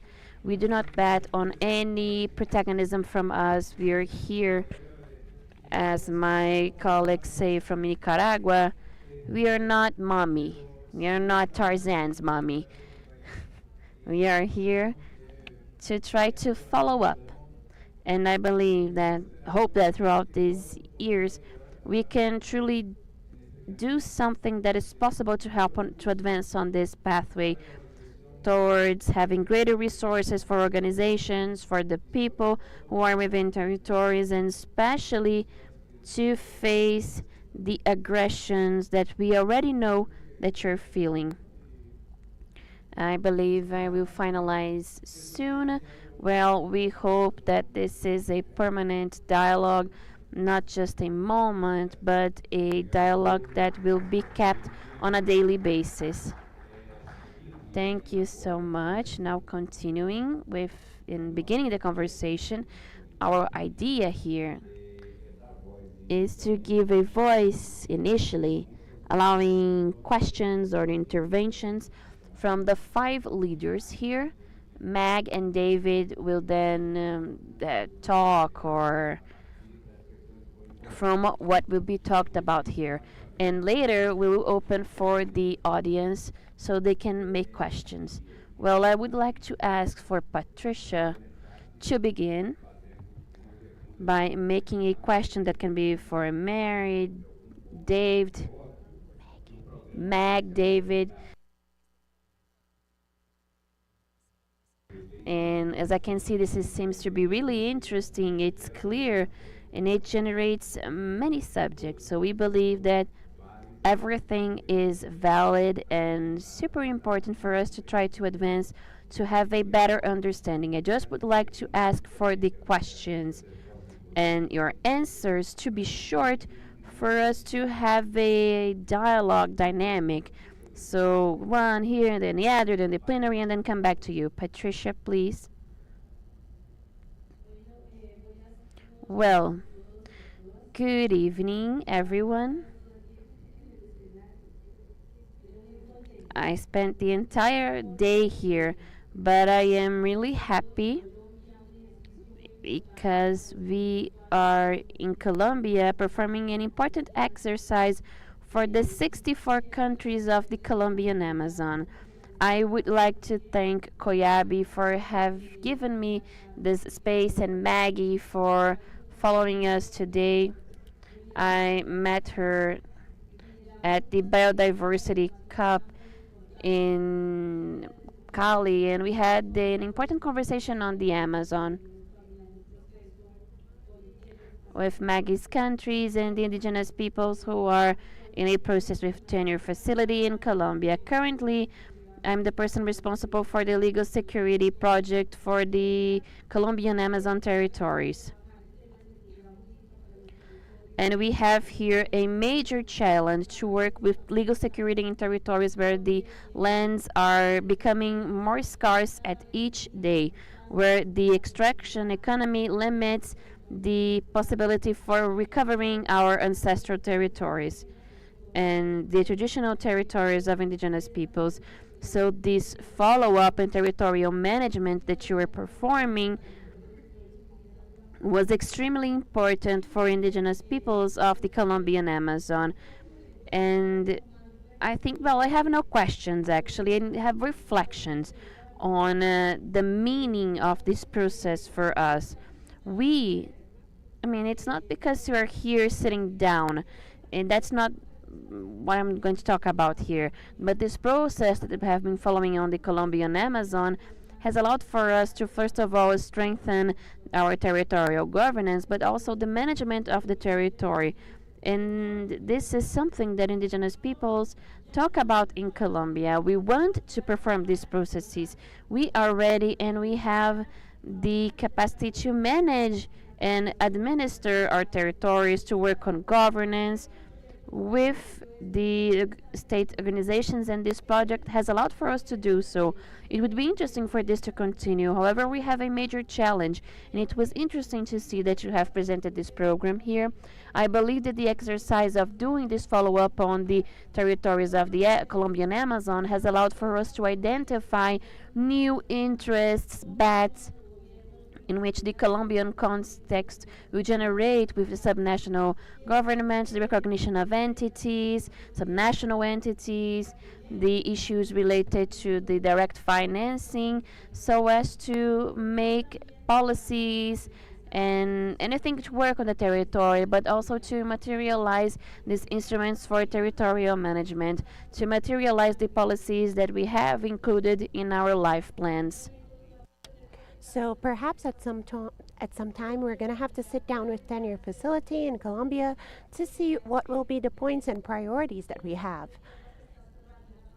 The land topic is related to the Amazon, but we also have other priorities, and this is something that I wanted to invite you to follow the proposals that we had in the few days we discussed here of the Amazon basin, so that you, based on the alliances you have as a country, can help us to pressure our governments that you have relationships with and that you fund in some projects, so that you can support the proposals that are key to us and that strengthen one, territorial governance, the topic of the demarcation and titling of territories, which is very much aligned with what you're seeking, and also that strengthen the self-government systems we have. Thank you.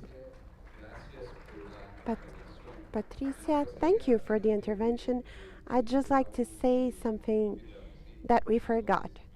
So we have focal points or program officers in 6 of the 7, in the 7 actually, in the 7 countries that we current have projects with 10-year facility.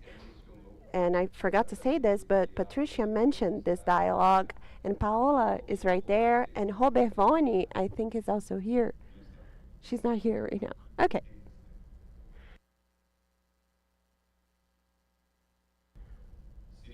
But I'm here. Sirico.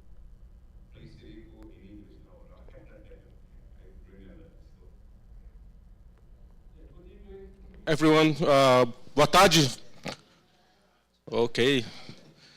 No, good evening. My name is, my name is Siricho Yana Aluma. I am a member of the Organization of Indigenous People in Suriname, but I will not only be speaking from Suriname, also from the Guyanas.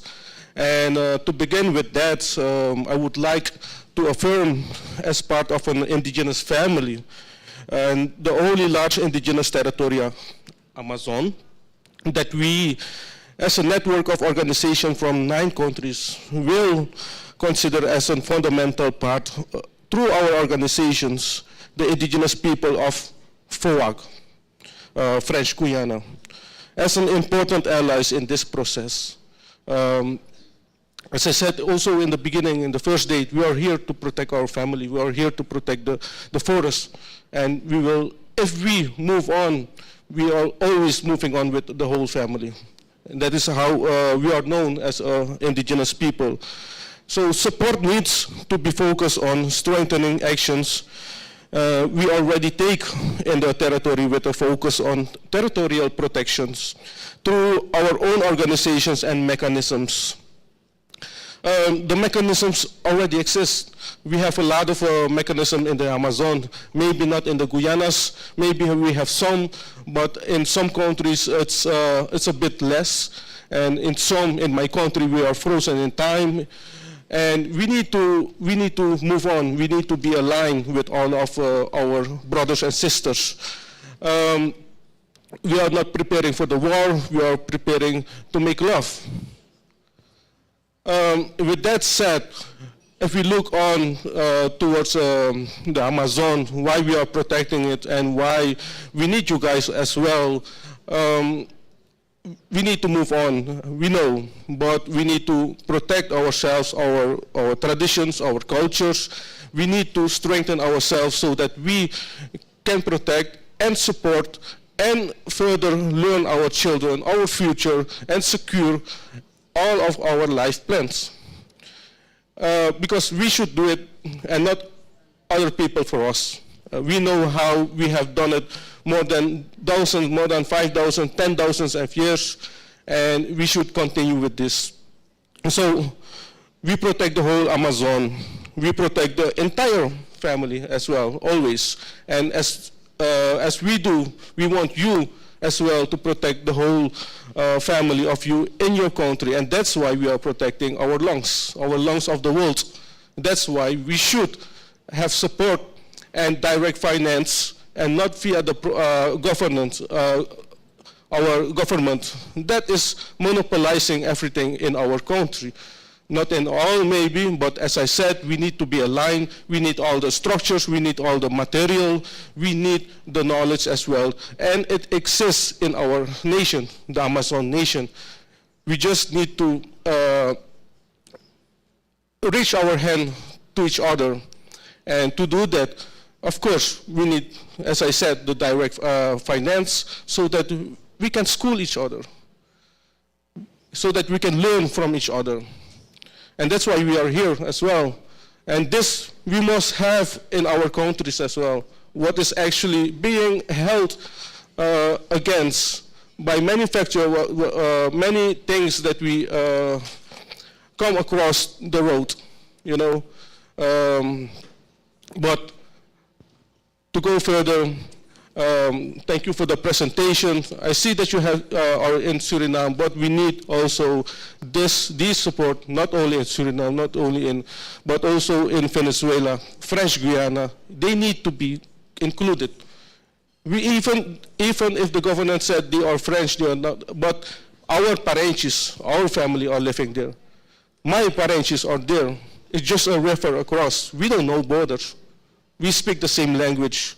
Other indigenous people are living there as well, and also on the Suriname side, on the Brazilian side, French Guiana side, and we have isolated people walking across these rivers, walking into the woods, living with each other, alone, being protective until now.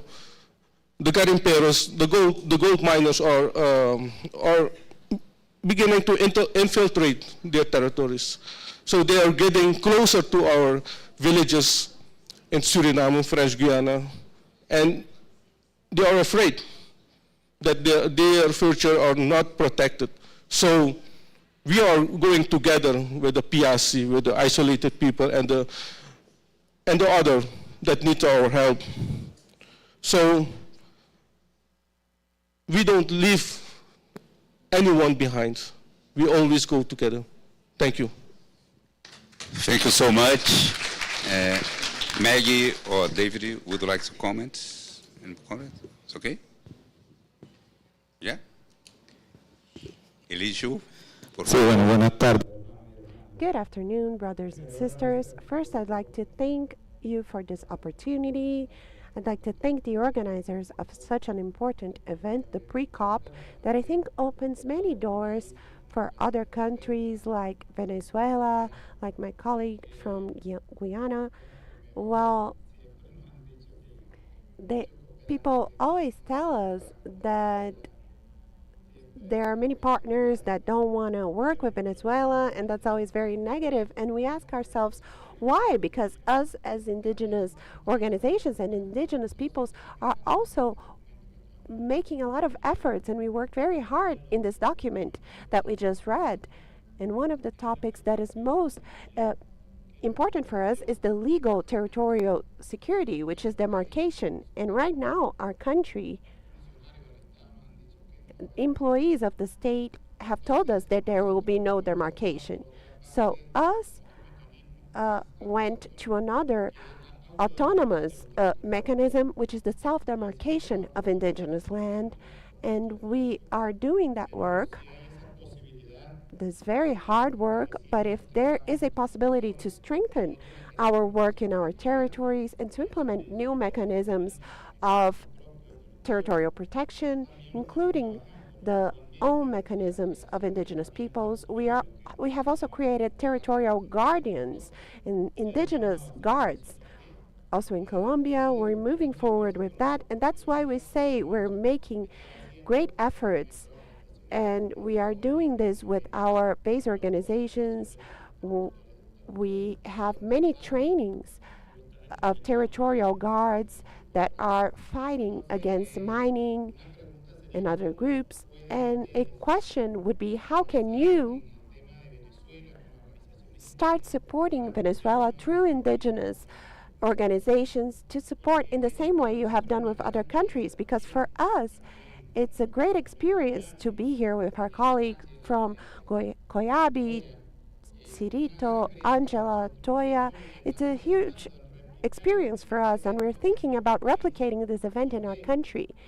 Why? Because very few things are said in Venezuela about the protection of the Amazon. The only organization that is making an effort to protect the Amazon in Venezuela is ORPIAC, and we are engaging in a conversation with the government so that we can participate in everything related to state decisions.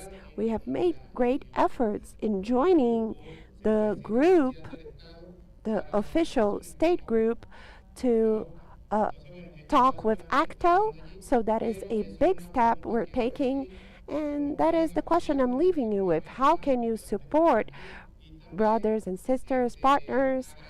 And also I'd like to thank Tenor, because there's an ongoing process in Venezuela. We're talking, we're running some diagnosis, and I hope and I ask our ancestors to help us be successful in this agreement with such an important organization to support us. on our territorial protection mechanisms, which is what matters to us because we always say that without territory there's no life for indigenous peoples.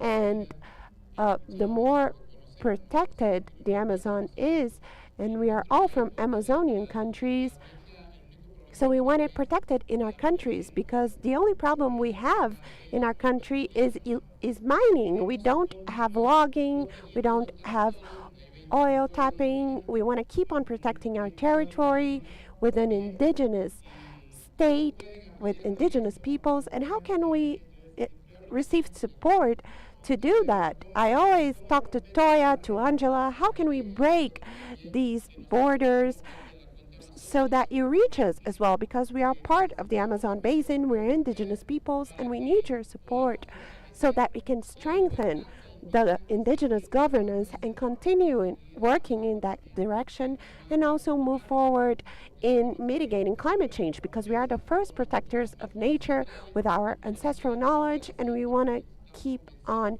strengthening each other because we are convinced that with indigenous governance and the protection of territories, with the empowering of our territories, that is an important tool to keep on mitigating climate change as well.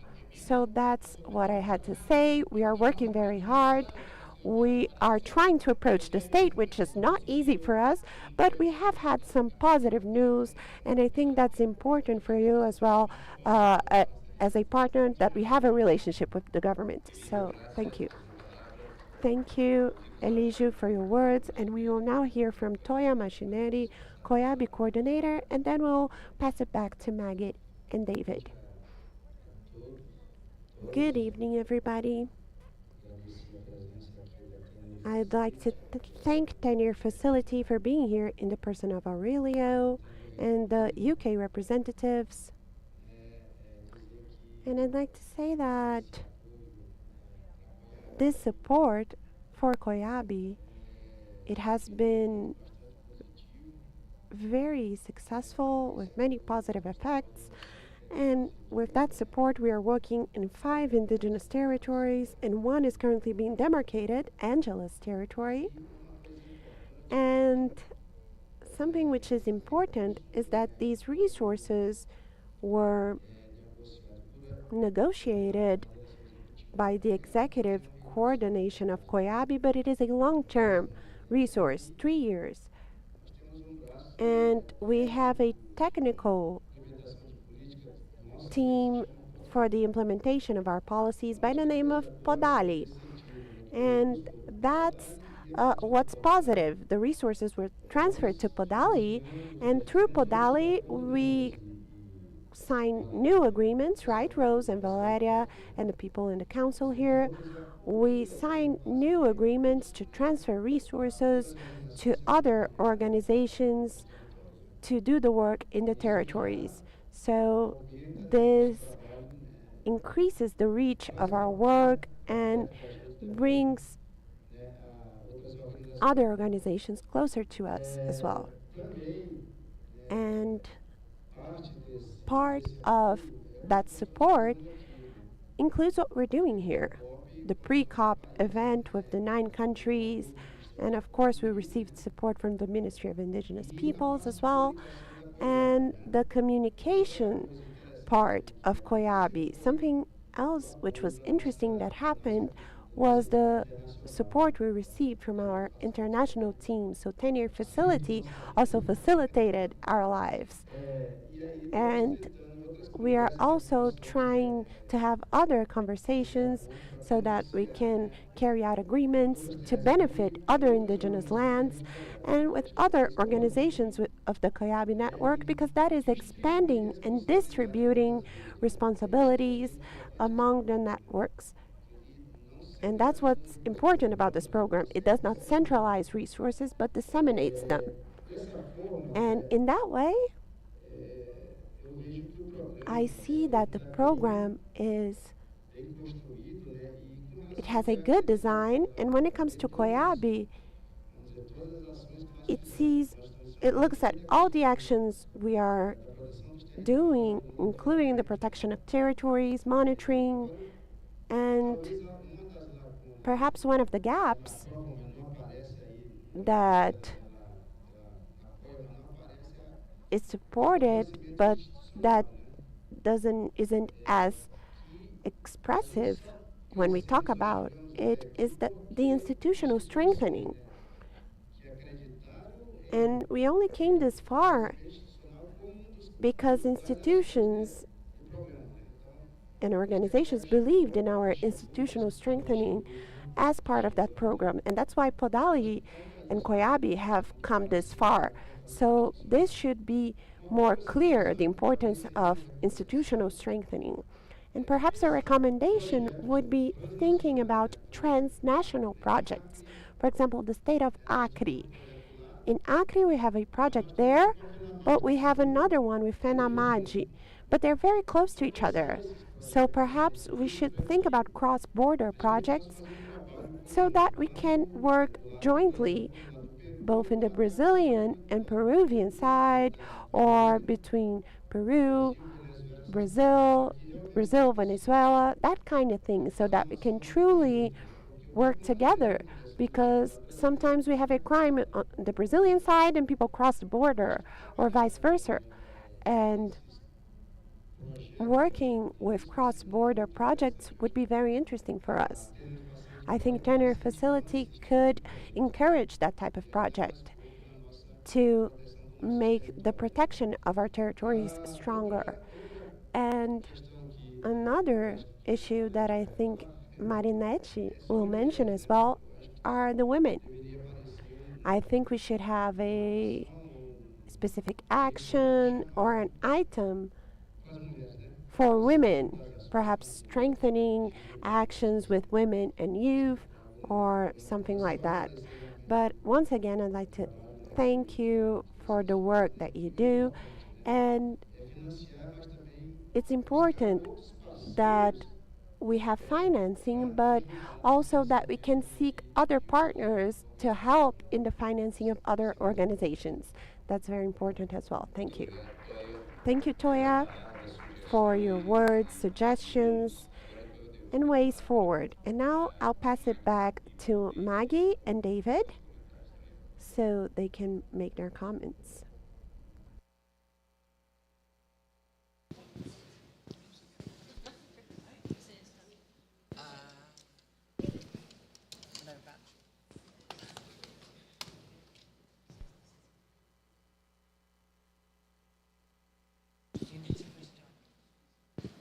Okay, you can hear.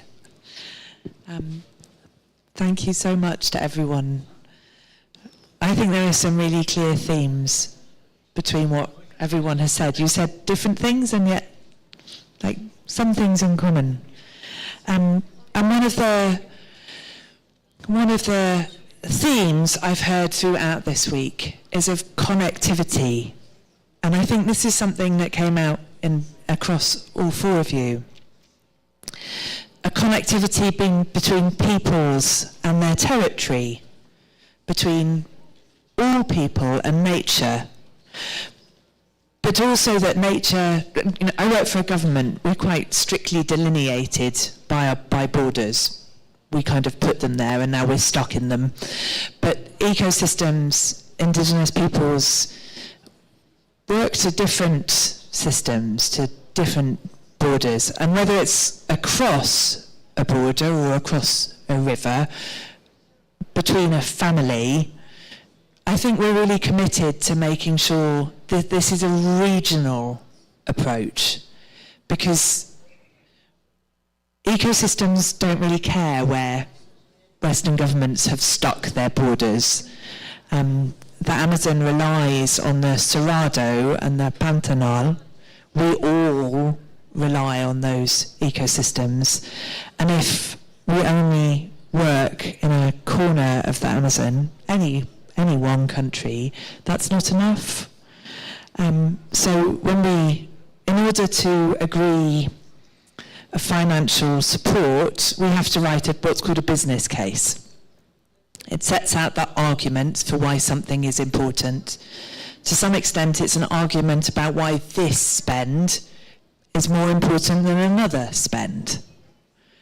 And everyone that we worked with was very clear that the case for supporting Indigenous people is very strong, because you all know that evidence around where there is tenure security and clear territorial governance. Everything you know has protected ecosystems for generations. And we set all of this out. But we also said it was important to work in all of the countries of the Amazon region, including Venezuela. And that connectivity, I think, is something that we really think is important. I don't know if David wanted to add anything.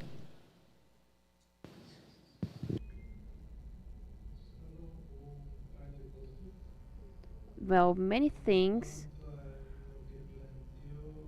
regarding what was brought by Patricia, the issue of the entities, the territorial entities, be it the 623 decree in Colombia, like the new national decree. It's something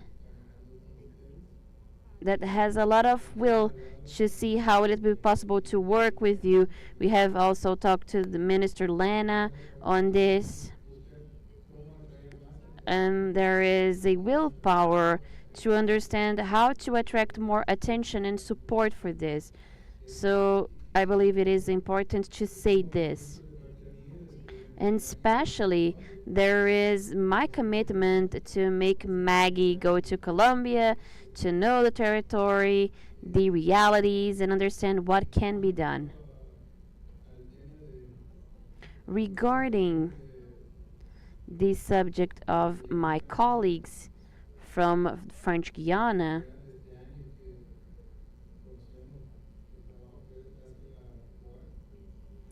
we know the work that is done by Fuagi, and we know that these borders are completely artificial. We also know that the British government formally cannot finance what some people believe that is France, but Brazilians said they can't. So, I mean, everything needs to work out. This is what we're going to do, to seek the means to do things without breaking any formal rules. Regarding the transborder subject, it's fundamental. I have not mentioned this, but we already put this as one of the gaps of the tenure facility. What can be done for the transborder discussion? And we already have a first discussion on this within the context of the discussions with colleagues from SEER. There is a project from Roraima that includes all the effort, the Wapichana from Roraima and Venezuela to Roraima and Guyana, I'm sorry.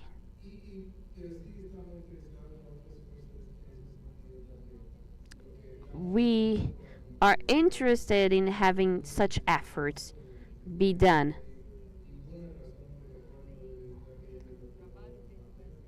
There is a work done with this entity, so we can do this work with the other side of the border and amplify the basic concepts. So there is a lot of willpower to work on this. Well, I would like to thank the 72 people that stay here up until now, and to say that now we are going to open for the plenary. I have seen one subscription, and let me ask you one thing. First, to ask shorter questions. I know there is much to talk, but we should group 3 questions and then we give back for comments. I already have here Antenor, Danila,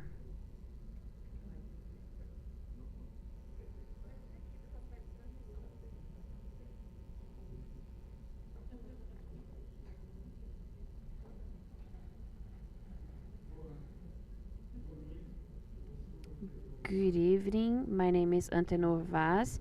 I'm representing the International Working Group for the Protection of Indigenous Peoples in Isolation and Initial Contact. My speech is easy as it comes from what you have already said. In 2018, during the hearings of the Inter-American Commission of Human Rights, 8 countries have done a hearing at the request of IDSAP to present the situation of isolated peoples and recent contact, the PIASI. And it was gratifying and at the same time sad. What we have seen was that each country presented their own issues. And we didn't see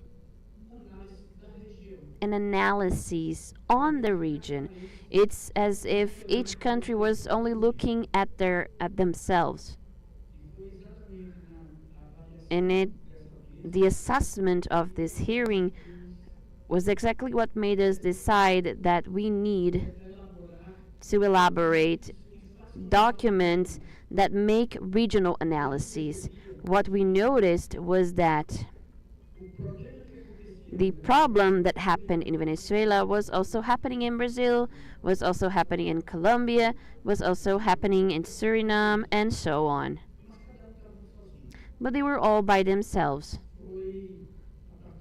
It was from then on, in 2019, that we have created this working group whose idea is a little like you're telling. This group does not represent indigenous peoples, isolated indigenous peoples. It does not represent each one of the organizations. From the flags that are here, 5 of them are the members of this group. 5. And it was an initiative that was new in South America, which is to work with indigenous organizations and indigenous organizations and non-indigenous organizations. It has been a major challenge as these are different cultures. How will you make an assembly with 21 organizations, and of these 21 organizations, 11 are indigenous and 10 are from civil society? How do we make an assembly with decisions with different times? It's under this perspective that I ask. I don't even know how to say the name as I don't speak English. How does your organization think about this regional aspect? How do we support initiatives at this level? We are not seeking the support for the for the working group of the PIASI. It's with the objective of protecting indigenous peoples that are isolated and of recent contact, the PIASI. I have 1 minute, but I leave it for the next one. Thank you, Wanteno. Thank you for the comments. So now let's go 3 and 3. Neila from CIR.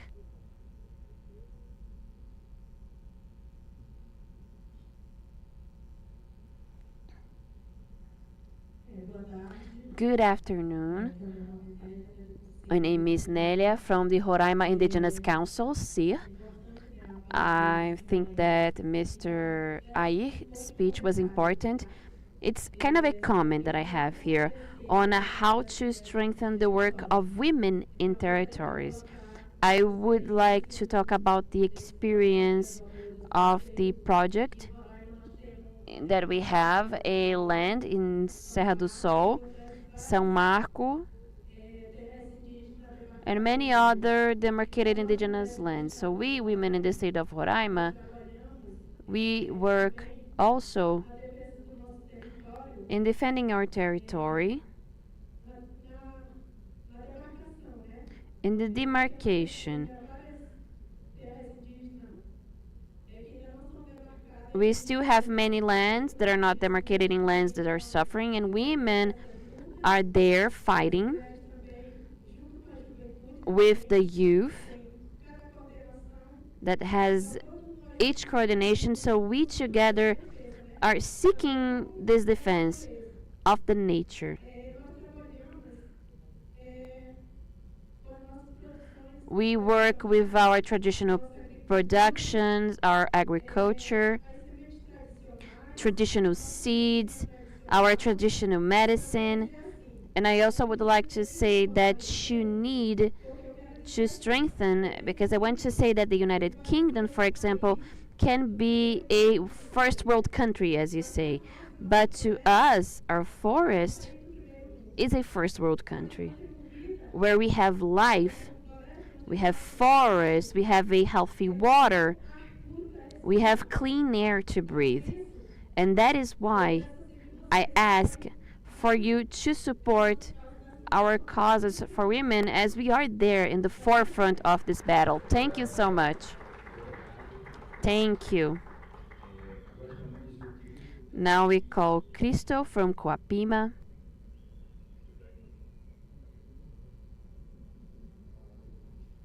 I will talk on his behalf right now. Good evening, everyone. Well, I have a contribution to make on the destination of investment. One interesting thing, if possible, and if the leaderships are in agreement, I believe it would be important to begin to give part of these resources to the arts. Well, to strengthen or disclose things so the world can know part of the culture, the indigenous festivals, theater, dance. I mean, what happens many times is that people do not know the indigenous peoples, our culture, and the closer we are, the less you know, and then it generates a lot of prejudice and lack of knowledge on us, our many peoples, on the beauty of our culture within our people. And we have people that have setbacks on exposing or showcasing, and I understand that, but let's try to somehow incentivize this, as we can influence the youth to, I don't know, have a local music festival for indigenous peoples, dance, indigenous fights, or whatever, so that people can know that, and from that we can mold popular opinion. This is something really important, even though governments are interested in supporting. If there is no favorable commotion, let's say, we are going to find more challenges or rejection. If we try to mold the public opinion in favor of the indigenous cause, we are going to change them in favor of climate change. This means of strengthening initiatives that can make this happen. I don't know if I was able to make myself clear. It's something a little complex. I hope you may have understood what I said. Thank you so much. Thank you for your message, Crystal. And I will pass for the last person here to give back to the panel, the Jocelyn, the FOAGI coordinator, please.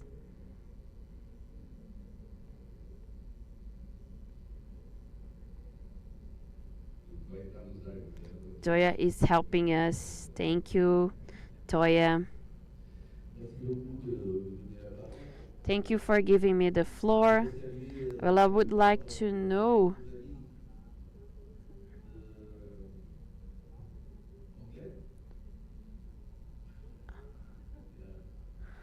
English.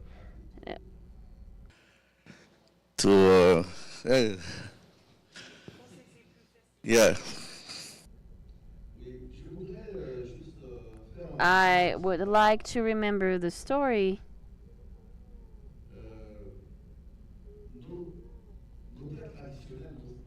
on our ancestral land for the people of Aiwana, Kalinha, Aruaca, Aiwapi, Paikwane, which are the survivors of the millennial civilizations that have occupied the lands within Guyana. The shield of Guyana, as we call it. We had no borders when colonizers came, the Europeans, French, the Dutch, the Portuguese, that have fragmented our ancestral territory.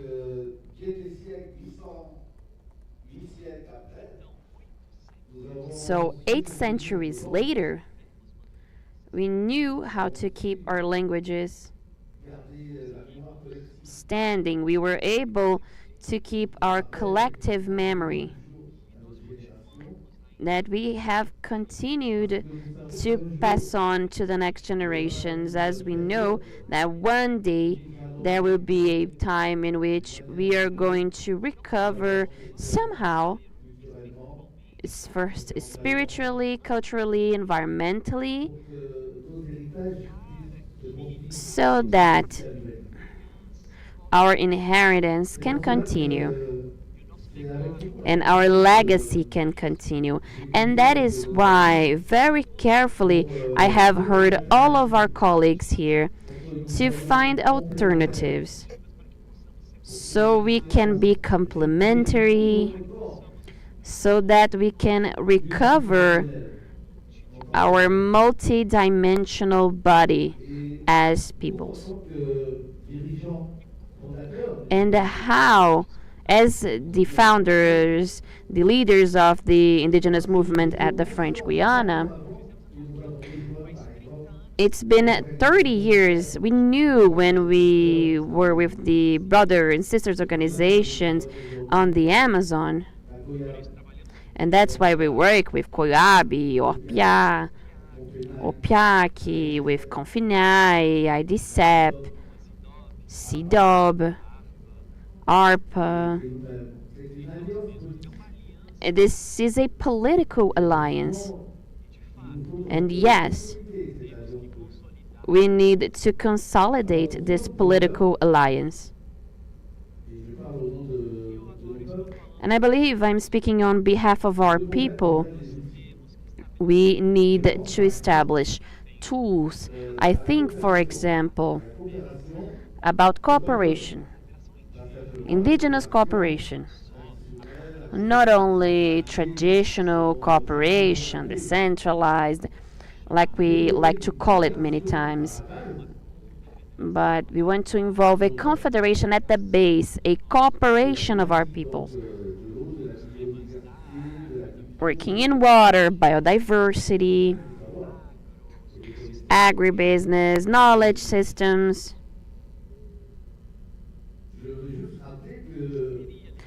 I just would like to remember that Guyana represents 80% of the world's carbon capture. 10% of the clean water reserves are being threatened due to the north. So I believe it's time to consolidate ourselves. We are ready to discuss with you, and I'm committed to invite you to Guyana so we can have this in an institutional manner and for us to work and think more on cooperation. Thank you. Well, now I'll pass it back to the panelists so that they can react to the comments, and we will conclude the event. But before that, a round of applause to our interpreters who have been working very hard once again until late. And I would like to once again thank the generosity of Coiab in providing us this session to talk with you. Thank you. And if anyone else from the panel would like to add some words in closing, I would really welcome that. I just had, they were not so much questions as reflections, so I will share some of my own. Nylia, you talked about the UK being a first first world country. And a personal reflection in the opening ceremony, and I shared this with some of you earlier today, but in the opening ceremony, our colleague here on the stage asked us all to raise our hands and think of home. And when he described home, he talked of forests and of clean water and of animals and of family. And I cried, because for me that's not what home is. I have access to great medicine and healthcare and education and a loving family and a big house, and I earn lots of money. But we are so isolated from the nature of which we are part that was very moving for me. And it's a real reminder of, we've started categorizing things in very peculiar ways. And I'm very taken by your remarks on culture. Throughout this last 2 weeks, we've talked a lot about, with different people, about the need to communicate stories. Human beings we hear stories better than we hear anything else.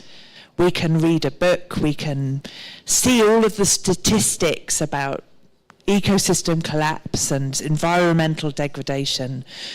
But what changes hearts and minds is stories of individual people, of real communities. But mostly what we're seeing is the headlines.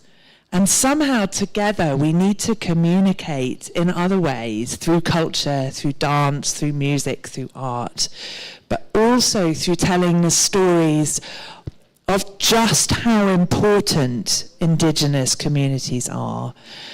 When I visited Brazil earlier this year, we met with the government, who were telling us of their efforts to tackle wildfire, which in this region has been worse and worse as climate change hits. But they were very clear. They said, where there are Indigenous fire brigades, the fire is tackled faster and more effectively every single time.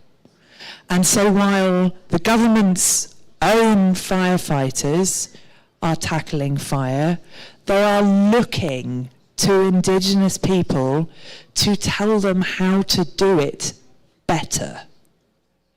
And it's these stories that give life to what you do every single day, but trying to make sure those stories reach a bigger audience, so that when we go to our government and we say, we need to do more to support Indigenous peoples, we need to open the space that currently is confined to governments, to people who know more about the climate crisis than anyone else, that we have this evidence, this weight of stories, these real examples to take with us and to give strength to our words.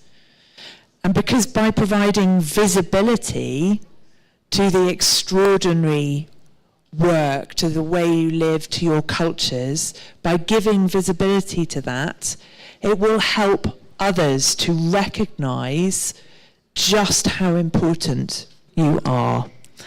And I have promised Patricia that I'm going to be visiting Colombia, because I think it's very easy for decision makers in Europe and to say, come to us, come speak to us in our conference, in our meeting room.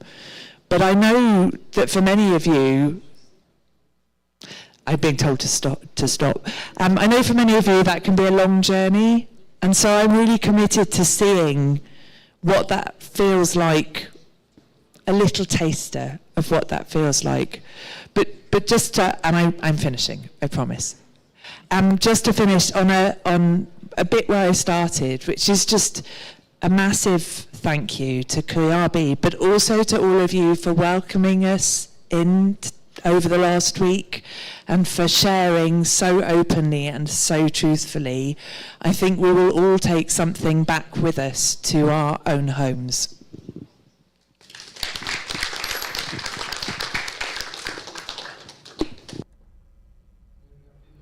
Very briefly, because I know everyone is tired and that the interpreters must be more exhausted than anyone. And well, the first thing I'd like to say is something I didn't mention is that amongst all of these crazy things we're going to be doing in the next 6 years, the interpreters here who work with Tinta as well will accompany us throughout all of these process in this very cohesive group, and we're very grateful for our relationship with our Tinta colleagues and for the interpreters throughout the event. And when they asked about Venezuela, I didn't answer because I forgot the question because I'm of a certain age, but yes, we are working on that. As Filippo knows, he has talked to several ORPIAC colleagues, and we have safeguarded that in our consultative group there will be Venezuelan representation, and I'm sure that they will insist on this. And this has been hindered by the authorities, but I committed to Gregorio, and I have the approval of our colleagues from the UK of financing a pre-COP in Venezuela with ORPIAC and the Venezuela government as a first step in that direction. And we're not going to leave Venezuela behind.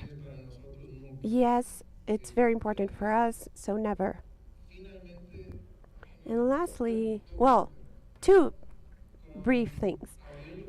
With Aurelio, we visited CIR in the end of last year in Roraima, and the truth is that the work of women is very impressive for us, and it will not be left behind as well, because the truth is we see that where women lead the processes move forward.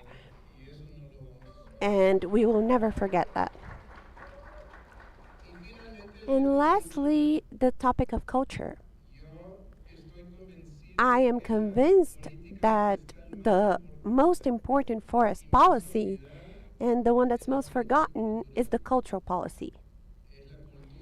Is culture, education, which is the basis of our entire relationship with nature. And that explains many of the advances in the territories, is everything that is related to storytelling, to being reflective and thinking.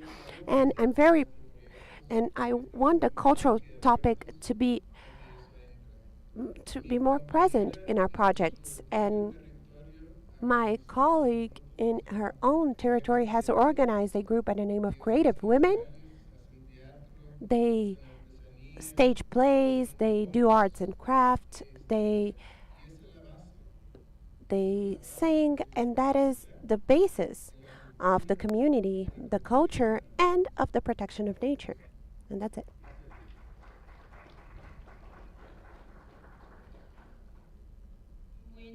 Well, I will take advantage of this moment to thank you for the space. And I wanted to share many things, but I remember that I am in a different country, and we go to someone else's home. We don't invade and take up all the spaces when we're guests.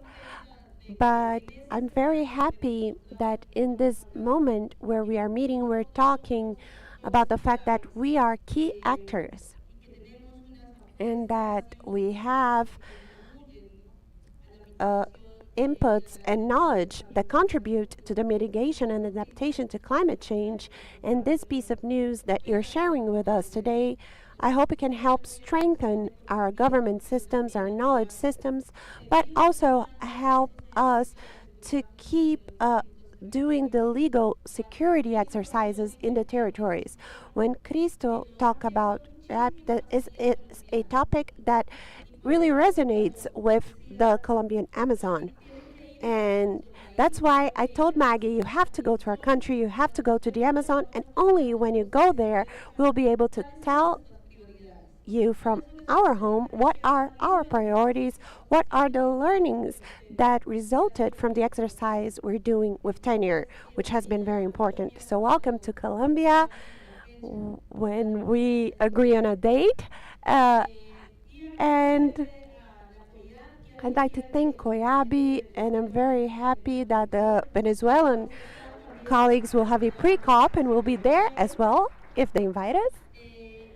And well, that's it. I hope that today any words, messages, and things that we share has reached your hearts and that you share this in other places as well.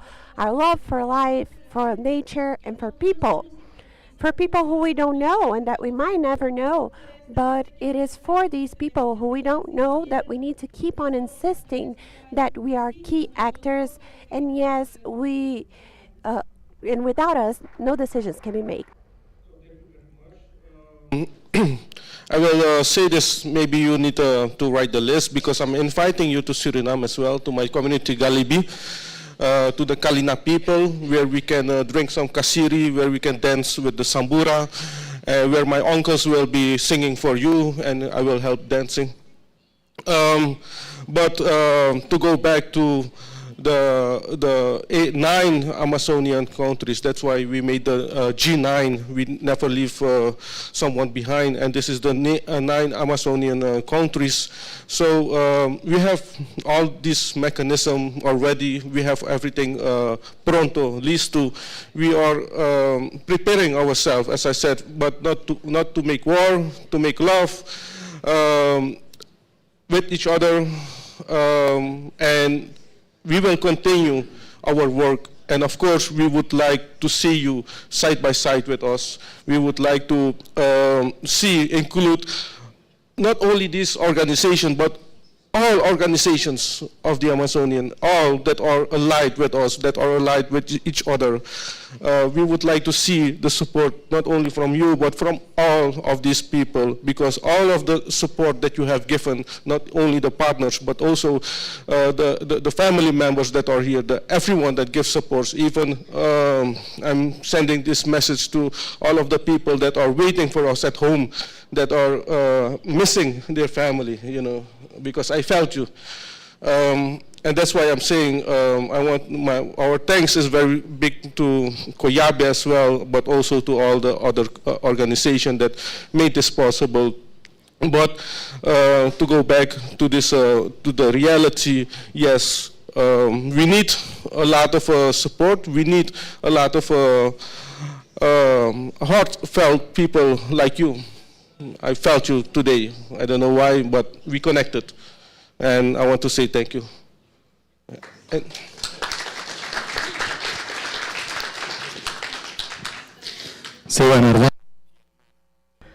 Brothers and sisters, I would like to thank you for the piece of news that you will support us in this experience that we want to host in Venezuela, a pre-COP, which will also give us an opening with the Venezuelan government, and we want to invite them as well, because they need to understand that the Amazon belongs to everyone, and we have a responsibility to keep on protecting it, and that the Amazon is ours. And that's why we're here. And here, something very important is being born, because we're living here more united with a unified vision and with tasks for our countries. And it's of the utmost importance to keep on strengthening the defense of our territories, our Amazon, our culture, our peoples, and all of our human rights as indigenous peoples. And this meeting strengthens us, and the support you're giving us strengthens us, because without you, sometimes we are not able to get to many places in our territories, which are very costly. But we are moving forward. Thank you, Coiab, Opiak, and all the colleagues from the Amazon Basin here, and all the colleagues from base organizations of Coiab who are here for hosting us in their territory. And I'd like to invite you to the Venezuelan Amazon so that you can also visit our Amazon, our situation, and meet our people. And it's important to know the Amazon, to keep on loving it and fighting for it. Thank you.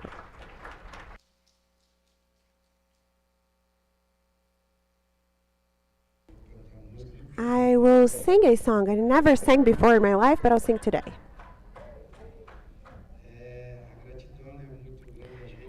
Gratitude is very great of being able to receive friends and partners with programs that will bring many good things for us and that you just announced here. And we have been seeking this for a long time, and we only forgot one partner of ours. We forgot one partner, which is Bolivia, that we forgot today. Bolivia also has a very precarious condition when it comes to support and financing, and we have our brother here with us. And I hope we can also invite other partners who want to support us so that we can guarantee our rights and the protection not only of the forests, of the ecosystems, but of life itself, and guarantee that the indigenous people may continue existing for thousands of years, because without us, the forests would no longer be standing. So it's necessary for each one of us to make an effort, indigenous peoples, non-indigenous peoples, governments, so that we can actually protect our planet and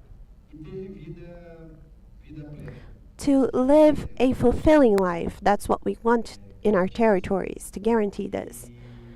And I am very grateful in the name of our 9 organizations, the Coiab Network, the 9 organizations who are here from the Amazon Basin, and we will be partners for a long time. And I would like to give a Coiab flag because it represents the 9 states of the Amazon and its strength.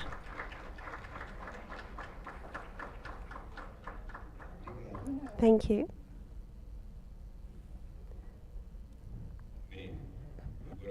Well, I will now pass the floor to Alana because I know she has a lot of information to share with us. But once again, thank you from all my heart for your engagement and the generosity of Coiab and the entire team, especially Alana, here organizing everything, and for your patience in being here. Thank you, and you have the floor, Alana. Thank you, Aurelio.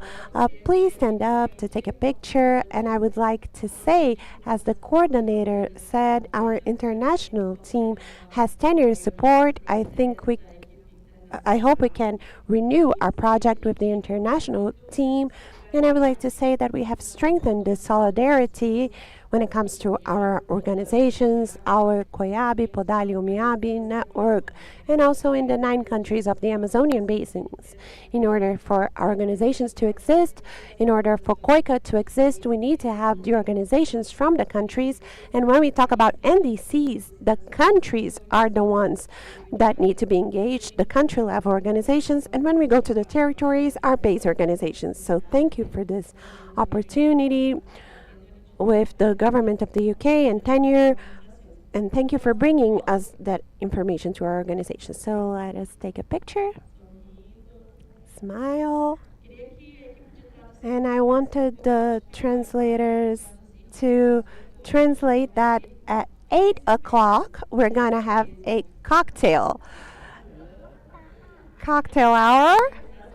It will be a party. We're staging with our our pre-COP friends, and tomorrow you cannot be late because the Minister of Indigenous Peoples have another agenda with the Vice President. So 9 o'clock sharp, we need to begin because she will need to leave.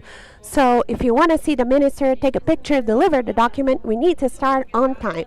So thank you, panelists, for the space.